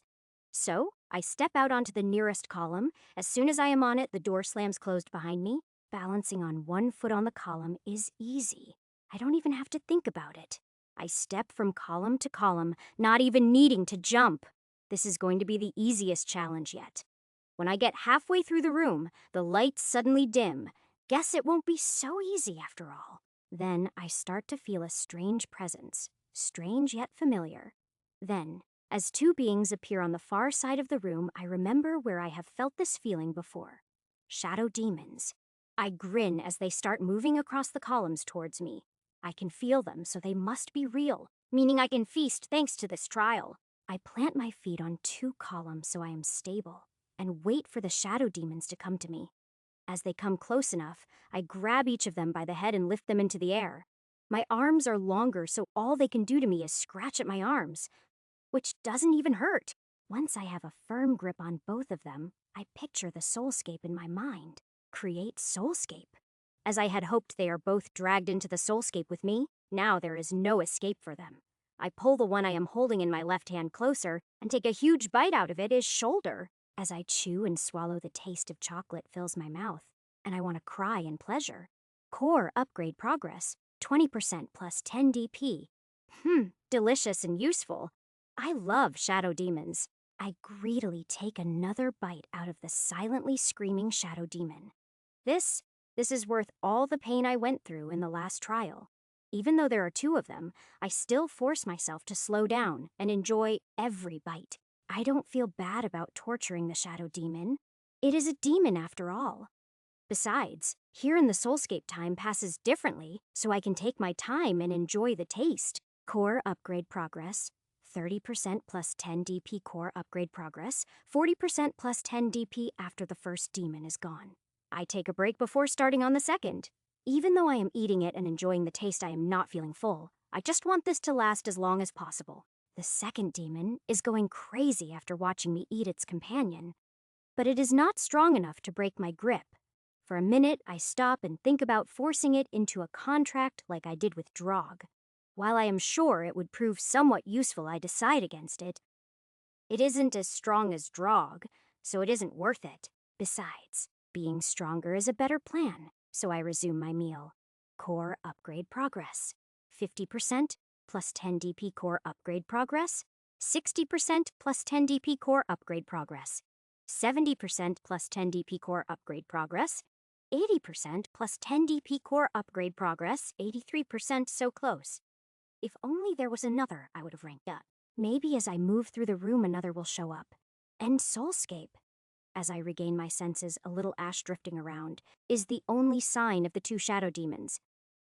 I keep hoping for more shadow demons as I cross the columns, but I am disappointed.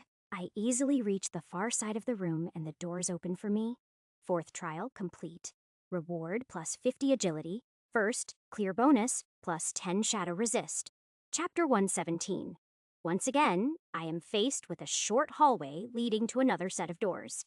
I walk over and read the inscription on the door. Fifth trial, intelligence. Well, this is more likely to be a puzzle than something to fight, so I don't think I really need to prepare anything before I go in.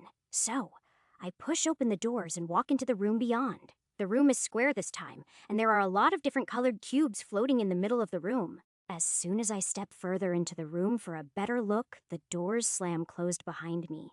There look to be about 100 cubes, green, yellow, blue, red, and white. They are just floating in the air, but as I watch for a minute, I can tell they are slowly revolving. The cubes all seem to be orbiting an empty space in the middle, but I can't get a good look without touching a cube. This is a puzzle, so I need to figure out the rules first. I also need to know if there is a penalty. So, I touch a yellow cube, which happens to be closest to me. Nothing happens. So one by one, I touch the other colors. When I touch a green cube, it changes to black and goes to the middle of the space. Then, when I do nothing else, it returns to green, and it is former position. I touch it again and start counting. 10 seconds. So I have to consecutively touch cubes within 10 seconds. This is not going to be easy. I touch the green cube and then a red cube. As soon as I touch the red cube, the green resets. At least there is no penalty.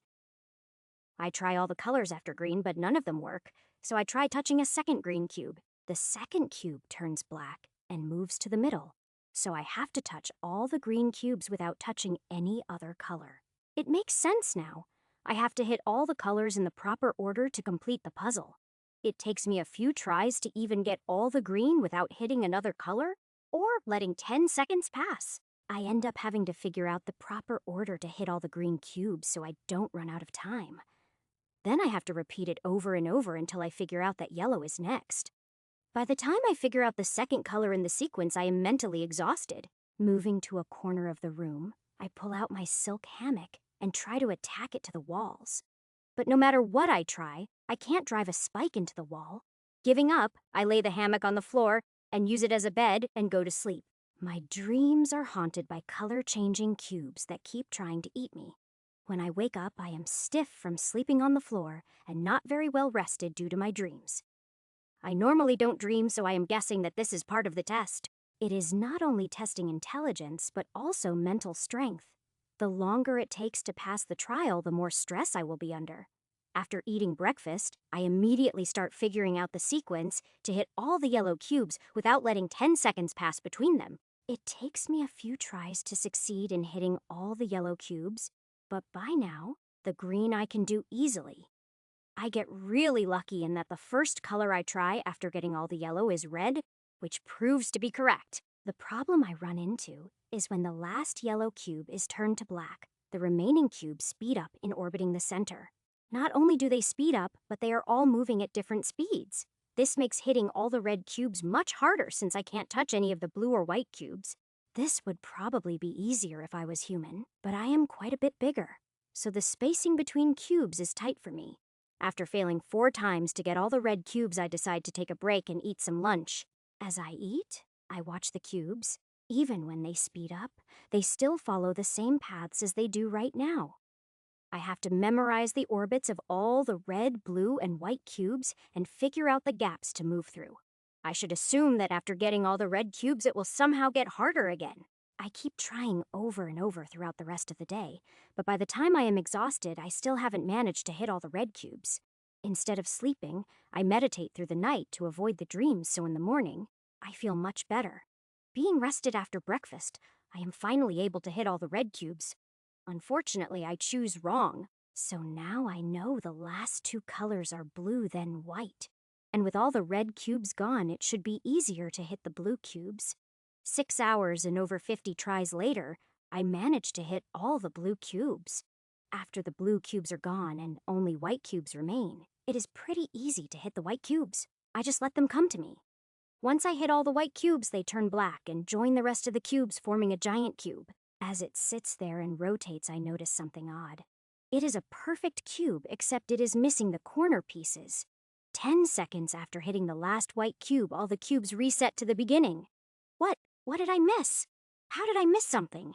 The cubes were all there? I scream in frustration several times at the thought of having to do it all over again. Somehow, I am missing 4 cubes. But how can that be? I hit every cube there is. Okay, thinking logically. The 4 missing cubes have to be white, or I couldn't progress to the end. So I am missing 4 white cubes in a white room. It takes several hours of searching to find the last 4 cubes. That is because they are hidden in the wall, floor, and ceiling. Looking at the room from the door I came in, there is 1 cube in the left and right walls. The other 2 in the floor and ceiling at the center of the room, directly above and below the center of the cubes. This means I have to somehow hit all the white cubes, and then these 4, without letting 10 seconds pass. The one in the floor is easy. I can just step on it, but how do I hit the other 3 fast enough? As I am thinking about it, I wonder, do I have to touch the cubes, or do they just have to be hit? So I pull out a bow and arrows from my pouch to test it out. I take aim at one of the green cubes and go to draw the bow. Turns out I am too strong for a human-made bow. It snaps in half when I try to draw it.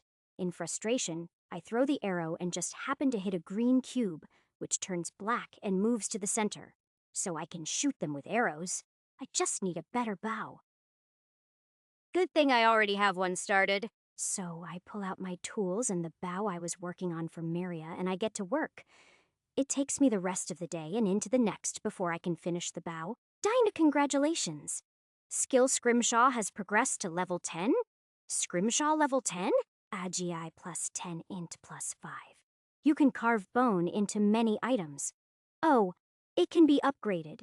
Glad I kept a few beast cores.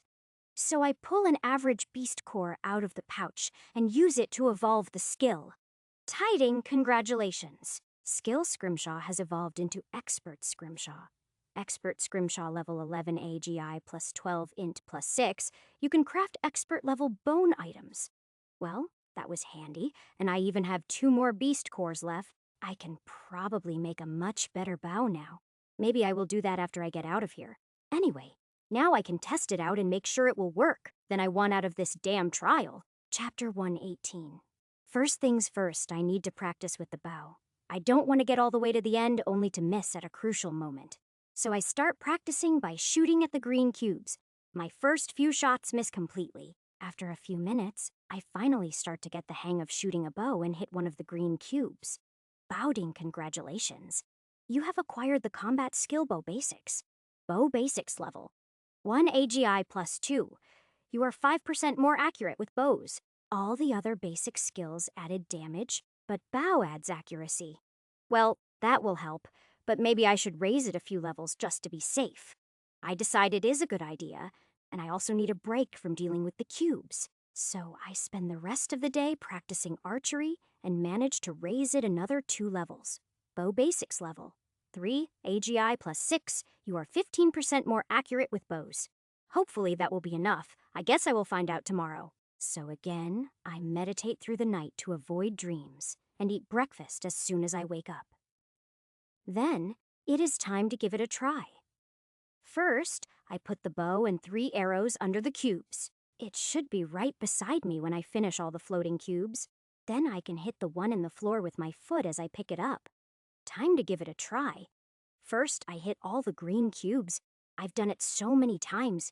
It is basically autopilot now. Then it is the yellow cubes, then the red, then the blue, and finally the white. When I hit the last flying white cube, I immediately drop down and scoop up the bow and arrows. I am counting as I do, and when I hit 9, I tap the one in the floor with my foot and start counting again. I fire at the left-hand wall first.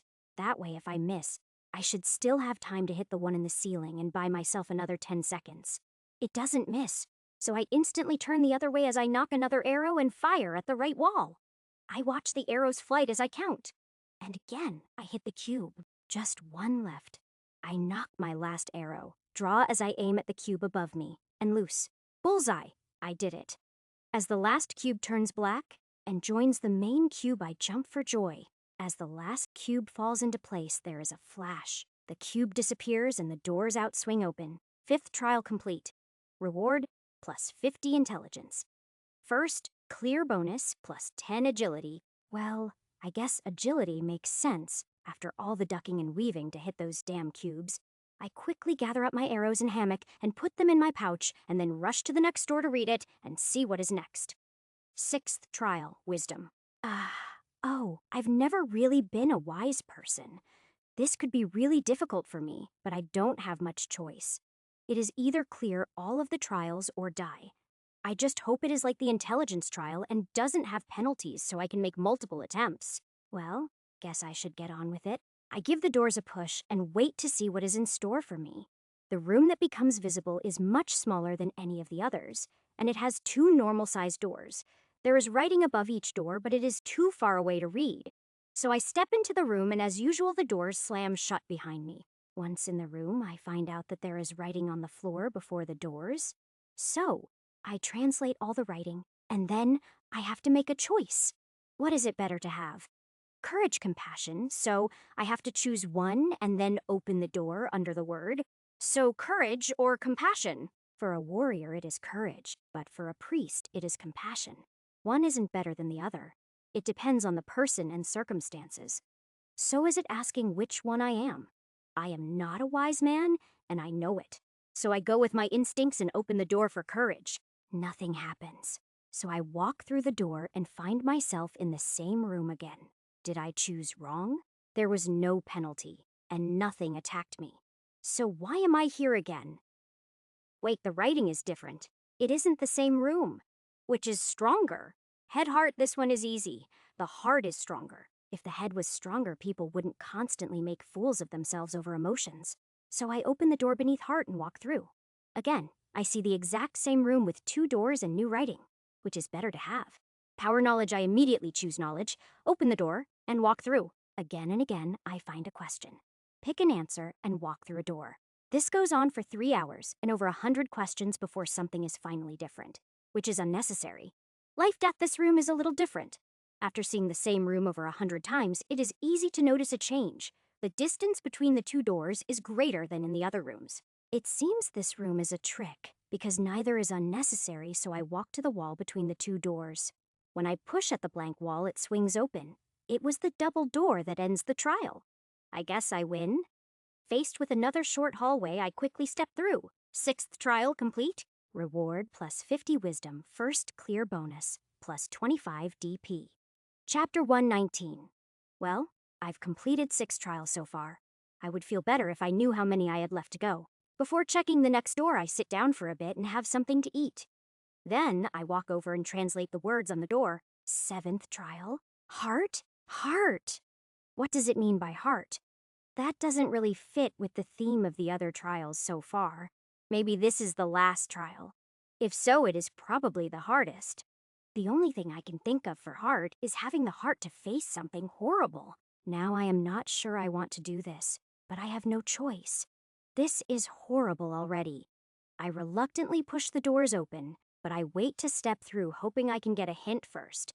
I can immediately see that this room is huge, at least 10 times the size of the normal rooms. And it isn't empty. There is a creature curled up asleep in one corner of the room. It is big at least 30 feet from nose to tail, and it looks like a dragon, except it doesn't have wings. Is it a drake? A smaller cousin of a dragon, but still very powerful and intelligent. At least that is what I remember from gaming books. I am not sure if I can beat that thing as I am. Its scales are red, meaning it is probably a fire-type monster. So Blitz should work against it. Okay, now I know why this trial is called Heart. Stepping into the room with that thing is going to take a lot of heart on my part. Why couldn't it have been more shadow demons? Wow, I am actually scared to fight this thing. I don't remember the last time I was scared. Dragons were always my favorite creature, and now I have to fight one. Well, a drake, but close enough. In theory, I know how it will fight, and I know where its weak points should be. But still, I am afraid I will die. But there is no way back. It is kill or be killed, so I take the step into the room and let the doors slam closed behind me. The drake wakes up and jumps to its feet before I take a second step. It is faster than I thought it would be already. I know I am in trouble. I quickly draw Blitz and drop into a combat stance. I am expecting the drake to charge me, but it doesn't. Instead, it paces along the back wall of the room while observing me. It is watching me as it moves, sizing me up. I am tiny compared to it, but it isn't underestimating me. This isn't good. It is smarter than I thought it would be. If it can use and understand tactics, I am going to get hurt. I am sizing it up as well. It moves fluidly like a panther, and it has immense strength. It has several advantages over me already. The drake will attack with its front claws, bite, tail, and possibly fire breath. Meanwhile, I have Blitz and Zap. I am at a disadvantage in attacks. If its scales are tough enough to stop Blitz, then I am going to have to only target weak points. As I am thinking things through, the drake decides it has watched long enough and starts walking towards me. I advance to meet it, not charging recklessly, but not wanting my back against a wall. We meet in the middle of the room, and the drake's long neck snaps forward, and I throw myself to the ground to avoid the bite. I quickly roll to my feet and jump back to avoid the claws aimed at me. The bite attack was faster than I expected. I focus on dodging for now, waiting for a good opportunity to attack.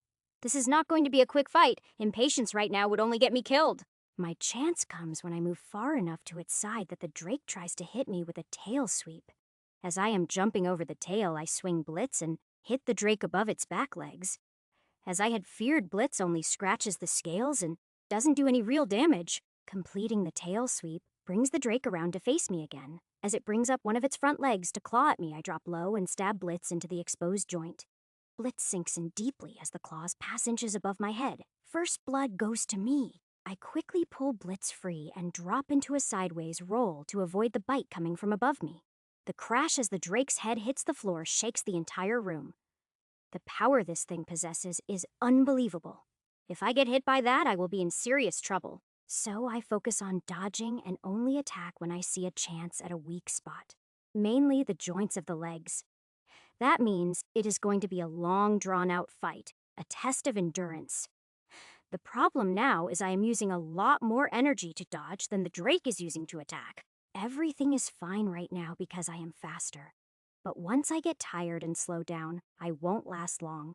I decide I am not winning this fight with just Blitz, so I wait until the drake tries to bite me again.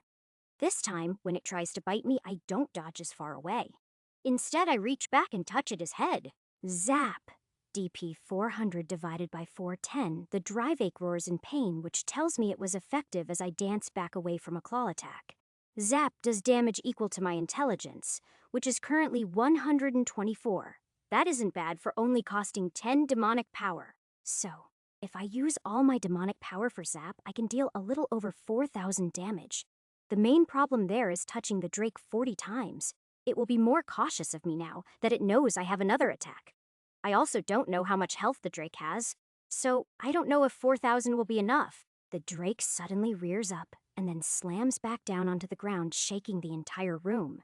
I stumble and lose my footing, only to see the Drake taking a deep breath. As I rush to my feet, I can see red light flickering in the Drake's mouth. Then its head snaps forward, and a mass of flames comes out. Chapter 120. In desperation, I throw myself to the side to try and avoid the wall of flame heading towards me. Even as I am trying to dodge, I can feel the intense heat that is moving ahead of the actual flames. I almost make it clear, but the flames graze my body. You have suffered a breath attack. Fire damage. 429. 221 resisted. HP 1,334 divided by 1,763. I quickly roll back and forth to put out the fire that is stuck to me. Over 400 damage, and that is with resisting over 200. This is insane. All that damage and the flames only grazed me. If that hits me head on, I am dead for sure. I am an idiot, an overconfident idiot. As soon as I saw the Drake, I should have fallen back and used meditation to complete my core upgrade. As a rank 2, I would probably have a much better chance of killing this thing. Just because I am overpowered compared to the humans, I have gotten arrogant and cocky. At least none of the others are with me. This way only my own life will be lost due to my stupidity. Useless. It is useless to think like this. I need to focus on winning this fight so I can see the others again. You have suffered a claw attack. Damage 307 horsepower. HP 1,027 divided by 1,763, my distraction cost me, as I didn't fully dodge the claw attack. But I did manage to cut the joint of the leg as I was hit. Now we are both bleeding, but the Drake with its larger body won't suffer as much as I will. As the Drake claws at me again, I duck aside and touch the leg as I move by. Zap! DP 390 divided by 410, the drive ache roars, and pulls its leg away from me. It seems to be an instinctive movement. While it is distracted, I dart to its back leg and stab Blitz into the softer scales where the leg meets the body. As I am pulling Blitz free, I place my hand on the Drake's side. Zap! DP 380 divided by 410, the drive ache roars again and swings its tail at me, forcing me to jump away to avoid the hit. As I land, I quickly move to my right to avoid being backed into a corner. If I get trapped, I will die. The Drake is smart. It keeps trying to force me into areas where I won't be able to move fast enough. I pant for breath as the Drake and I circle each other. The battle is starting to wear me down. I have been observing the Drake the entire time, and I think I have found a weak spot. The head is the only part of the Drake that can reach its back. If I can get onto its back, I will only have to worry about the bite attack. However, that is a risky proposition. I won't be able to dodge very well while trying to stay on its back. I have to take the risk, though. As things stand, I am losing.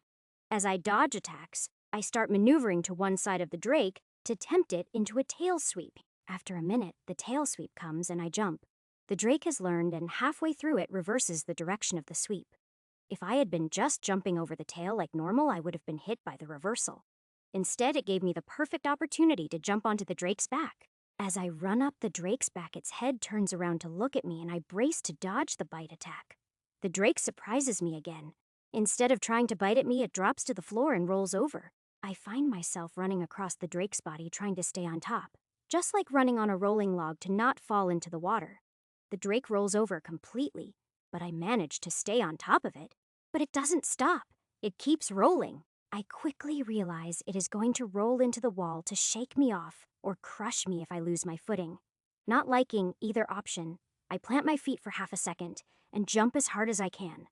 Using the claws of my feet in one hand, I manage to get a tenuous grip on the ceiling. I won't be able to hold on once the Drake hits the wall, so a few seconds before the impact, I jump again. towards the drake. The drake hits the wall and shakes the entire room. But it doesn't affect me since I am in midair at the time. The drake hit the wall and stopped belly up. I grab Blitz with both hands and use all my strength and momentum to drive it into the drake. Blitz sinks in up to the hilt, and the drake roars in pain. I quickly plant my feet and struggle to pull Blitz free. Twisting and tugging at Blitz, I just barely manage to get it free and jump back before the drake rolls towards me to get to its feet. From the way it moves, I can tell that the last hit did some damage, which makes me hopeful. It didn't go anywhere near how I had planned, but I can still call this round my win. The drake just watches me as I move back further, trying to buy myself a minute to catch my breath. The drake lets me back up a decent distance, and then suddenly charges at me. It has its head down, and its mouth is wide open, like it wants to swallow me whole. Rather than try to dodge to either side, which it is probably expecting I wait and jump straight up just before the drake reaches me. The sight of all those huge teeth coming straight at me is the stuff of nightmares. My jump clears its head and I plant one hand on its head to give myself enough clearance to let the body pass under me. Zap! DP 370. Divided by 410 finding congratulations. Skill Zap has progressed to level 2. Zap level 2 cost 10 DP range. 1 foot damage equals int x 1.5. Great. The damage went up and it isn't touch only anymore. Just as I am passing over the drake's body and cheering for Zap leveling up, I get smacked. The drake's tail comes up and swats me out of the air like I am an annoying fly. You have suffered a tail slam. Damage 137 horsepower. HP 890 divided by 1,763. The tail was perfectly aimed. Not only did it swat me out of the air, but it threw me into the corner of the room. The landing knocks the wind out of me, and as I struggle to take a breath, the drake spins to face the corner and takes a deep breath. This is bad. Trapped in a corner with no room to dodge the flames. If I get hit head-on, I am toast. Chapter 121. Getting my feet under me as I try to think of a way out of the flames path, I stagger 2 steps out of the corner before the drake unleashes its breath attack. As the flames boil out of the drake's mouth, I realize I have no way to survive other than to use my trump card. Dash! DP 360 divided by 410, everything slows down as my speed doubles? The drake's flames are moving in slow motion. It looks like special effects from a movie as I clear the distance to the drake in a flash. As the flames pass over my head, I move under the drake's body and target his weak points. 13 times I stab with Blitz before Dash runs out and everything returns to normal. The drake realizes my position from the damage and bends his head down so that his flames flood underneath him. I am weary from Dash and don't react fast enough to avoid the flames. You have suffered a breath attack. Fire damage 317. 296 resisted, HP 573, divided by 1,763. I dive out from under the drake and roll repeatedly to smother the flames. As I stagger to my feet, the drake has already moved in pursuit, even as it is roaring in pain and anger. You have suffered a claw attack. Damage 219 horsepower. HP 354 divided by 1,763. Falling with the hit allows me to reduce the damage and dodge the second swipe at the same time. As I roll back to my feet, I am forced to immediately jump back to dodge the next attacks. As the claws pass me by inches, I decide I need to counterattack. Zap! Zap. DP 340 divided by 410, the increased range of Zap makes it perfect as a counterattack when dodging. This way I can damage the drake without taking any more damage, which is important since another good hit will kill me. Unfortunately, the drake isn't stupid and stops attacking. The drake continues to back away as I advance, trying to get in range to use Zap again. I quickly notice the drake has made a mistake. It isn't used to retreating. All its attention is on me, not where it is going. I increase my pace to keep the drake focused on me so that it won't notice until it is already backed into a corner. As the drake nears the corner, I suddenly break into a charge right at the drake. The drake responds by moving backwards as fast as it can, right into the corner of the room. The moment of surprise, when the drake's back hits the wall, is the moment I strike. As the drake's head rears back in surprise, I turn my charge into a leap. I am aiming for the weak spot where the jaw connects to the head. My hope is to either kill the drake or make it unable to use its breath. At the moment, Blitz hits the weak spot. I activate Zap for that little extra damage. But I get a pleasant surprise. Zap! DP, 330 divided by 410, critical. Blitz has enhanced the lightning attack. I was hoping to injure the jaw. But thanks to the unexpected critical damage, the Drake's lower jaw is almost completely destroyed. With that much damage, there is no way it can use its breath weapon again. With no ranged attack, it has to use melee attacks where I can counter with Blitz. Previously, the Drake would roar in pain or anger, but this time, it mewls in pain, making me feel bad. The Drake is obviously severely wounded and close to death. My anger fades, and now all I want to do is end its pain. The Drake lowers its body and lays on the floor. It seems to be giving up. I approach slowly, cautious of a trick, but the Drake doesn't move. I raise Blitz and aim for the Drake's eye. I want to pierce the brain and kill the Drake painlessly. Just before I strike, the Drake's gaze meets mine, and in that gaze I see gratitude. Who knows how long the Drake has been trapped down here alone? After my time trapped alone in the pit, I sympathize with it. I suddenly don't want to kill the Drake. I want to free it and take it outside. But that is impossible, especially since I have no healing skills and would just prolong its suffering. In a flash, Blitz pierces the Drake and the light fades from its eyes. I have won, but I don't feel like it. At this point, I don't even care what the rewards are. I just want to leave this place and rejoin my friends. 7th trial complete. Reward, skill book, supreme swordsmanship. First clear bonus, skill book, making a skeleton. As I stand staring sadly at the Drake's corpse, 2 books appear on the ground at my feet. What a weird reward. I've never even heard of skill books, but I can't bring myself to look at them right now. I am too busy fighting back tears. I get the feeling that the Drake would have been an amazing friend, and I can't help but wish I had been born in this world with the ability to tame monsters. Wanting to stop thinking about it, I walk over to the wall and sit with my back against it and try to enter meditation. Then, I have an idea and throw myself back to my feet and rush to the Drake's body. Create soulscape! As I had hoped. The Drake's soul is still lingering, and I am able to pull it into the soulscape with me. We both appear in the small clearing beside the stream, surrounded by forest and bathed in sunshine. The Drake is astonished as it looks around at all the things it has never seen before. It shows no interest in resuming our battle. As the Drake is looking around, I add more details. A soft breeze carrying the scents of the forest and the warmth of the sunshine. I hone my imagination as much as possible to make this the perfect recreation of nature. I want the Drake to truly experience what the outside would have felt like if it wasn't trapped in that horrible room. This is my way of apologizing for killing it. I respect the Drake and feel sorry for it. It was definitely a worthy opponent, and as I watch it looking around, I start to feel its emotions. It is happy and feeling wonder and gratitude towards me.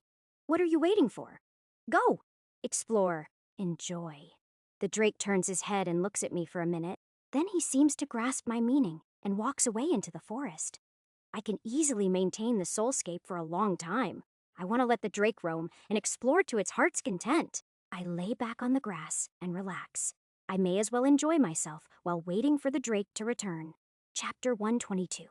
As I lay there, I use my imagination to add animals large enough for the Drake to hunt and eat. The more the Drake can enjoy itself, the less guilt I feel about killing it. The anger I feel towards whoever created the trials and trapped the Drake doesn't fade at all. If the Drake had been a creation or a normal monster, it wouldn't bother me. But the Drake was real and intelligent. It didn't deserve to be trapped in a room for who knows how long. Right now, I don't have the mental strength to face another trial, so I will stay here with the Drake for a few days and recover. Of course, in the soulscape, my body won't recover, but I need a break. I haven't really rested in a long time. Surrounded by the smell of the grass and the warm sunlight, I fall into a deep sleep. While I sleep, the Drake is happily running around exploring and hunting. I sleep for days, which is fine since it is only hours in the trials and minutes outside. When I wake up, I feel very refreshed and slightly confused. I feel a weight across my legs, and my head is not resting on grass. Opening my eyes, I first look down to see what is on my legs, only to find the Drake sleeping with his head across my legs. When I look up to see what my head is resting on, I get a much bigger surprise. My head is resting on Krenosha's lap, and the view when I look up at her makes me blush furiously. Krenosha says, "Good morning." "Ah, good morning," Krenosha says. "You have been through a lot since we last spoke." Yeah, I guess so. "Is that why you are here?" Krenosha says. "Actually, no. There are two reasons why I am here. One is the trials you are going through. The other is him." As she says this, she points at the Drake, who opens one eye to glance at her. Now that I know he isn't asleep, I reach out with one hand and start petting him, earning a happy-sounding grumble. "What about him?" Krenosha says. "He is a greater monster, so when his soul didn't immediately come to my realm, I was worried. Sorry to have interfered. I was just showing him my regret at killing him." Krenosha says, "You are definitely a weird one, Ash." As I am about to move my head from her lap, she starts petting my head so I freeze. Having a beautiful woman play with your hair is one thing. A beautiful goddess is something else altogether. I lay there in absolute bliss until she stops with a giggle. Krenosha says, "Haha, you were purring." "So what happens to him now?" Krenosha says, "He will be reborn as a drake again, most likely." "Any way to make sure he is born somewhere where he can see the sky?" Krenosha says, "You really are a softie, aren't you?" "Let's not talk about that." "Can you do it?" Krenosha says. "Yes, I can do that." "Thank you." Krenosha says, "You are welcome." "Now about the trials?" "Yeah, what are they?" Krenosha says. "You remember I told you my sister and I were the only survivors of our pantheon?" "Yeah, I remember." Krenosha says. "Well, there were 7 other gods in the pantheon before they died. The trials are basically the body of one of the dead gods." "Wait, I am inside the body of a god," Krenosha says. "Well, not literally the body. The trials were made from the god's power and body. They are meant to test the worthiness of a successor." "Oh, I guess that makes more sense," Krenosha says. "The problem is the trials are meant to test demigods, not mortals. Are you saying there is no hope of me finishing the trials?" Krenosha says, "The trials are set up so that a worthy successor will gain divine power through the trials and emerge as a god to replace the fallen god." "Finishing the trials will make me a god?" Krenosha says. "No, you are not a demi. God, so you are unable to absorb the divine power that is released each time you complete a trial. This has helped my sister and I since we have been able to absorb the divine power from the trials that you have passed." "Is that why you are able to be here without being all transparent like last time?" Krenosha says. "Yes, even without a temple being cleared, your actions have given my sister and I a decent power boost." "That is a good thing, right?" Krenosha says. "Yes, the power is a good thing. However, you being in the trials is a bad thing, because I am not a demigod." Krenosha says, "Yes, because only a god can pass the final trial." "Ah, you know what the final trial is," Krenosha says. "Yes, the final trial is to escape the barrier." "You mean the barrier I entered through?" Krenosha says, "Yes, that barrier must be broken or taken down before you can leave. My sister and I cannot pass through it, so we can't help you." "Why would it be so hard?" Krenosha says. "As I said, the trials are meant to elevate a worthy demigod into a god. The last trial is set to make sure they can either control their power or control the orb enough to escape." "Orb? What orb?" Krenosha says. "The orb of Arkat.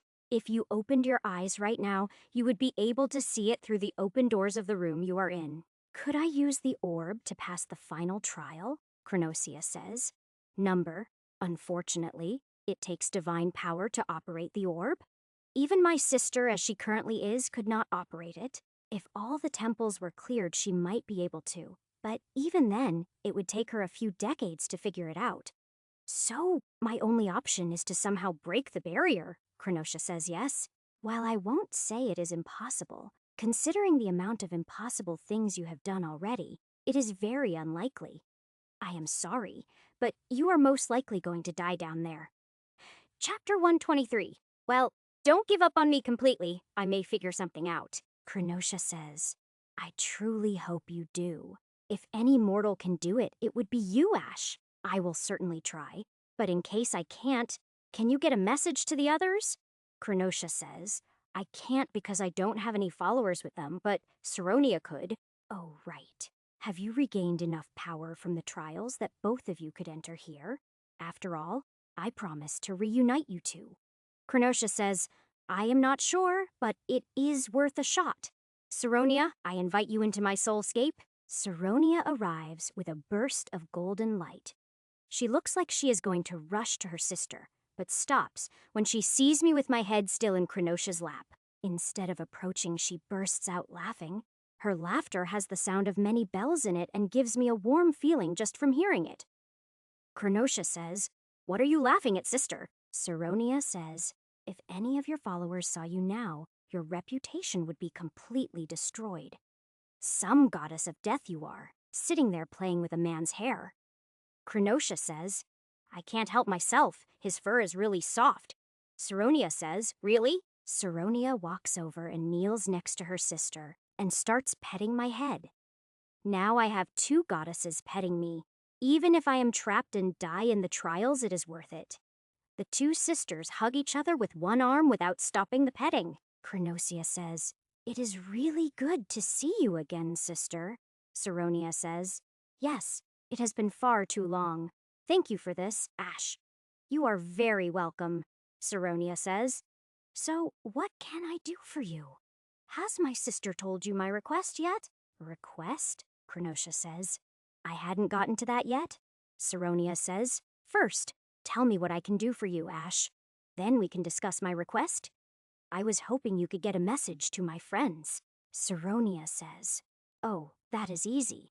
I can send a message through Layla without a problem. Thank you. Can you tell them to move west immediately and not to wait for me? Saronia says, Ah, I understand. Yes, I will pass on your message. Is there anything else you would like me to tell them? Not yet.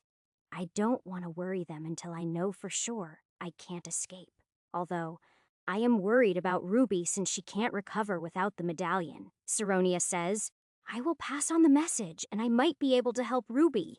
I might be able to take the medallion from you and have Layla hold it for now. That would be good, Saronia says. Removing the medallion will involve some pain, though. That is fine. After the trial of endurance, pain means less to me. Now, what is your request? Salonia says. I want you to give the Orb of Arkat to me. No problem. I can't use it anyway, right? Saronia says. Sure, but you should know its value before just giving it away. Okay, what is it? Cronotia says.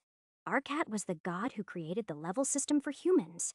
The orb is the means to control the system, meaning once my sister can control it, we can once again give all humans the ability to have levels.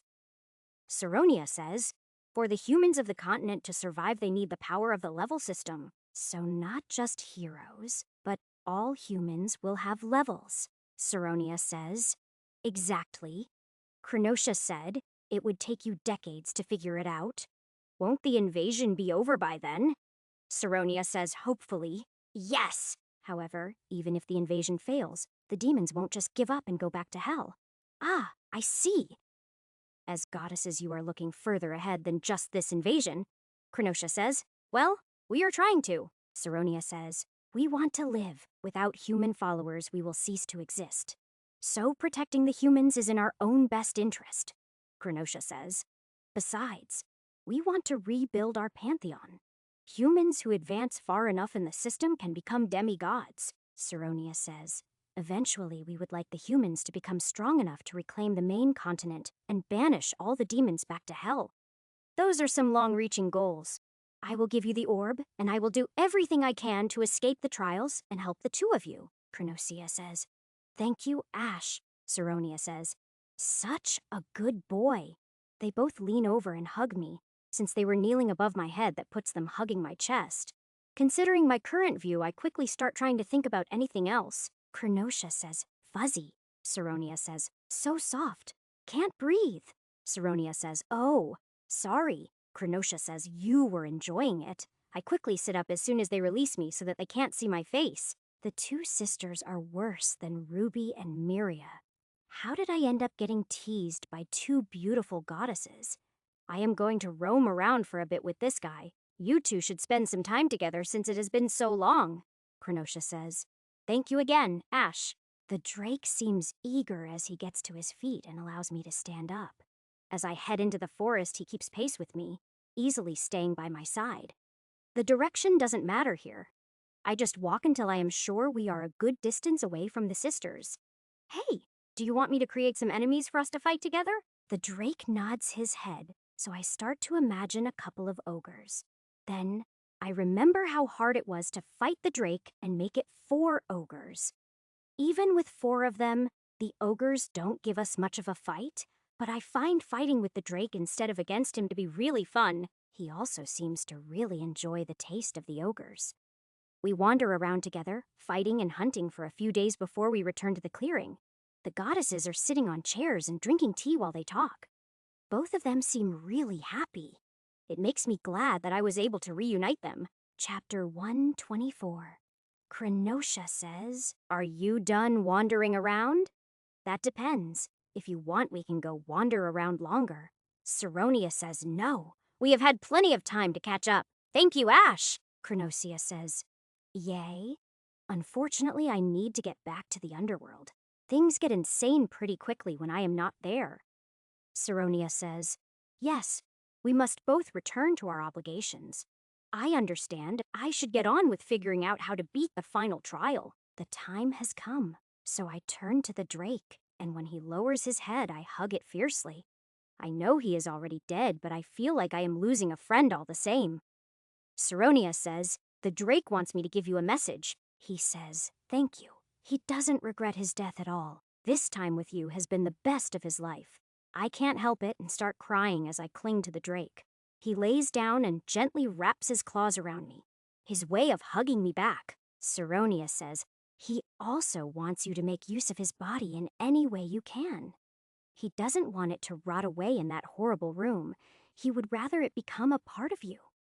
Krenosha says, beings don't always lose all the memories from their past life. He says he knows the smell of your soul now, whether it is this life or the next. He says he will find you and play with you again. Me too. I hope we can meet again as friends instead of enemies. The drake pulls his head back away from me and then licks me, leaving my face and chest drenched with saliva. I am laughing as his soul fades away, and Krenosha leaves with him. Once he is gone, I break down in tears again, and Saronia holds me and lets me cry on her shoulder. I am sorry. I am not usually like this. Saronia says, it is fine. You have been through a lot lately. I know you are both depending on me to deal with the temples. I am sorry I got stuck in this trial. Saronia says, it is okay. We didn't expect you to go near here, or we would have warned you. Are the other 6 trials like this one? Saronia says, no. The other 6 are dungeons, not trials. This one is unique because Arkat wanted to make sure the person who got control of the orb was worthy.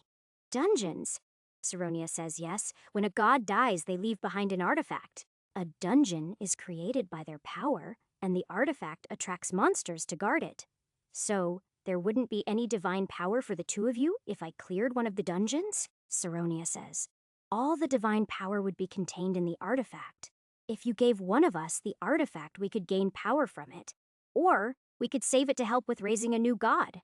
Do you know the locations of the 6 dungeons? Saronia says, yes, they exist where my fellow gods died.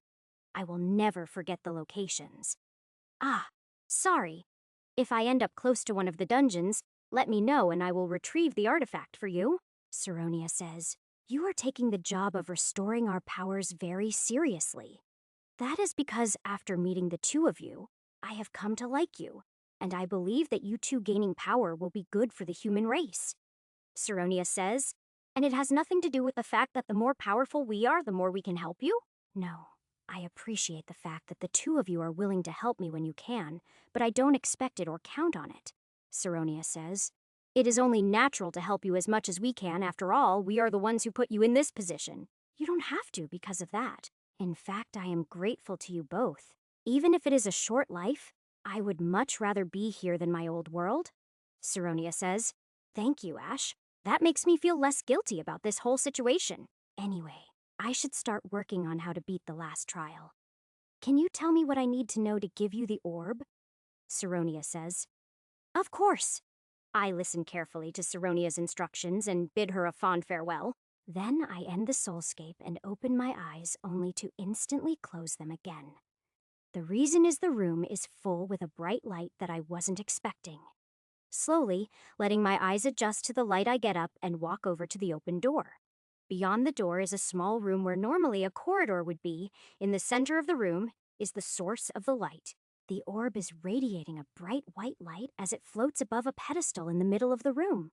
Not even bothering to examine the orb, since I know what it is, I quickly perform the ritual as Saronia instructed and offer the orb to her. The orb disappears with a flash of golden light, and at the same time, I feel a burning pain on my chest as the medallion is removed. Now, I don't have to worry as much about Ruby if it takes me a long time to escape from here. With the removal of the orb, the light returns to normal, and I am able to see another door beyond the pedestal. Walking over and pushing the door open reveals a natural-looking cave with a tunnel on the opposite side from me. I stretch my hand out in front of me and slowly move towards the tunnel. As expected, halfway through the cave, I run into the barrier that surrounds the trials. Because I am moving slowly, I manage to avoid hurting my hand. If I hadn't known ahead of time, I probably would have found it with my face. Final trial escape. Just to test it, I try hitting the barrier with my fist.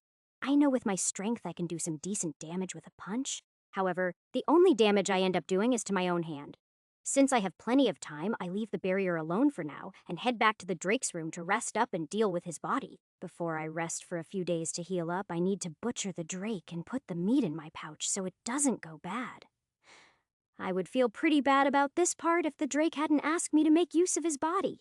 The first thing I need to do is carefully pry up all the scales. I don't want to damage them so I can use them later. Based on how hard it was to hurt the Drake, I am positive. The scales will make excellent armor at the least. My only worry is whether or not my skill is good enough to work with them. Maybe I will hold on to them until I find someone good enough to make the best armor, or teach me how to make it. Seeing the skill books on the floor reminds me of the rewards for the heart trial, but they can wait until after I have rested. Once I am done removing all the scales, I set to skinning and butchering. The meat goes straight into the pouch to keep it as fresh as possible, which is when I remember I don't have any more firewood to cook with. Then, I think of using the portable forge to cook with. But then I remember it won't work without Ruby around to power it. Guess I am going to be stuck eating raw meat until I get out of here. Luckily, I have the endless water skin, so water won't be a problem. I haven't seen any source of water since entering the trials. If I didn't have water with me, I would have died of dehydration. It makes me wonder how many people have died in here just because they didn't carry enough provisions. Then again, everyone probably died to the ogre, especially if they came in here like me, not knowing what this place was. Chapter 125. As I carefully remove the Drake's heart, I find myself crying again. I really hope he is reborn in a much better life, and although I doubt it will happen, I hope we will meet again. It takes me a half hour to eat the heart that is almost as big as my chest. Devour has activated. +5 to all stats. +100 horsepower. Wow. I will just consider this a gift from my friend. The next 2 days I spend healing up and cleaning the bones of the Drake. I tried putting them in the pouch, but for the first time since I got it, I hit the capacity limit. I am going to have to go through everything and sort what I want to keep, but that can wait till later. Besides, by the time I escape from here, I will probably have eaten a lot of the food stored in the pouch. For now, I guess I should take a look at the skill books. I pick up the Supreme Swordsmanship and open the cover. Warning. Learning Supreme Swordsmanship will remove all non-sword weapon skills. Stat gains will remain. Do you want to learn this skill? Yin. The other weapon skills are useful, but I only ever really use Blitz. It is nice that I will keep the stats I gained. That was the main reason for learning weapon skills. May as well. The name makes it seem really powerful. Yes. Congratulations. You have acquired the skill Supreme Swordsmanship. Skill deleted, dagger basics. Skill deleted, blunt basics. Skill deleted, spear basics. Skill deleted, polearm basics. Skill deleted, axe basics. Skill deleted, bow basics. Skill deleted, sneak attack. Skill deleted, dagger throw. Ouch, that kind of hurt my soul. Let's see. The skill is broken down into forms. The first form is just called Pierce. It is a simple thrust. What kind of ripoff is this? I study the diagrams and instructions in the book, then stand up and try to practice the attack. Despite how simple the skill looks, actually performing it proves to be very difficult. It requires a precise series of muscle movements that is very hard to pull off. After 5 hours of trying, I finally succeed once, and the thrust is so quick that I can see the air currents distorting around it. While I am resting and eating, I pick up the other book and take a look at it. This book is different. Instead of just granting a skill, it is a long series of instructions designed to create only one skeleton. When I finish reading the description and find out it only creates a single level 1 skeleton, I am very disappointed. Wait, why is it a level 1 skeleton? Does the fact that it has a level mean it can level up? Intrigued at the possibility, I pick the book back up and continue reading. Okay, so it can level up. That makes it more useful. It can also equip items, and it is basically immortal. Anytime it is destroyed, it simply returns to me and I can resummon it. It doesn't lose anything from dying. This is sounding more and more like a Death Knight's pet from an RPG game. It turns out this was a pretty good reward after all. It will take some work before it is useful, though. What is my group missing? We have a healer, melee DPS, and range DPS. I have been acting as the tank, but I am not really suited to it, so I should make a pet that can tank for me. Setting the book aside for now, I return to practicing the new Pierce technique. After a few hours, I have it to the point that it works properly every third try. I have a drink of water, and then walk back out to the natural cave and stand a few feet from the barrier. I start practicing again, but I am hitting the barrier now instead of just air. I notice that when I get the strike right there is a tiny ripple in the barrier where Blitz hits it. That means the barrier can be affected without divine power.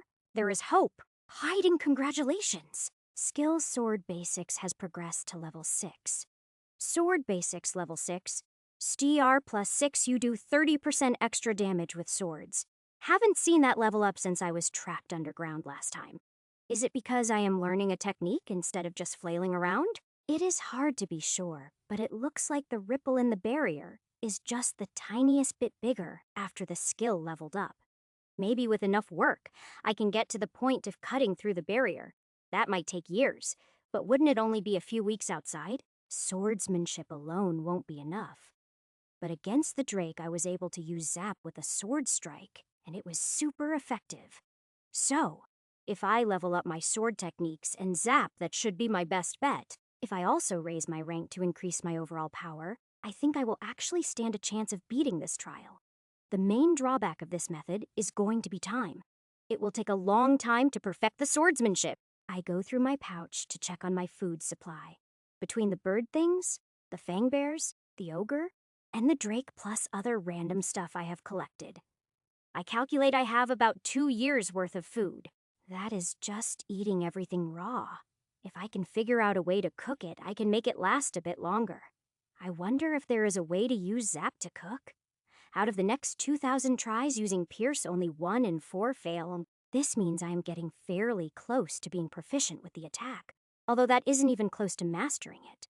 Throughout the hours of practice, I have been racking my brain for any other method to escape, but after going through all my ideas, this seems to be my best bet. So it is decided. I will devote however long it takes to becoming a sword master able to cut through the barrier.